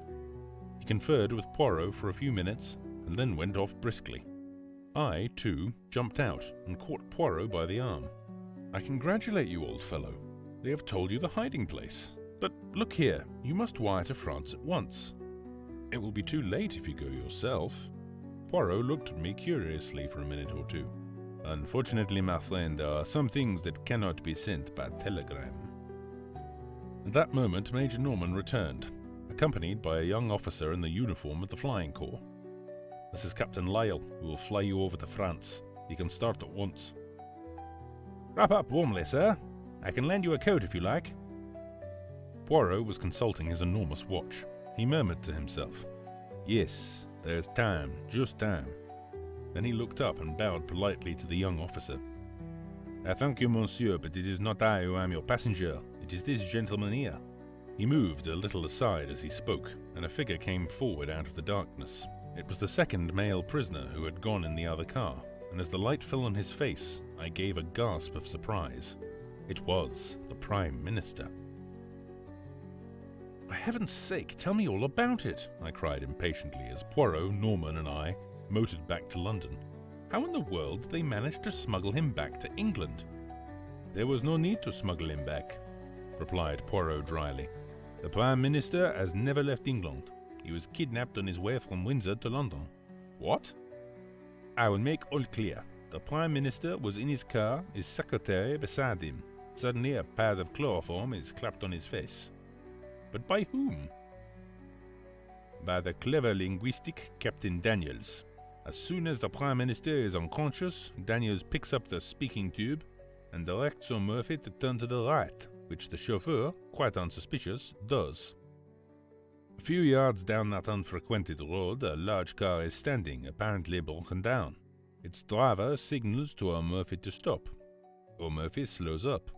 The stranger approaches. Daniels leans out of the window and, probably with the aid of an instantaneous anesthetic, such as ethyl chloride, the chloroform trick is repeated. In a few seconds, the 2 helpless men are dragged out and transferred to the other car, and a pair of substitutes take their places." "Impossible." "Pas du tout. Have you not seen musical turns imitating celebrities with a marvelous accuracy? Nothing is easier than to personate a public character. The Prime Minister of England is far easier to understudy than Mr. John Smith of Clapham, say. As for Mr. O'Murphy's double, no one was going to take much notice of him until after the departure of the Prime Minister. and by then he would have made himself scarce. He drives straight from Charing Cross to the meeting place of his friends. He goes in as O'Murphy, he emerges as someone quite different. O'Murphy has disappeared, leaving a conveniently suspicious trail behind him. But the man who personated the Prime Minister was seen by everyone. He was not seen by anyone who knew him privately or intimately, and Daniels shielded him from contact with anyone as much as possible. Moreover, his face was bandaged up, and anything unusual in his manner would be put down to the fact that he was suffering from shock as a result of the attempt upon his life. Mr. McAdam has a weak throat, and always spares his voice as much as possible before any great speech. The reception was perfectly easy to keep up as far as France. There it would be impracticable and impossible, so the Prime Minister disappears. The police of this country hurry across the channel, and no one bothers to go into the details of the first attack. To sustain the illusion that the abduction has taken place in France, Daniels is gagged and chloroformed in a convincing manner. And the man who has enacted the part of the Prime Minister rids himself of his disguise. He and the bogus chauffeur may be arrested as suspicious characters, but no one will dream of suspecting their real part in the drama, and they will eventually be released for lack of evidence. And the real Prime Minister? He and O'Murphy were driven straight to the house of Mrs. Everard at Hampstead, Daniel's so-called aunt. In reality, she is Frau Bertha Ebenthal, and the police have been looking for her for some time. It is a valuable little present that I have made to them, to say nothing of Daniels. It was a clever plan, but he did not reckon on the cleverness of Hercule Poirot. I think my friend might well be excused his moment of vanity. When did you first begin to suspect the truth of the matter? When I began to work the right way, from within. I could not make that shooting affair fit in, but when I saw that the net result of it was that the Prime Minister went to France with his face bound up, I began to comprehend. And when I visited all the cottage hospitals between Windsor and London and found that no one answering to my description had had his face bound and dressed that morning, I was sure. After that, it was child's play for a mind like man. The following morning, Poirot showed me a telegram he had just received. It had no place of origin, and it was unsigned. It ran, "In time." Later in the day, the evening papers published an account of the Allied conference. They laid particular stress on the magnificent ovation accorded to Mr. David McAdam, whose inspiring speech had produced a deep and lasting impression. End of The Kidnapped Prime Minister. Number 10. The Disappearance of Mr. Davenheim. Poirot and I were expecting our old friend, Inspector Japp of Scotland Yard, to tea. We were sitting round the tea table awaiting his arrival. Poirot had just finished carefully straightening the cups and saucers which our landlady was in the habit of throwing, rather than placing, on the table. He had also breathed heavily on the metal teapot and polished it with a silk handkerchief. The kettle was on the boil, and a small enamel saucepan beside it contained some thick, sweet chocolate, which was much more to Poirot's palate than what he described as your English poison. A sharp rat-tat sounded below, and a few minutes afterwards, Japp entered briskly. "Hope I'm not too late," he said as he greeted us. "To tell the truth, I was yarning with Miller, the man who's in charge of the Davenheim case." I pricked up my ears. For the last 3 days, the papers had been full of the strange disappearance of Mr. Davenheim, senior partner of Davenheim and Salmon, the well-known bankers and financiers. On Saturday last, he had walked out of his house and had never been seen since. I looked forward to extracting some interesting details from Japp. "I should have thought," I remarked, "that it would be almost impossible for anyone to disappear nowadays." Poirot moved a plate of bread and butter the 1/8 of an inch, and said sharply, "Be exact, my friend. What do you mean by disappear? To which class of disappearance are you referring?" "Are disappearances classified and labelled, then?"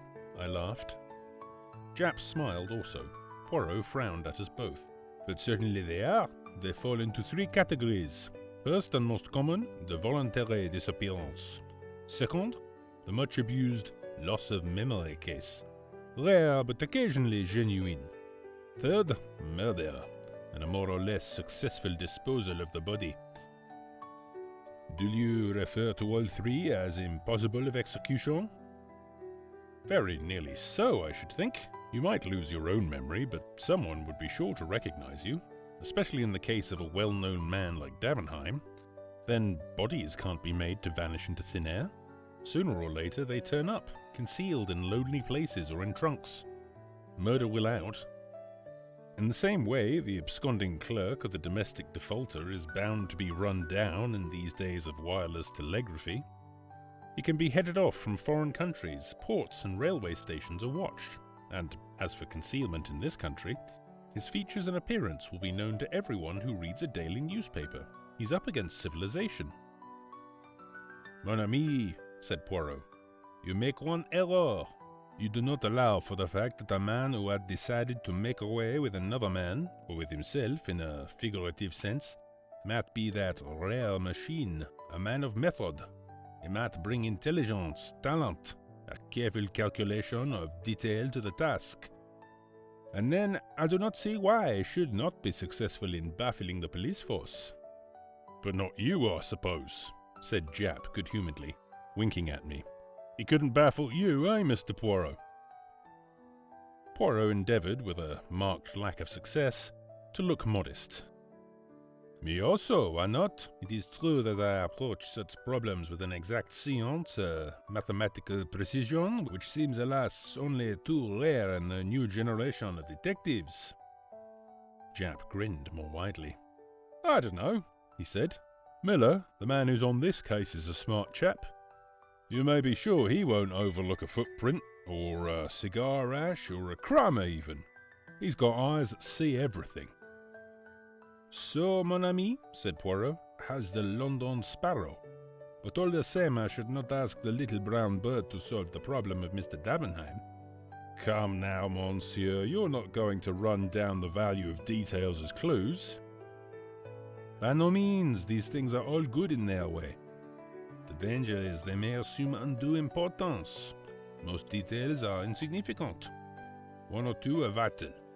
It is the brain, the little grey cells, he tapped his forehead, on which one must rely. The senses mislead. One must seek the truth within, not without. You don't mean to say, Monsieur Poirot, that you would undertake to solve a case without moving from your chair, do you? That is exactly what I do mean. Granted the facts were placed before me, I regard myself as a consulting specialist. Japp slapped his knee. Hanged if I don't take you at your word. Bet you a fiver that you can't lay your hand, or rather, tell me where to lay my hand, on Mr. Davenheim, dead or alive, before a week is out. Poirot considered. Eh bien, mon ami, I accept. Les sport. It is the passion of you English. Now, the facts. On Saturday last, as is his usual custom, Mr. Davenheim took the 12:40 train from Victoria to Chingside, where his palatial country place, the Cedars, is situated. After lunch, he strolled around the grounds and gave various directions to the gardeners. Everybody agrees that his manner was absolutely normal and as usual. After tea, he put his head into his wife's boudoir, saying that he was going to stroll down to the village and post some letters. He added that he was expecting a Mr. Lowen on business. If he should come before he himself returned, he was to be shown into the study and asked to wait. Mr. Davenheim then left the house by the front door, passed leisurely down the drive and out at the gate, and was never seen again. From that hour, he vanished completely. Pretty, very pretty, altogether a charming little problem, murmured Poirot. Proceed, my good friend. About a quarter of an hour later, a tall, dark man with a thick black moustache rang the front doorbell and explained that he had an appointment with Mr. Davenheim. He gave the name of Lowen, and in accordance with the banker's instructions was shown into the study. Nearly an hour passed. Mr. Davenheim did not return.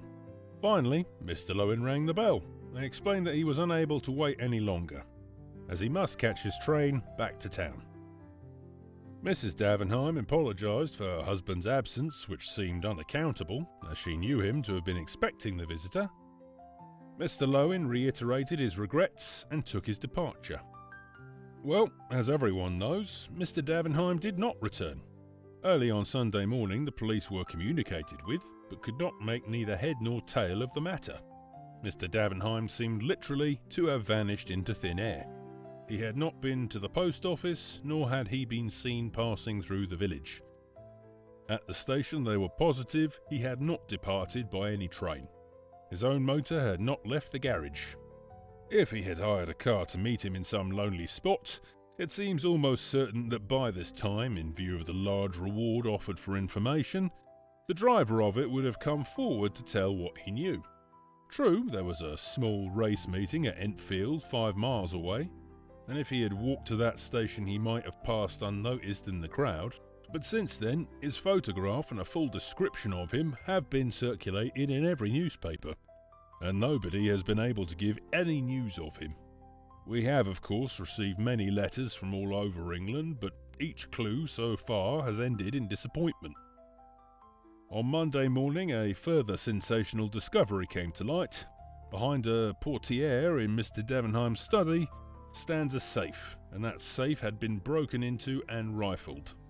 The windows was fastened securely on the inside, which seems to put an ordinary burglary out of court. Unless, of course, an accomplice within the house fastened them again afterwards. On the other hand, Sunday having intervened, and the household being in a state of chaos, it is likely that the burglary was committed on the Saturday, and remained undetected until Monday. Précisément, said Poirot dryly. Well, is he arrested, ce pauvre Monsieur Lowen? Japp grinned.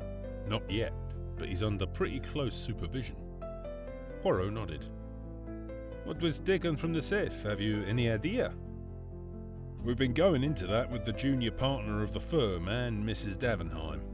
Apparently there was a considerable amount in bearer bonds and a very large sum in notes, owing to some large transaction having been just carried through. There was also a small fortune in jewellery. All Mrs. Davenheim's jewels were kept in the safe. The purchasing of them had become a passion with her husband of late years, and hardly a month passed that he did not make her a present of some rare and costly gem.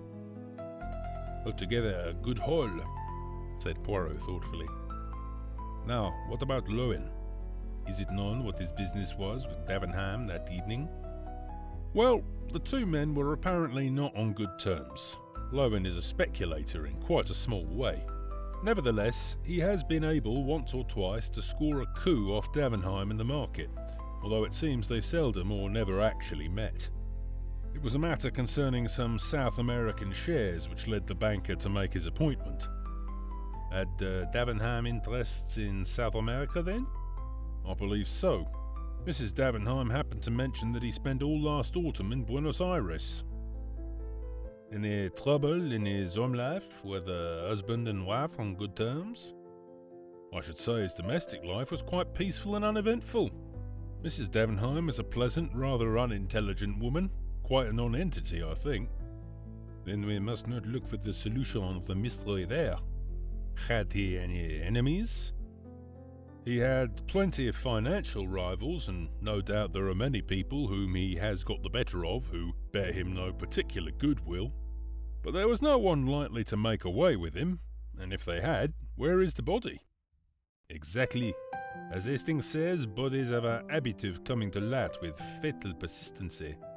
By the way, one of the gardeners says he saw a figure going round to the side of the house towards the rose garden. The long French window of the study opens onto the rose garden, and Mr. Davenheim frequently entered and left the house that way. But the man was a good way off, at work on some cucumber frames, and cannot even say whether it was the figure of his master or not. Also, he cannot fix the time with any accuracy. It must have been before 6, as the gardeners cease work at that time. And Mr. Davenheim left the house? About 5:30 or thereabouts. What lies beyond the rose garden? A lake. With a boathouse? Yes, a couple of punts are kept there. I suppose you're thinking of suicide, Monsieur Poirot? Well, I don't mind telling you that Miller's going down tomorrow expressly to see that piece of water dragged. That's the kind of man he is. Poirot smiled faintly and turned to me. Hastings, I pray you, hand me a copy of the Daily Megaphone. If I remember rightly, there is an unusually clear photograph there of the missing man. I rose and found the sheet required. Poirot studied the features attentively. He murmured. Was his hair rather long and wavy, full moustache and pointed beard, bushy eyebrows? Eyes dark? Yes. Hair and beard turning grey? The detective nodded. Well, Monsieur Poirot, what have you got to say to it all? Clear as daylight, eh? On the contrary, most obscure. The Scotland Yard man looked pleased. Which gives me great hopes of solving it, finished Poirot placidly. Huh? I find it a good sign when a case is obscure. If a thing is clear as daylight, eh bien, mistrust it. Someone has made it so. Japp shook his head almost pityingly. Well, each to their fancy, but it's not a bad thing to see your way clear ahead. I do not see, murmured Poirot. I shut my eyes and think. Japp sighed. Well, you've got a clear week to think in. And you will bring me any fresh developments that arise, the result of the labours of the hard-working and lynx-eyed Inspector Miller, for instance? Certainly, that's in the bargain. Seems a shame, doesn't it? Said Japp to me as I accompanied him to the door, like robbing a child. I could not help agreeing with a smile. I was still smiling as I re-entered the room. Eh bien, said Poirot immediately. You make fun of Papa Poirot, is it not so? He shook his finger at me. You do not trust his grey cells? Ah, do not be confused. Let us discuss this little problem. Incomplete as yet, I admit, but already showing one or two points of interest. The lake, I said significantly. And even more than the lake, the boathouse. I looked sidewise at Poirot. He was smiling in his most inscrutable fashion. I felt that, for the moment, it would be quite useless to question him further. We heard nothing of Japp until the following evening, when he walked in about 9 o'clock. I saw at once by his expression that he was bursting with news of some kind. Eh bien, my friend, remarked Poirot. All goes well, but do not tell me that you have discovered the body of Mr. Davenham in your lake, because I shall not believe you. We haven't found the body, but we did find his clothes, the identical clothes he was wearing that day. What do you say to that? Any other clothes missing from the house? No, his valet is quite positive on that point. The rest of his wardrobe is intact. There's more. We've arrested Lowen. One of the maids, whose business it is to fasten the bedroom windows, declares that she saw Lowen coming towards the study through the rose garden at about 6:15. That would be about 10 minutes before he left the house. What does he himself say to that?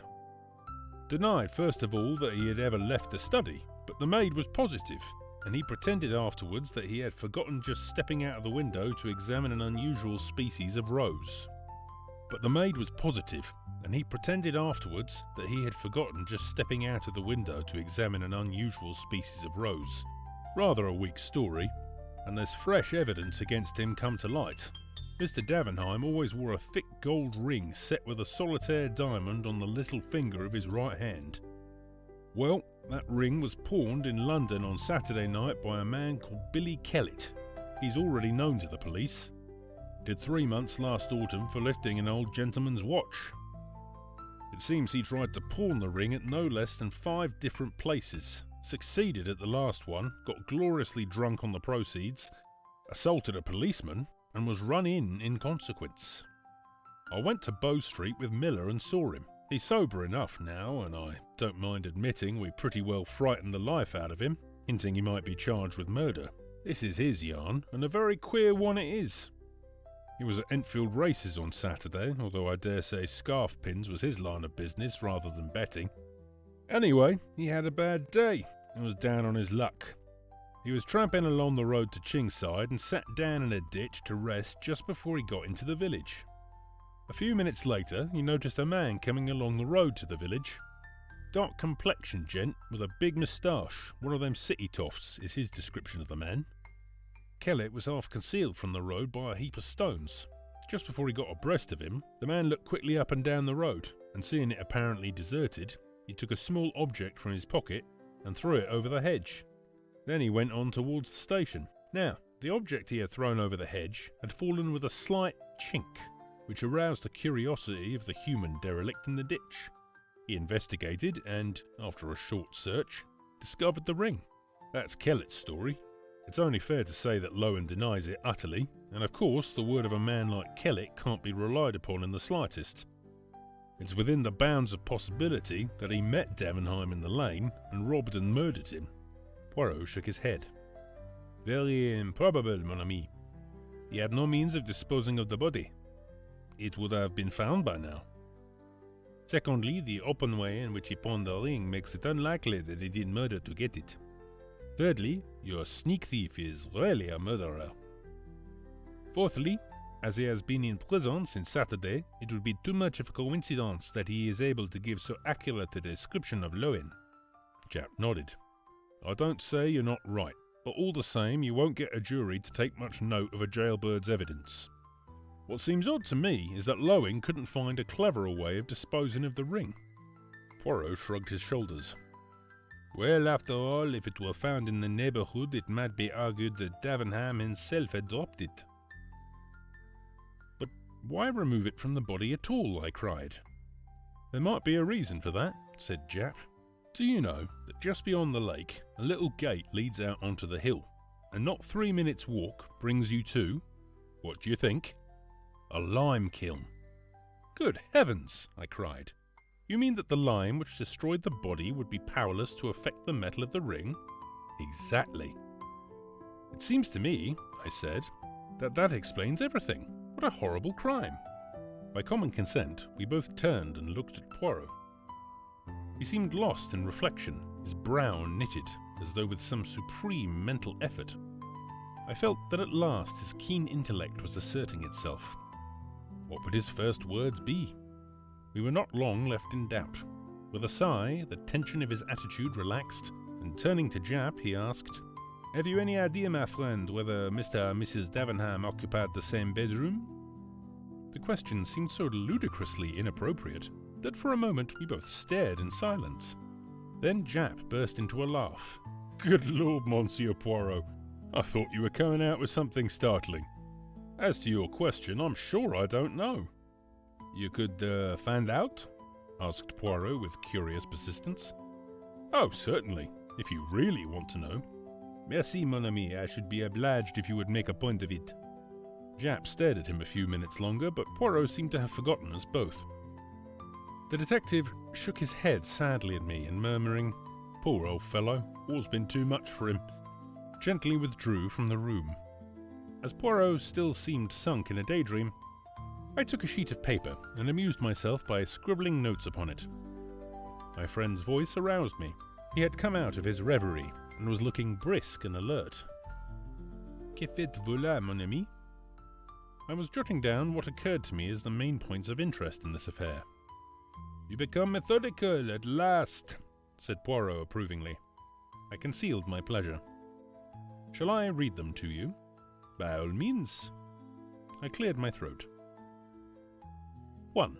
All the evidence points to Lowen having been the man who forced the safe. 2. He had a grudge against Davenheim. 3. He lied in his first statement that he had never left the study. 4. If you accept Billy Kellett's story as true, Lowen is unmistakably implicated. I paused. Well?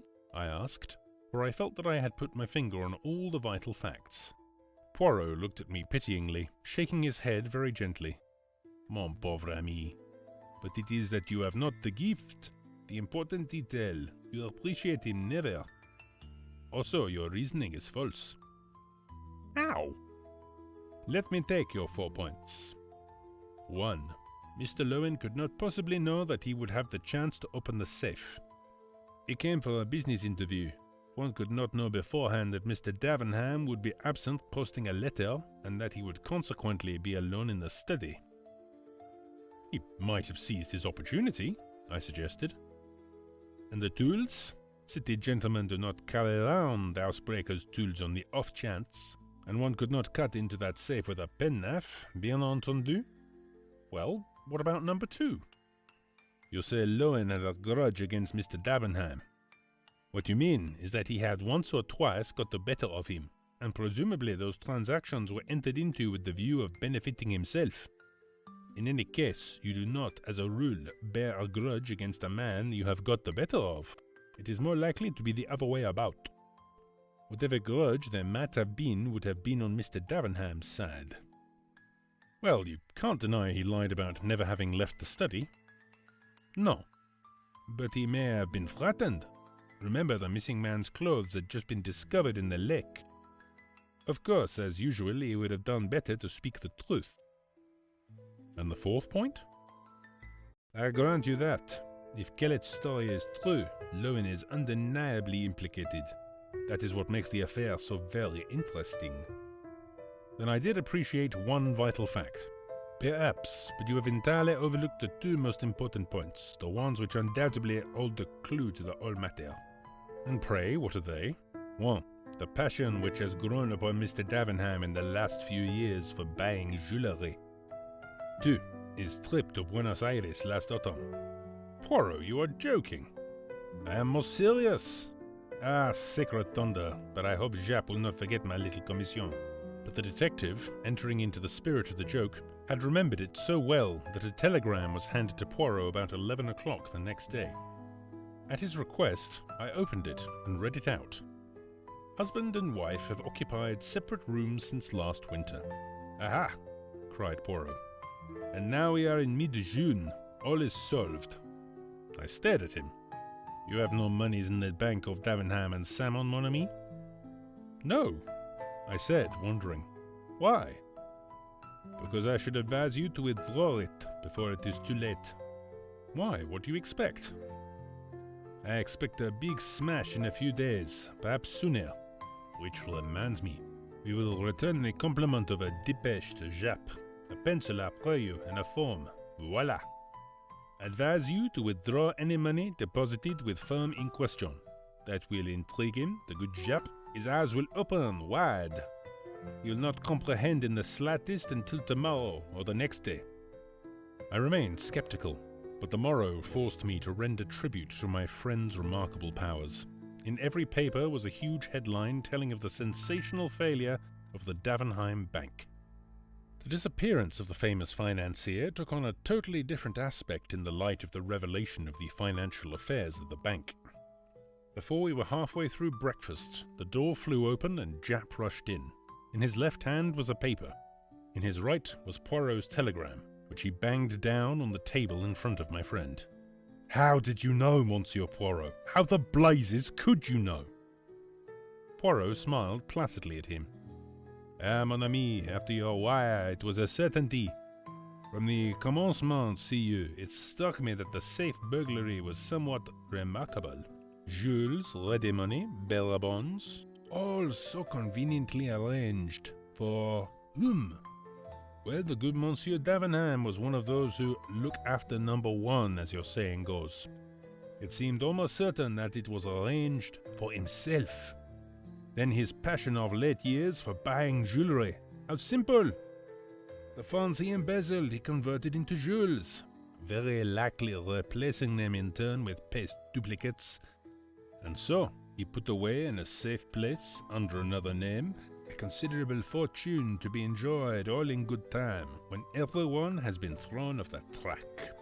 As arrangements completed, he makes an appointment with Mr. Lowen, who has been imprudent enough in the past to cross the great man once or twice, drills a hole in the safe, leaves orders that the guest is to be shown into the study, and walks out of the house. Where? Poirot stopped and stretched out his hand for another boiled egg. He frowned. It is really unsupportable, he murmured, that every hen lays an egg of a different size. What symmetry can there be on the breakfast table? At least they should sort them in dozens at the shop.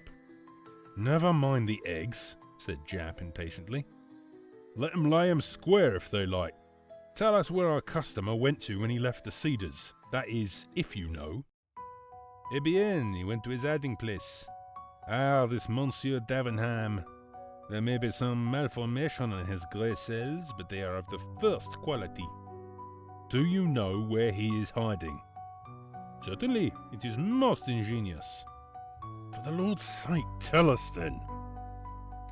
Poirot gently collected every fragment of shell from his plate, placed them in the egg cup, and reversed the empty eggshell on top of them. This little operation concluded, he smiled on the neat effect and then beamed affectionately on us both. Que, my friends, you are men of intelligence. Ask yourselves the question which I asked myself. If I were this man, where should I hide? Hastings, what do you say? Well, I said, I'm rather inclined to think I'd not do a bolt at all. I'd stay in London, in the heart of things. Travel by tubes and buses. 10 to 1 I'd never be recognised. There's safety in a crowd. Poirot turned inquiringly to Jap. I don't agree. Get clear away at once. That's the only chance. I would have had plenty of time to prepare things beforehand. I'd have a yacht waiting, with steam up, and I'd be off to one of the most out-of-the-way corners of the world before the hue and cry began. We both looked at Poirot. What do you say, monsieur? For a moment he remained silent. Then a very curious smile flitted across his face. My friends, if I were hiding from the police, do you know where I should hide? In a prison. What? You are seeking Monsieur Davenham in order to put him in prison, so you never dream of looking to see if he may not be already there. What do you mean? You tell me Madame Davenham is not a very intelligent woman. Nevertheless, I think that if you took her to Bow Street and confronted her with the man Billy Kellett, she would recognize him, in spite of the fact that he has shaved his beard and moustache and those bushy eyebrows, and has cropped his hair close. A woman nearly always knows her husband, though the rest of the world may be deceived. Billy Kellett? But he's known to the police.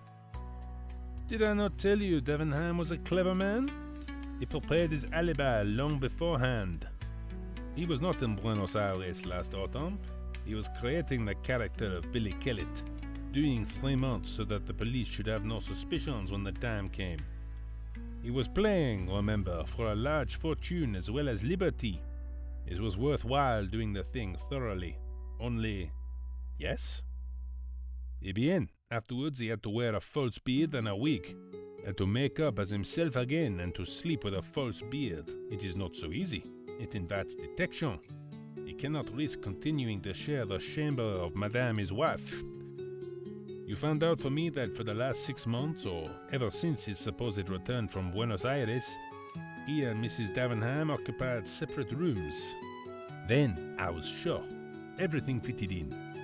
The gardener who fancied he saw his master going round to the side of the house was quite right. He went to the boathouse, donned his tramp clothes, which you may be sure had been safely hid on from the eyes of his valet, dropped the others in the lake, and proceeded to carry out his plan by pawning the ring in an obvious manner, and then assaulting a policeman, getting himself safely into the haven of Bow Street, where nobody would ever dream of looking for him. It's impossible, murmured Jap. Ask Madame, said my friend, smiling. The next day, a registered letter lay beside Poirot's plate. He opened it, and a £5 note fluttered out. My friend's brow puckered. Ah, sacré, but what shall I do with it? I have much remorse. Ce pauvre Jap. Ah, an idea. We will have a little dinner, we 3. That consoles me. It was really too easy. I am ashamed. I would not rob a child. Mille tonnerres. Mon ami, what have you that you laugh so heartily? End of The Disappearance of Mr. Davenham. Number 10. The Adventure of the Italian Nobleman. Poirot and I had many friends and acquaintances of an informal nature. Amongst these was to be numbered Dr. Hawker, a near neighbour of ours, and a member of the medical profession. It was the genial doctor's habit to drop in sometimes of an evening and have a chat with Poirot, of whose genius he was an ardent admirer. The doctor himself, frank and unsuspicious to the last degree, admired the talent so far removed from his own. On one particular evening in early June, he arrived about 8:30 and settled down to a comfortable discussion on the cheery topic of the prevalence of arsenical poisoning in crimes. It must have been about a quarter of an hour later when the door of our sitting room flew open and a distracted female precipitated herself into the room.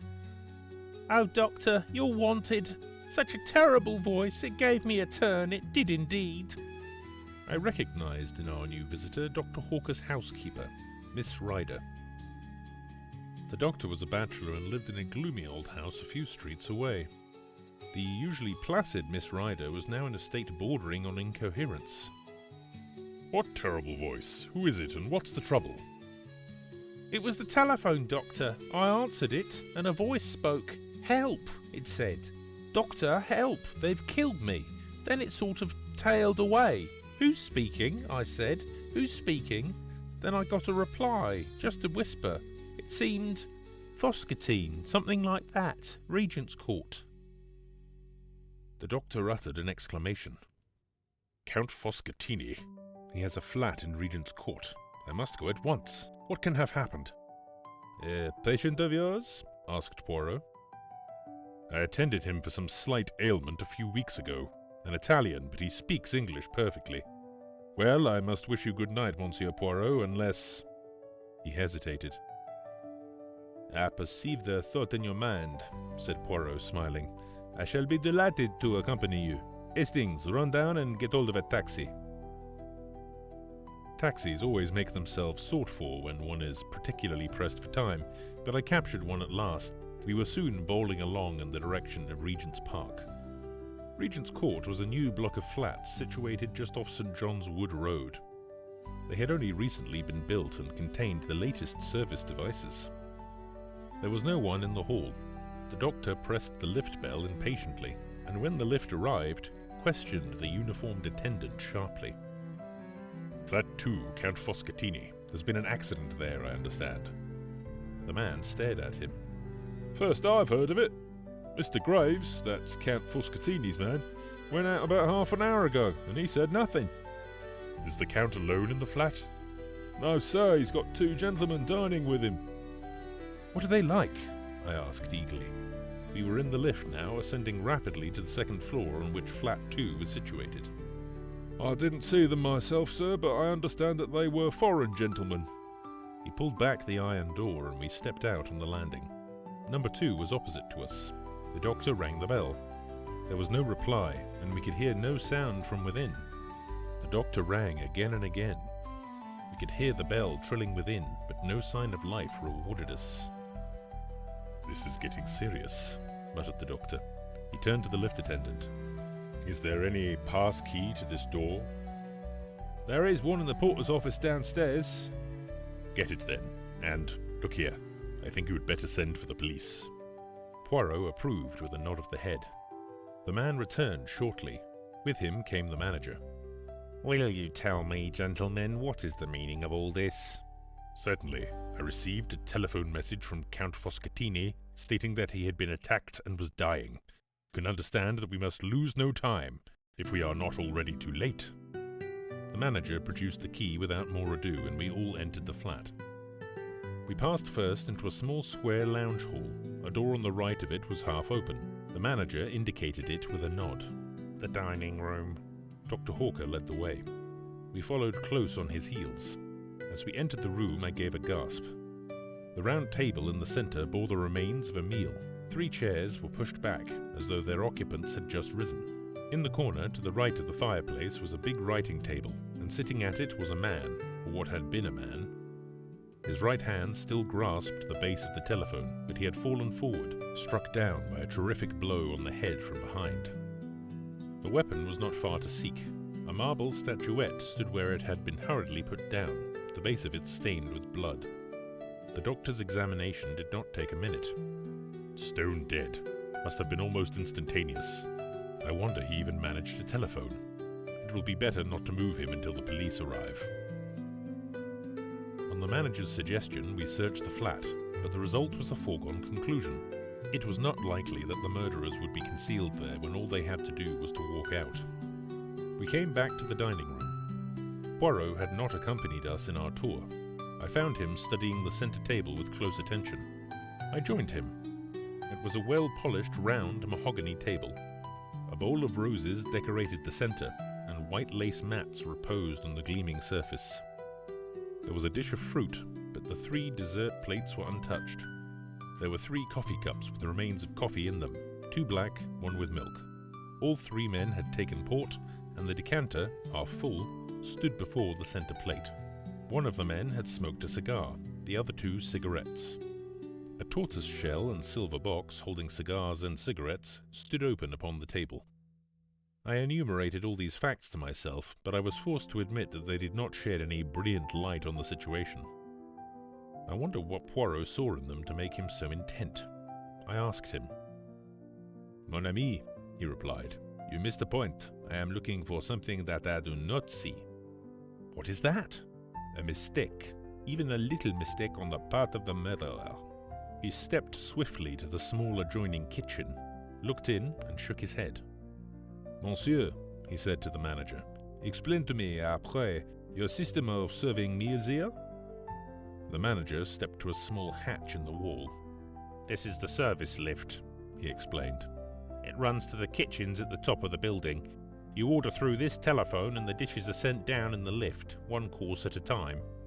The dirty plates and dishes are sent up in the same manner. No domestic worries, you understand, and at the same time you avoid the wearying publicity of always dining in a restaurant." Poirot nodded. "Then the plates and dishes that were used tonight are on high in the kitchen. You permit that I mount there?" "Oh, certainly, if you like. Roberts, the lift man, will take you up and introduce you, but I'm afraid you won't find anything that's of use. They're handling hundreds of plates and dishes, and they'll be all lumped together." Poirot remained firm, however, and together we visited the kitchens and questioned the man who had taken the order from flat 2. The order was given from the a la carte menu for 3, he explained. Soup julienne, filet de soleil normande, tournedos of beef, and a rice soufflé. What time? Just about 8 o'clock, I should say. No, I'm afraid the plates and dishes have all been washed up by now. Unfortunate. You were thinking of fingerprints, I suppose. Not exactly, said Poirot with an enigmatic smile. I am more interested in Count Foscatini's appetite. Did he partake of every dish? Aye, but of course I can't say how much of each he ate. The plates were all soiled and the dishes empty. That is to say, with the exception of the rice soufflé. There was a fair amount of that left. Ah, said Poirot, and seemed satisfied with the fact. As we descended to the flat again, he remarked in a low tone, We have decidedly to do with a man of method. Do you mean the murderer, or Count Foscatini? The latter was undoubtedly an orderly gentleman. After imploring help and announcing his approaching demise, he carefully hung up the telephone receiver. I stared at Poirot. His words now and his recent inquiries gave me the glimmering of an idea. You suspect poison? I breathed. The blow on the head was a blind. Poirot merely smiled. We re-entered the flat to find the local inspector of police had arrived with 2 constables. He was inclined to resent our appearance, but Poirot calmed him with the mention of our Scotland Yard friend, Inspector Japp, and we were accorded a grudging permission to remain. It was a lucky thing we were, for we had not been back 5 minutes before an agitated middle-aged man came rushing into the room with every appearance of grief and agitation. This was Graves, valet butler to the late Count Foscatini. The story he had to tell was a sensational one. On the previous morning, 2 gentlemen had called to see his master. They were Italians, and the elder of the 2, a man of about 40, gave his name as Signor Ascanio. The younger was a well-dressed lad of about 24. Count Foscatini was evidently prepared for their visit, and immediately sent Graves out on some trivial errand. Here the man paused and hesitated in his story. In the end, however, he admitted that, curious as to the purport of the interview, he had not obeyed immediately, but had lingered about endeavouring to hear something of what was going on. The conversation was carried on in so low a tone that he was not as successful as he had hoped, but he gathered enough to make it clear that some kind of monetary proposition was being discussed. and that the basis of it was a threat. The discussion was anything but amicable. In the end, Count Foschettini raised his voice slightly, and the listener heard these words clearly. "I have no time to argue further now, gentlemen. If you will dine with me tomorrow night at 8 o'clock, we will resume the discussion." Afraid of being discovered, Graves had then hurried out to do his master's errand. This evening, the two men had arrived punctually at 8.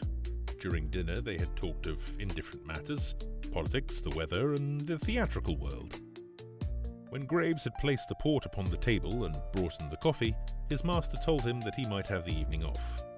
"Was that a usual proceeding of his when he had guests?" asked the inspector. "No, sir, it wasn't. That's what made me think it must be some business of a very unusual kind that he was going to discuss with these gentlemen." That finished Graves's story. He had gone out at about 8:30, and, meeting a friend, had accompanied him to the Metropolitan Music Hall in Edgware Road. Nobody had seen the two men leave, but the time of the murder was fixed clearly enough at 8:47. A small clock on the writing table had been swept off by Foschettini's arm and had stopped at that hour, which agreed with Miss Ryder's telephone summons. The police surgeon had made his examination of the body, and it was now lying on the couch. I saw the face for the first time, the olive complexion, the long nose, the luxuriant black moustache, and the full red lips drawn back from the dazzlingly white teeth. Not altogether a pleasant face. "Well," said the inspector, refastening his notebook, "the case seems clear enough. The only difficulty will be to lay our hands on this Signor Ascanio. I suppose his address is not in the dead man's pocketbook by any chance?" As Poirot had said, the late Foschettini was an orderly man. Neatly written in small, precise handwriting was the inscription, "Signor Paolo Ascanio, Grosvenor Hotel." The inspector buried himself at the telephone, then turned to us with a grin.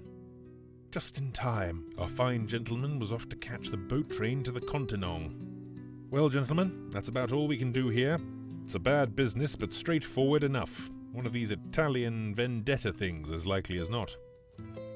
Thus airily dismissed, we found our way downstairs. Dr. Hawker was full of excitement. Like the beginning of a novel, eh? Real exciting stuff. Wouldn't believe it if you read about it. Poirot did not speak. He was very thoughtful. All the evening he had hardly opened his lips. "What says the master detective, eh?" asked Hawker, clapping him on the back.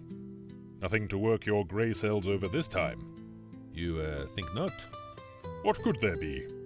"Well, for example, there is the window." "The window? But it was fastened. Nobody could have got out or in that way. I noticed it specially." "And why were you able to notice it?" The doctor looked puzzled. Poirot hastened to explain.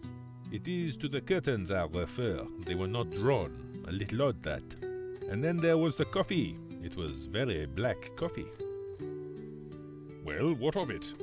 "Very black," repeated Poirot. "In conjunction with that, let us remember that very little of the last soufflé was eaten, and we get what?" "Moonshine," laughed the doctor. "You're pulling my leg." "Never do I pull the leg. Hastings here knows that I am perfectly serious." "I don't know what you're getting at all the same," I confessed. "You don't suspect the manservant, do you? He might have been in with the gang and put some dope in the coffee. I suppose they'll test his alibi." "Without doubt, my friend, but it is the alibi of Signor Ascanio that interests me." "You think he has an alibi?" "That is just what worries me. I have no doubt that we shall soon be enlightened on that point." The Daily Newsmonger enabled us to become conversant with succeeding events. Signor Ascanio was arrested and charged with the murder of Count Foschettini. When arrested, he denied knowing the Count, and declared he had never been near Regent's Court, either on the evening of the crime or on the previous morning. The younger man had disappeared entirely. Signor Ascanio had arrived alone at the Grosvenor Hotel from the Continent 2 days before the murder. All efforts to trace the second man failed. Ascanio, however, was not sent for trial. No less a personage than the Italian ambassador himself came forward and testified at the police court proceedings that Ascanio had been with him at the embassy from 8 till 9 that evening. The prisoner was discharged. Naturally, a lot of people thought that the crime was a political one, and was being deliberately hushed up. Poirot had taken a keen interest in all these points. Nevertheless, I was somewhat surprised when he suddenly informed me one morning that he was expecting a visitor at 11 o'clock, and that visitor was none other than Ascanio himself. He wishes to consult you? Du tout, Hastings. I wish to consult him. What about? The Regent's Court murder. Are you going to prove that he did it? A man cannot be tried twice for murder, Hastings. Endeavor to have the common sense. Ah, that is our friend's ring. A few minutes later, Signor Ascanio was ushered in, a small, thin man with a secretive and furtive glance in his eyes. He remained standing, darting suspicious glances from one to the other of us. Monsieur Poirot. My little friend tapped himself gently on the chest. Be seated, senor. You received my note. I am determined to get to the bottom of this mystery. In some small measure, you can aid me. Let us commence. You, in company with a friend, visited the late Count Foscatini on the morning of Tuesday the 9th. The Italian made an angry gesture. I did nothing of the sort. I have sworn in court. Precisement. And I have a little idea that you have sworn falsely. You threaten me. Bah! I have nothing to fear from you. I have been acquitted. Exactly. And as I am not an imbecile, it is not with the gallows I threaten you, but with publicity. Publicity. I see that you do not like the word. I had an idea that you would not. My little ideas, you know, they are very valuable to me. Come, senor, your only chance is to be frank with me. I do not ask to know whose indiscretions brought you to England. I know this much. You came for the especial purpose of seeing Count Foscatini. He was not a count, growled the Italian. I have already noted the fact that his name does not appear in the Almanac de Gotha. Never mind, the title of Count is often useful in the profession of blackmailing. I suppose I might as well be frank. You seem to know a good deal. I have employed my grey cells to some advantage. Come, Signor Ascanio. You visited the dead man on Tuesday morning. That is so, is it not? Yes, but I never went there on the following evening. There was no need. I will tell you all. Certain information concerning a man of a great position in Italy had come into this scoundrel's possession. He demanded a bigger sum of money in return for the papers. I came over to England to arrange the matter. I called upon him by appointment that morning. One of the young secretaries of the embassy was with me. The Count was more reasonable than I had hoped, although even the sum of money I paid him was a huge one. Pardon, how was it paid? In Italian notes of comparatively small denomination. I paid over the money then and there. He handed me the incriminating papers. I never saw him again. Why did you not say all this when you were arrested? In my delicate position, I was forced to deny any association with the man. And how do you account for the events of the evening, then? I can only think that someone must have deliberately impersonated me. I understand that no money was found in the flat. Poirot looked at him and shook his head. Strange, he murmured. We all have the little grey cells, and so few of us know how to use them. Good morning, Senor Ascanio. I believe your story. It is very much as I had imagined, but I had to make sure. After bowing his guest out, Poirot returned to his armchair and smiled at me. Let us hear Monsieur le Capitaine Hastings on the case. Well, I suppose Ascanio was right. Somebody impersonated him. Never, never will you use the brains the good God has given you. Recall to yourself some words I uttered after leaving the flat that night. I referred to the window curtains not being drawn. We are in the month of June. It is still light at 8 o'clock. The light is failing by 1:30. Ça vous dit quelque chose? I perceive a struggling impression that you will arrive someday. Now let us continue. The coffee was, as I said, very black. Count Foscatini's teeth were magnificently white. Coffee stains the teeth. We reason from that Count Foscatini did not drink any coffee. Yet there was coffee in all 3 cups. Why should anyone pretend Count Foscatini had drunk coffee when he had not done so? I shook my head, utterly bewildered. Come, I will help you. What evidence have we that Ascanio and his friend, or two men posing as them, ever came to the flat that night? Nobody saw them go in, nobody saw them go out. We have the evidence of one man and of a host of inanimate objects. You mean? I mean knives and forks and plates and empty dishes. Ah, but it was a clever idea. Graves is a thief and a scoundrel. But what a man of method!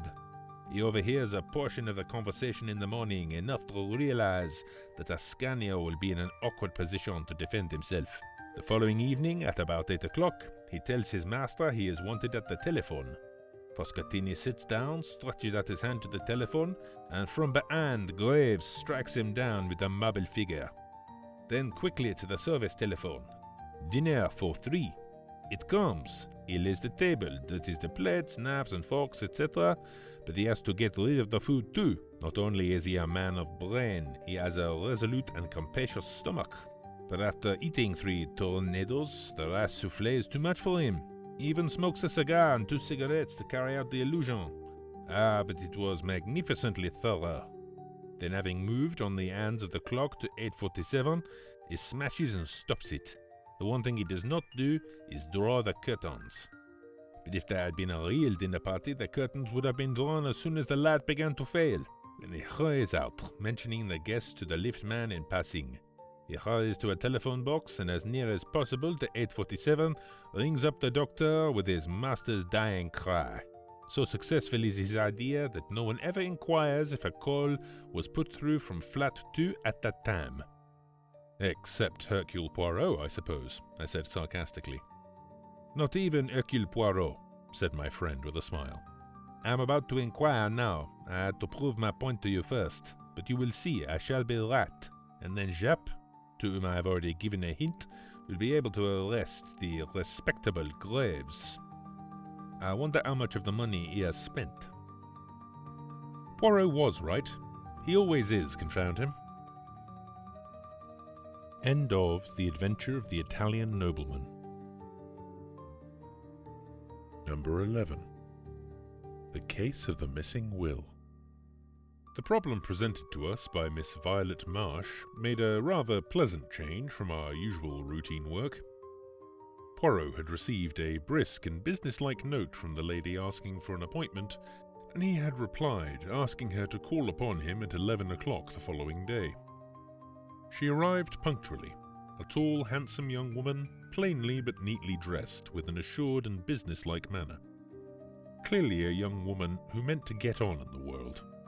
I am not a great admirer of the so-called new woman myself, and, in spite of her good looks, I was not particularly prepossessed in her favour. "My business is of a somewhat unusual nature, Monsieur Poirot," she began after she had accepted a chair. "I had better begin at the beginning and tell you the whole story." "If you please, mademoiselle." "I am an orphan. My father was one of 2 brothers, sons of a small yeoman farmer in Devonshire.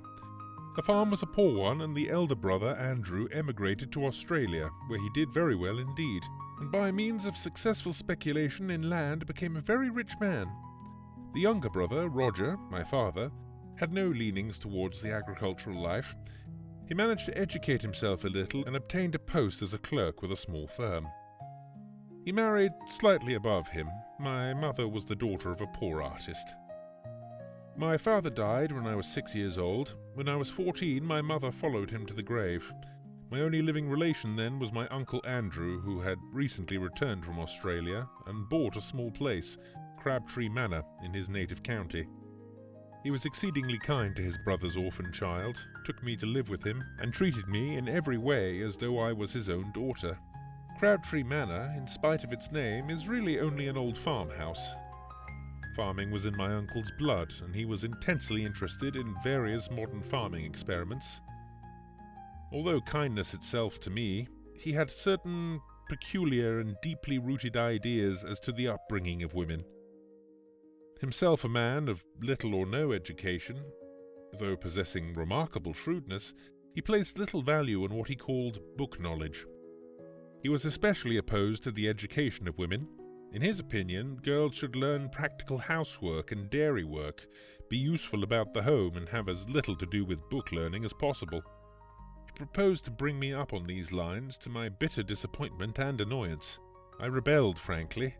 I knew that I possessed a good brain, and had absolutely no talent for domestic duties. My uncle and I had many bitter arguments on the subject, for though much attached to each other, we were both self-willed. I was lucky enough to win a scholarship, and up to a certain point was successful in getting my own way. A crisis arose when I resolved to go to Girton. I had a little money of my own, left me by my mother, and I was quite determined to make the best use of the gifts God had given me. I had one long, final argument with my uncle. He put the facts plainly before me. He had no other relations, and he had intended me to be his sole heiress. As I have told you, he was a very rich man.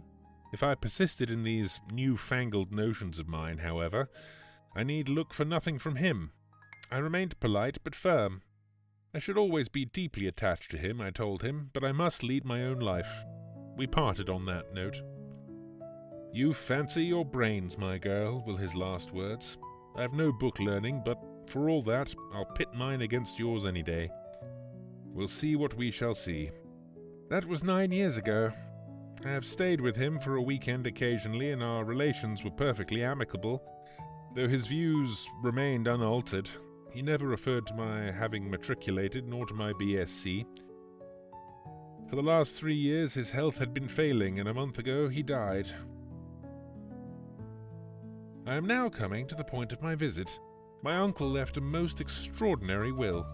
By its terms, Crabtree Manor and its contents are to be put at my disposal for a year from his death, during which time my clever niece may prove her wits, the actual words run.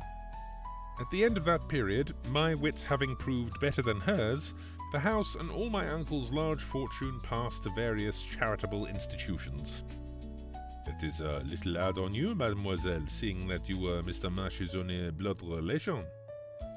I do not look on it that way. Uncle Andrew warned me fairly, and I chose my own path. Since I would not fall in with his wishes, he was at perfect liberty to leave his money to whom he pleased. Was the will drawn up by a lawyer? No, it was written on a printed will form and witnessed by the man and his wife who live in the house and do for my uncle. There might be a possibility of upsetting such a will? I would not even attempt to do such a thing. You regard it then as a sporting challenge on the part of your uncle? That is exactly how I look upon it. It bears that interpretation, certainly, said Poirot thoughtfully. Somewhere in this rambling old manor house your uncle has concealed either a sum of money in notes or possibly a second will, and has given you a year on which to exercise your ingenuity to find it. Exactly, Monsieur Poirot, and I am paying you the compliment of assuming that your ingenuity will be greater than mine. Eh, but that is very charming of you. My grey cells are at your disposal. You have made no search yourself? Only a cursory one, but I have too much respect for my uncle's undoubted abilities to fancy that the task will be an easy one. Have you the will or a copy of it with you? Miss Marsh handed a document across the table. Poirot ran through it, nodding to himself. Made 3 years ago, dated March 25, and the time is given also, 11 a.m. That is very suggestive. It narrows the field of search. Assuredly, it is another will we have to seek for. A will made even half an hour later would upset this. Eh bien, mademoiselle, it is a problem charming and ingenious that you have presented to me here. I shall have all the pleasure in the world in solving it for you. Granted that your uncle was a man of ability, his grey cells cannot have been of the quality of Hercule Poirot's. Really, Poirot's vanity is blatant. Fortunately, I have nothing of moment on hand at the minute. Hastings and I will go down to Crabtree Manor tonight. The man and wife who attended on your uncle are still there, I presume? Yes, their name is Baker. The following morning saw us started on the hunt proper. We had arrived the night before. Mr. and Mrs. Baker, having received a telegram from Miss Marsh, were expecting us. They were a pleasant couple, the man gnarled and pink-cheeked like a shriveled pippin, and his wife a woman of vast proportions and true Devonshire calm. Tired with our journey and the 8-mile drive from the station, we had retired at once to bed after a supper of roast chicken, apple pie, and Devonshire cream. We had now disposed of an excellent breakfast, and were sitting in a small panelled room which had been the late Mr. Marsh's study and living room. A roll-top desk stuffed with papers, all neatly docketed, stood against the wall, and a big leather armchair showed plainly that it had been its owner's constant resting place. A big chintz-covered settee ran along the opposite wall, and the deep, low window seats were covered with the same faded chintz of an old-fashioned pattern. "Eh bien, mon ami," said Poirot, lighting one of his tiny cigarettes. "We must map out our plan of campaign. Already I have made a rough survey of the house, but I am of the opinion that any clue will be found in this room. We shall have to go through the documents in the desk with meticulous care. Naturally, I do not expect to find a will amongst them, but it is likely that some apparently incoherent paper may conceal the clue to its hiding place. But first, we must have a little information. Ring the bell après of you." I did so. While we were waiting for it to be answered, Poirot walked up and down, looking about him approvingly. "A man of method is Mr. Marsh. See how neatly the packets of papers are docketed. Then the key to each drawer has its ivory label. So has the key of the china cabinet on the wall. And see with what precision the china within is arranged. It rejoices the heart. Nothing here offends the eye." He came to an abrupt pause, as his eye was caught by the key of the desk itself, to which a dirty envelope was affixed.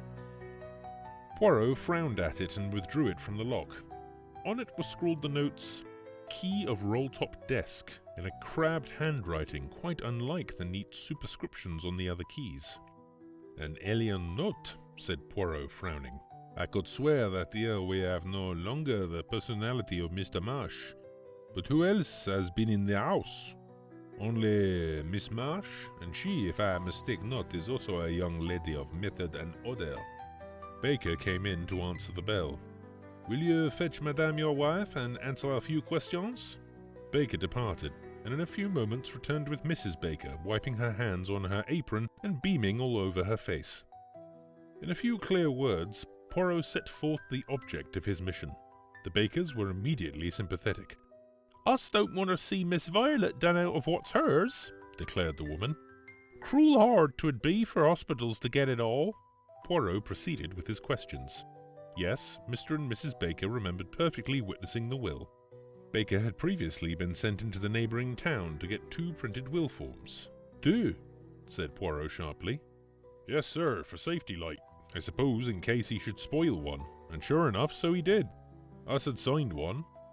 What time of day was that?" Baker scratched his head, but his wife was quicker. "Why, to be sure, I just put the milk on for the cocoa at 11. Don't you remember? It all boiled over on the stove when us got back to the kitchen." "And afterwards?" "'Twould be about an hour later. Us had to go in again. 'I've made a mistake,' says old master, and had to tear the whole thing up. 'I'll trouble you to sign again.' And us did. And afterwards master give us a tidy sum of money each.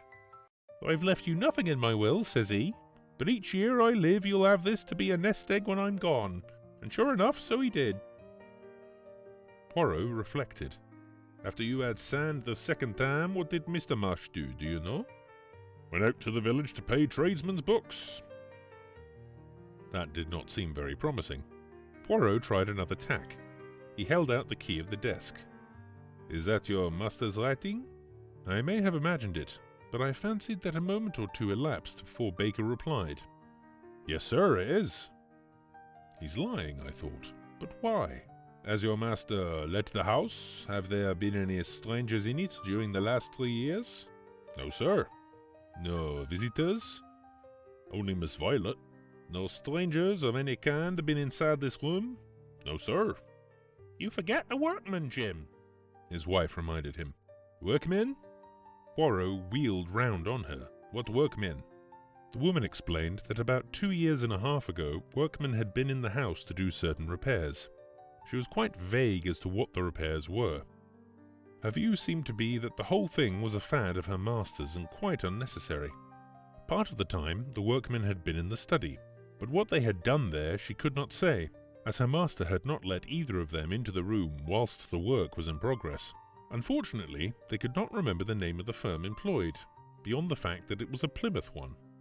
"We progress, Hastings," said Poirot, rubbing his hands as the bakers left the room.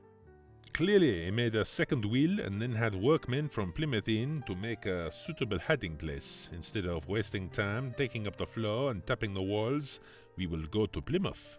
With a little trouble, we were able to get the information we wanted. After one or two essays, we found the firm employed by Mr. Marsh. Their employees had all been with them many years, and it was easy to find the two men who had worked under Mr. Marsh's orders. They remembered the job perfectly.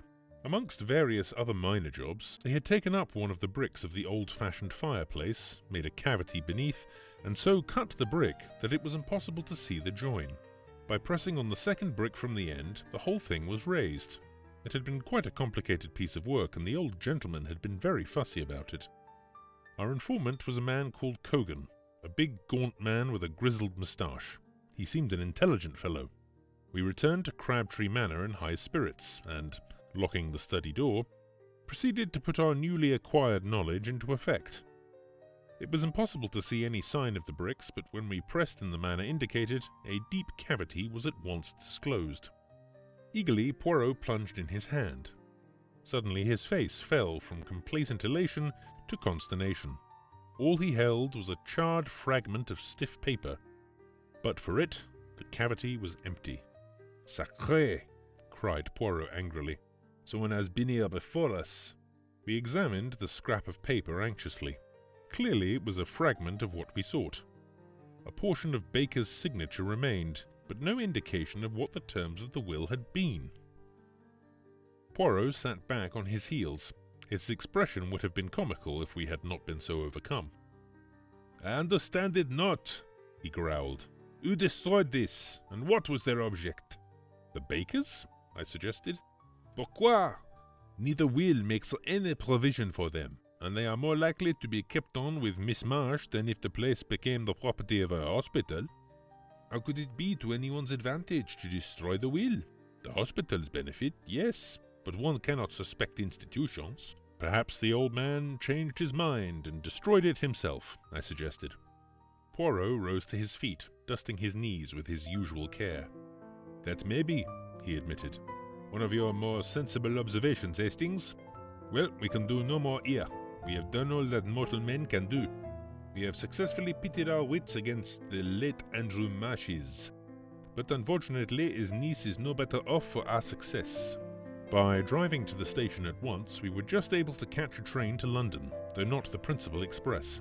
Poirot was sad and dissatisfied. For my part, I was tired and dozed in a corner. Suddenly, as we were just moving out of Taunton, Poirot uttered a piercing squeal. "Vite, Hastings! Awake and jump! But jump, I say!" Before I knew where I was, we were standing on the platform, bareheaded and minus our valises, while the train disappeared into the night. I was furious, but Poirot paid no attention. "Imbecile that I have been!" he cried. "Triple imbecile! Not again will I want my little grey cells." "It's a good job at any rate," I said grumpily. "But what is this all about?" As usual, when following out his own ideas, Poirot paid absolutely no attention to me. "The tradesmen's books. I have left them entirely out of account." "Yes, but where? Where?" "Never mind. I cannot be mistaken. We must return at once." Easier said than done.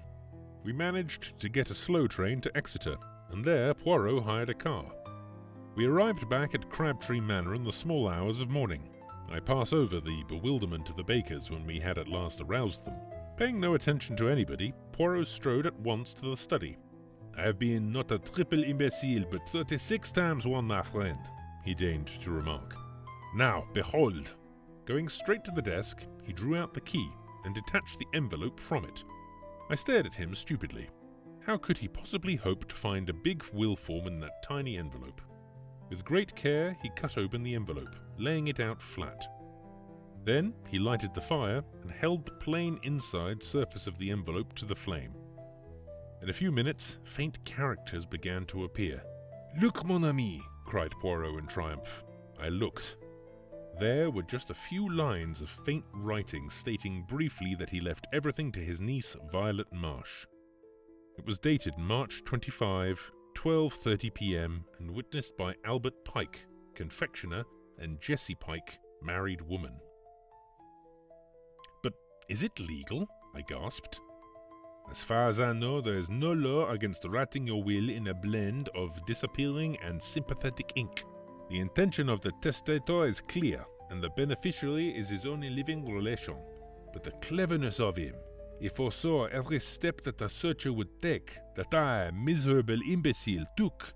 He gets 2 will forms, makes the servant sign twice, then sallies out with his will written on the inside of a dirty envelope on a fountain pen containing his little ink mixture.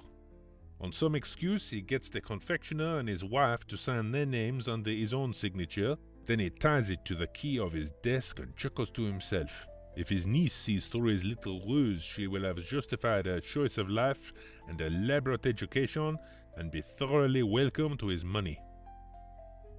She didn't see through it, did she? I said slowly. "It seems rather unfair. The old man really won." "But no, Hastings, it is your wits that go astray. Miss Marsh proved the astuteness of her wits and the value of the higher education for women by at once putting the matter in my hands. Always employ the expert. She has amply proved her right to the money." I very much wonder what old Andrew Marsh would have thought. End of The Case of the Missing Will. End of Poirot Investigates by Agatha Christie. Read by Luke Roberts for Sleep Audiobooks. We hope you enjoyed this Sleep Audiobooks exclusive reading. We hope you enjoyed tonight's Sleep audiobook. If you liked this audiobook and want to listen to more, please check out our channel at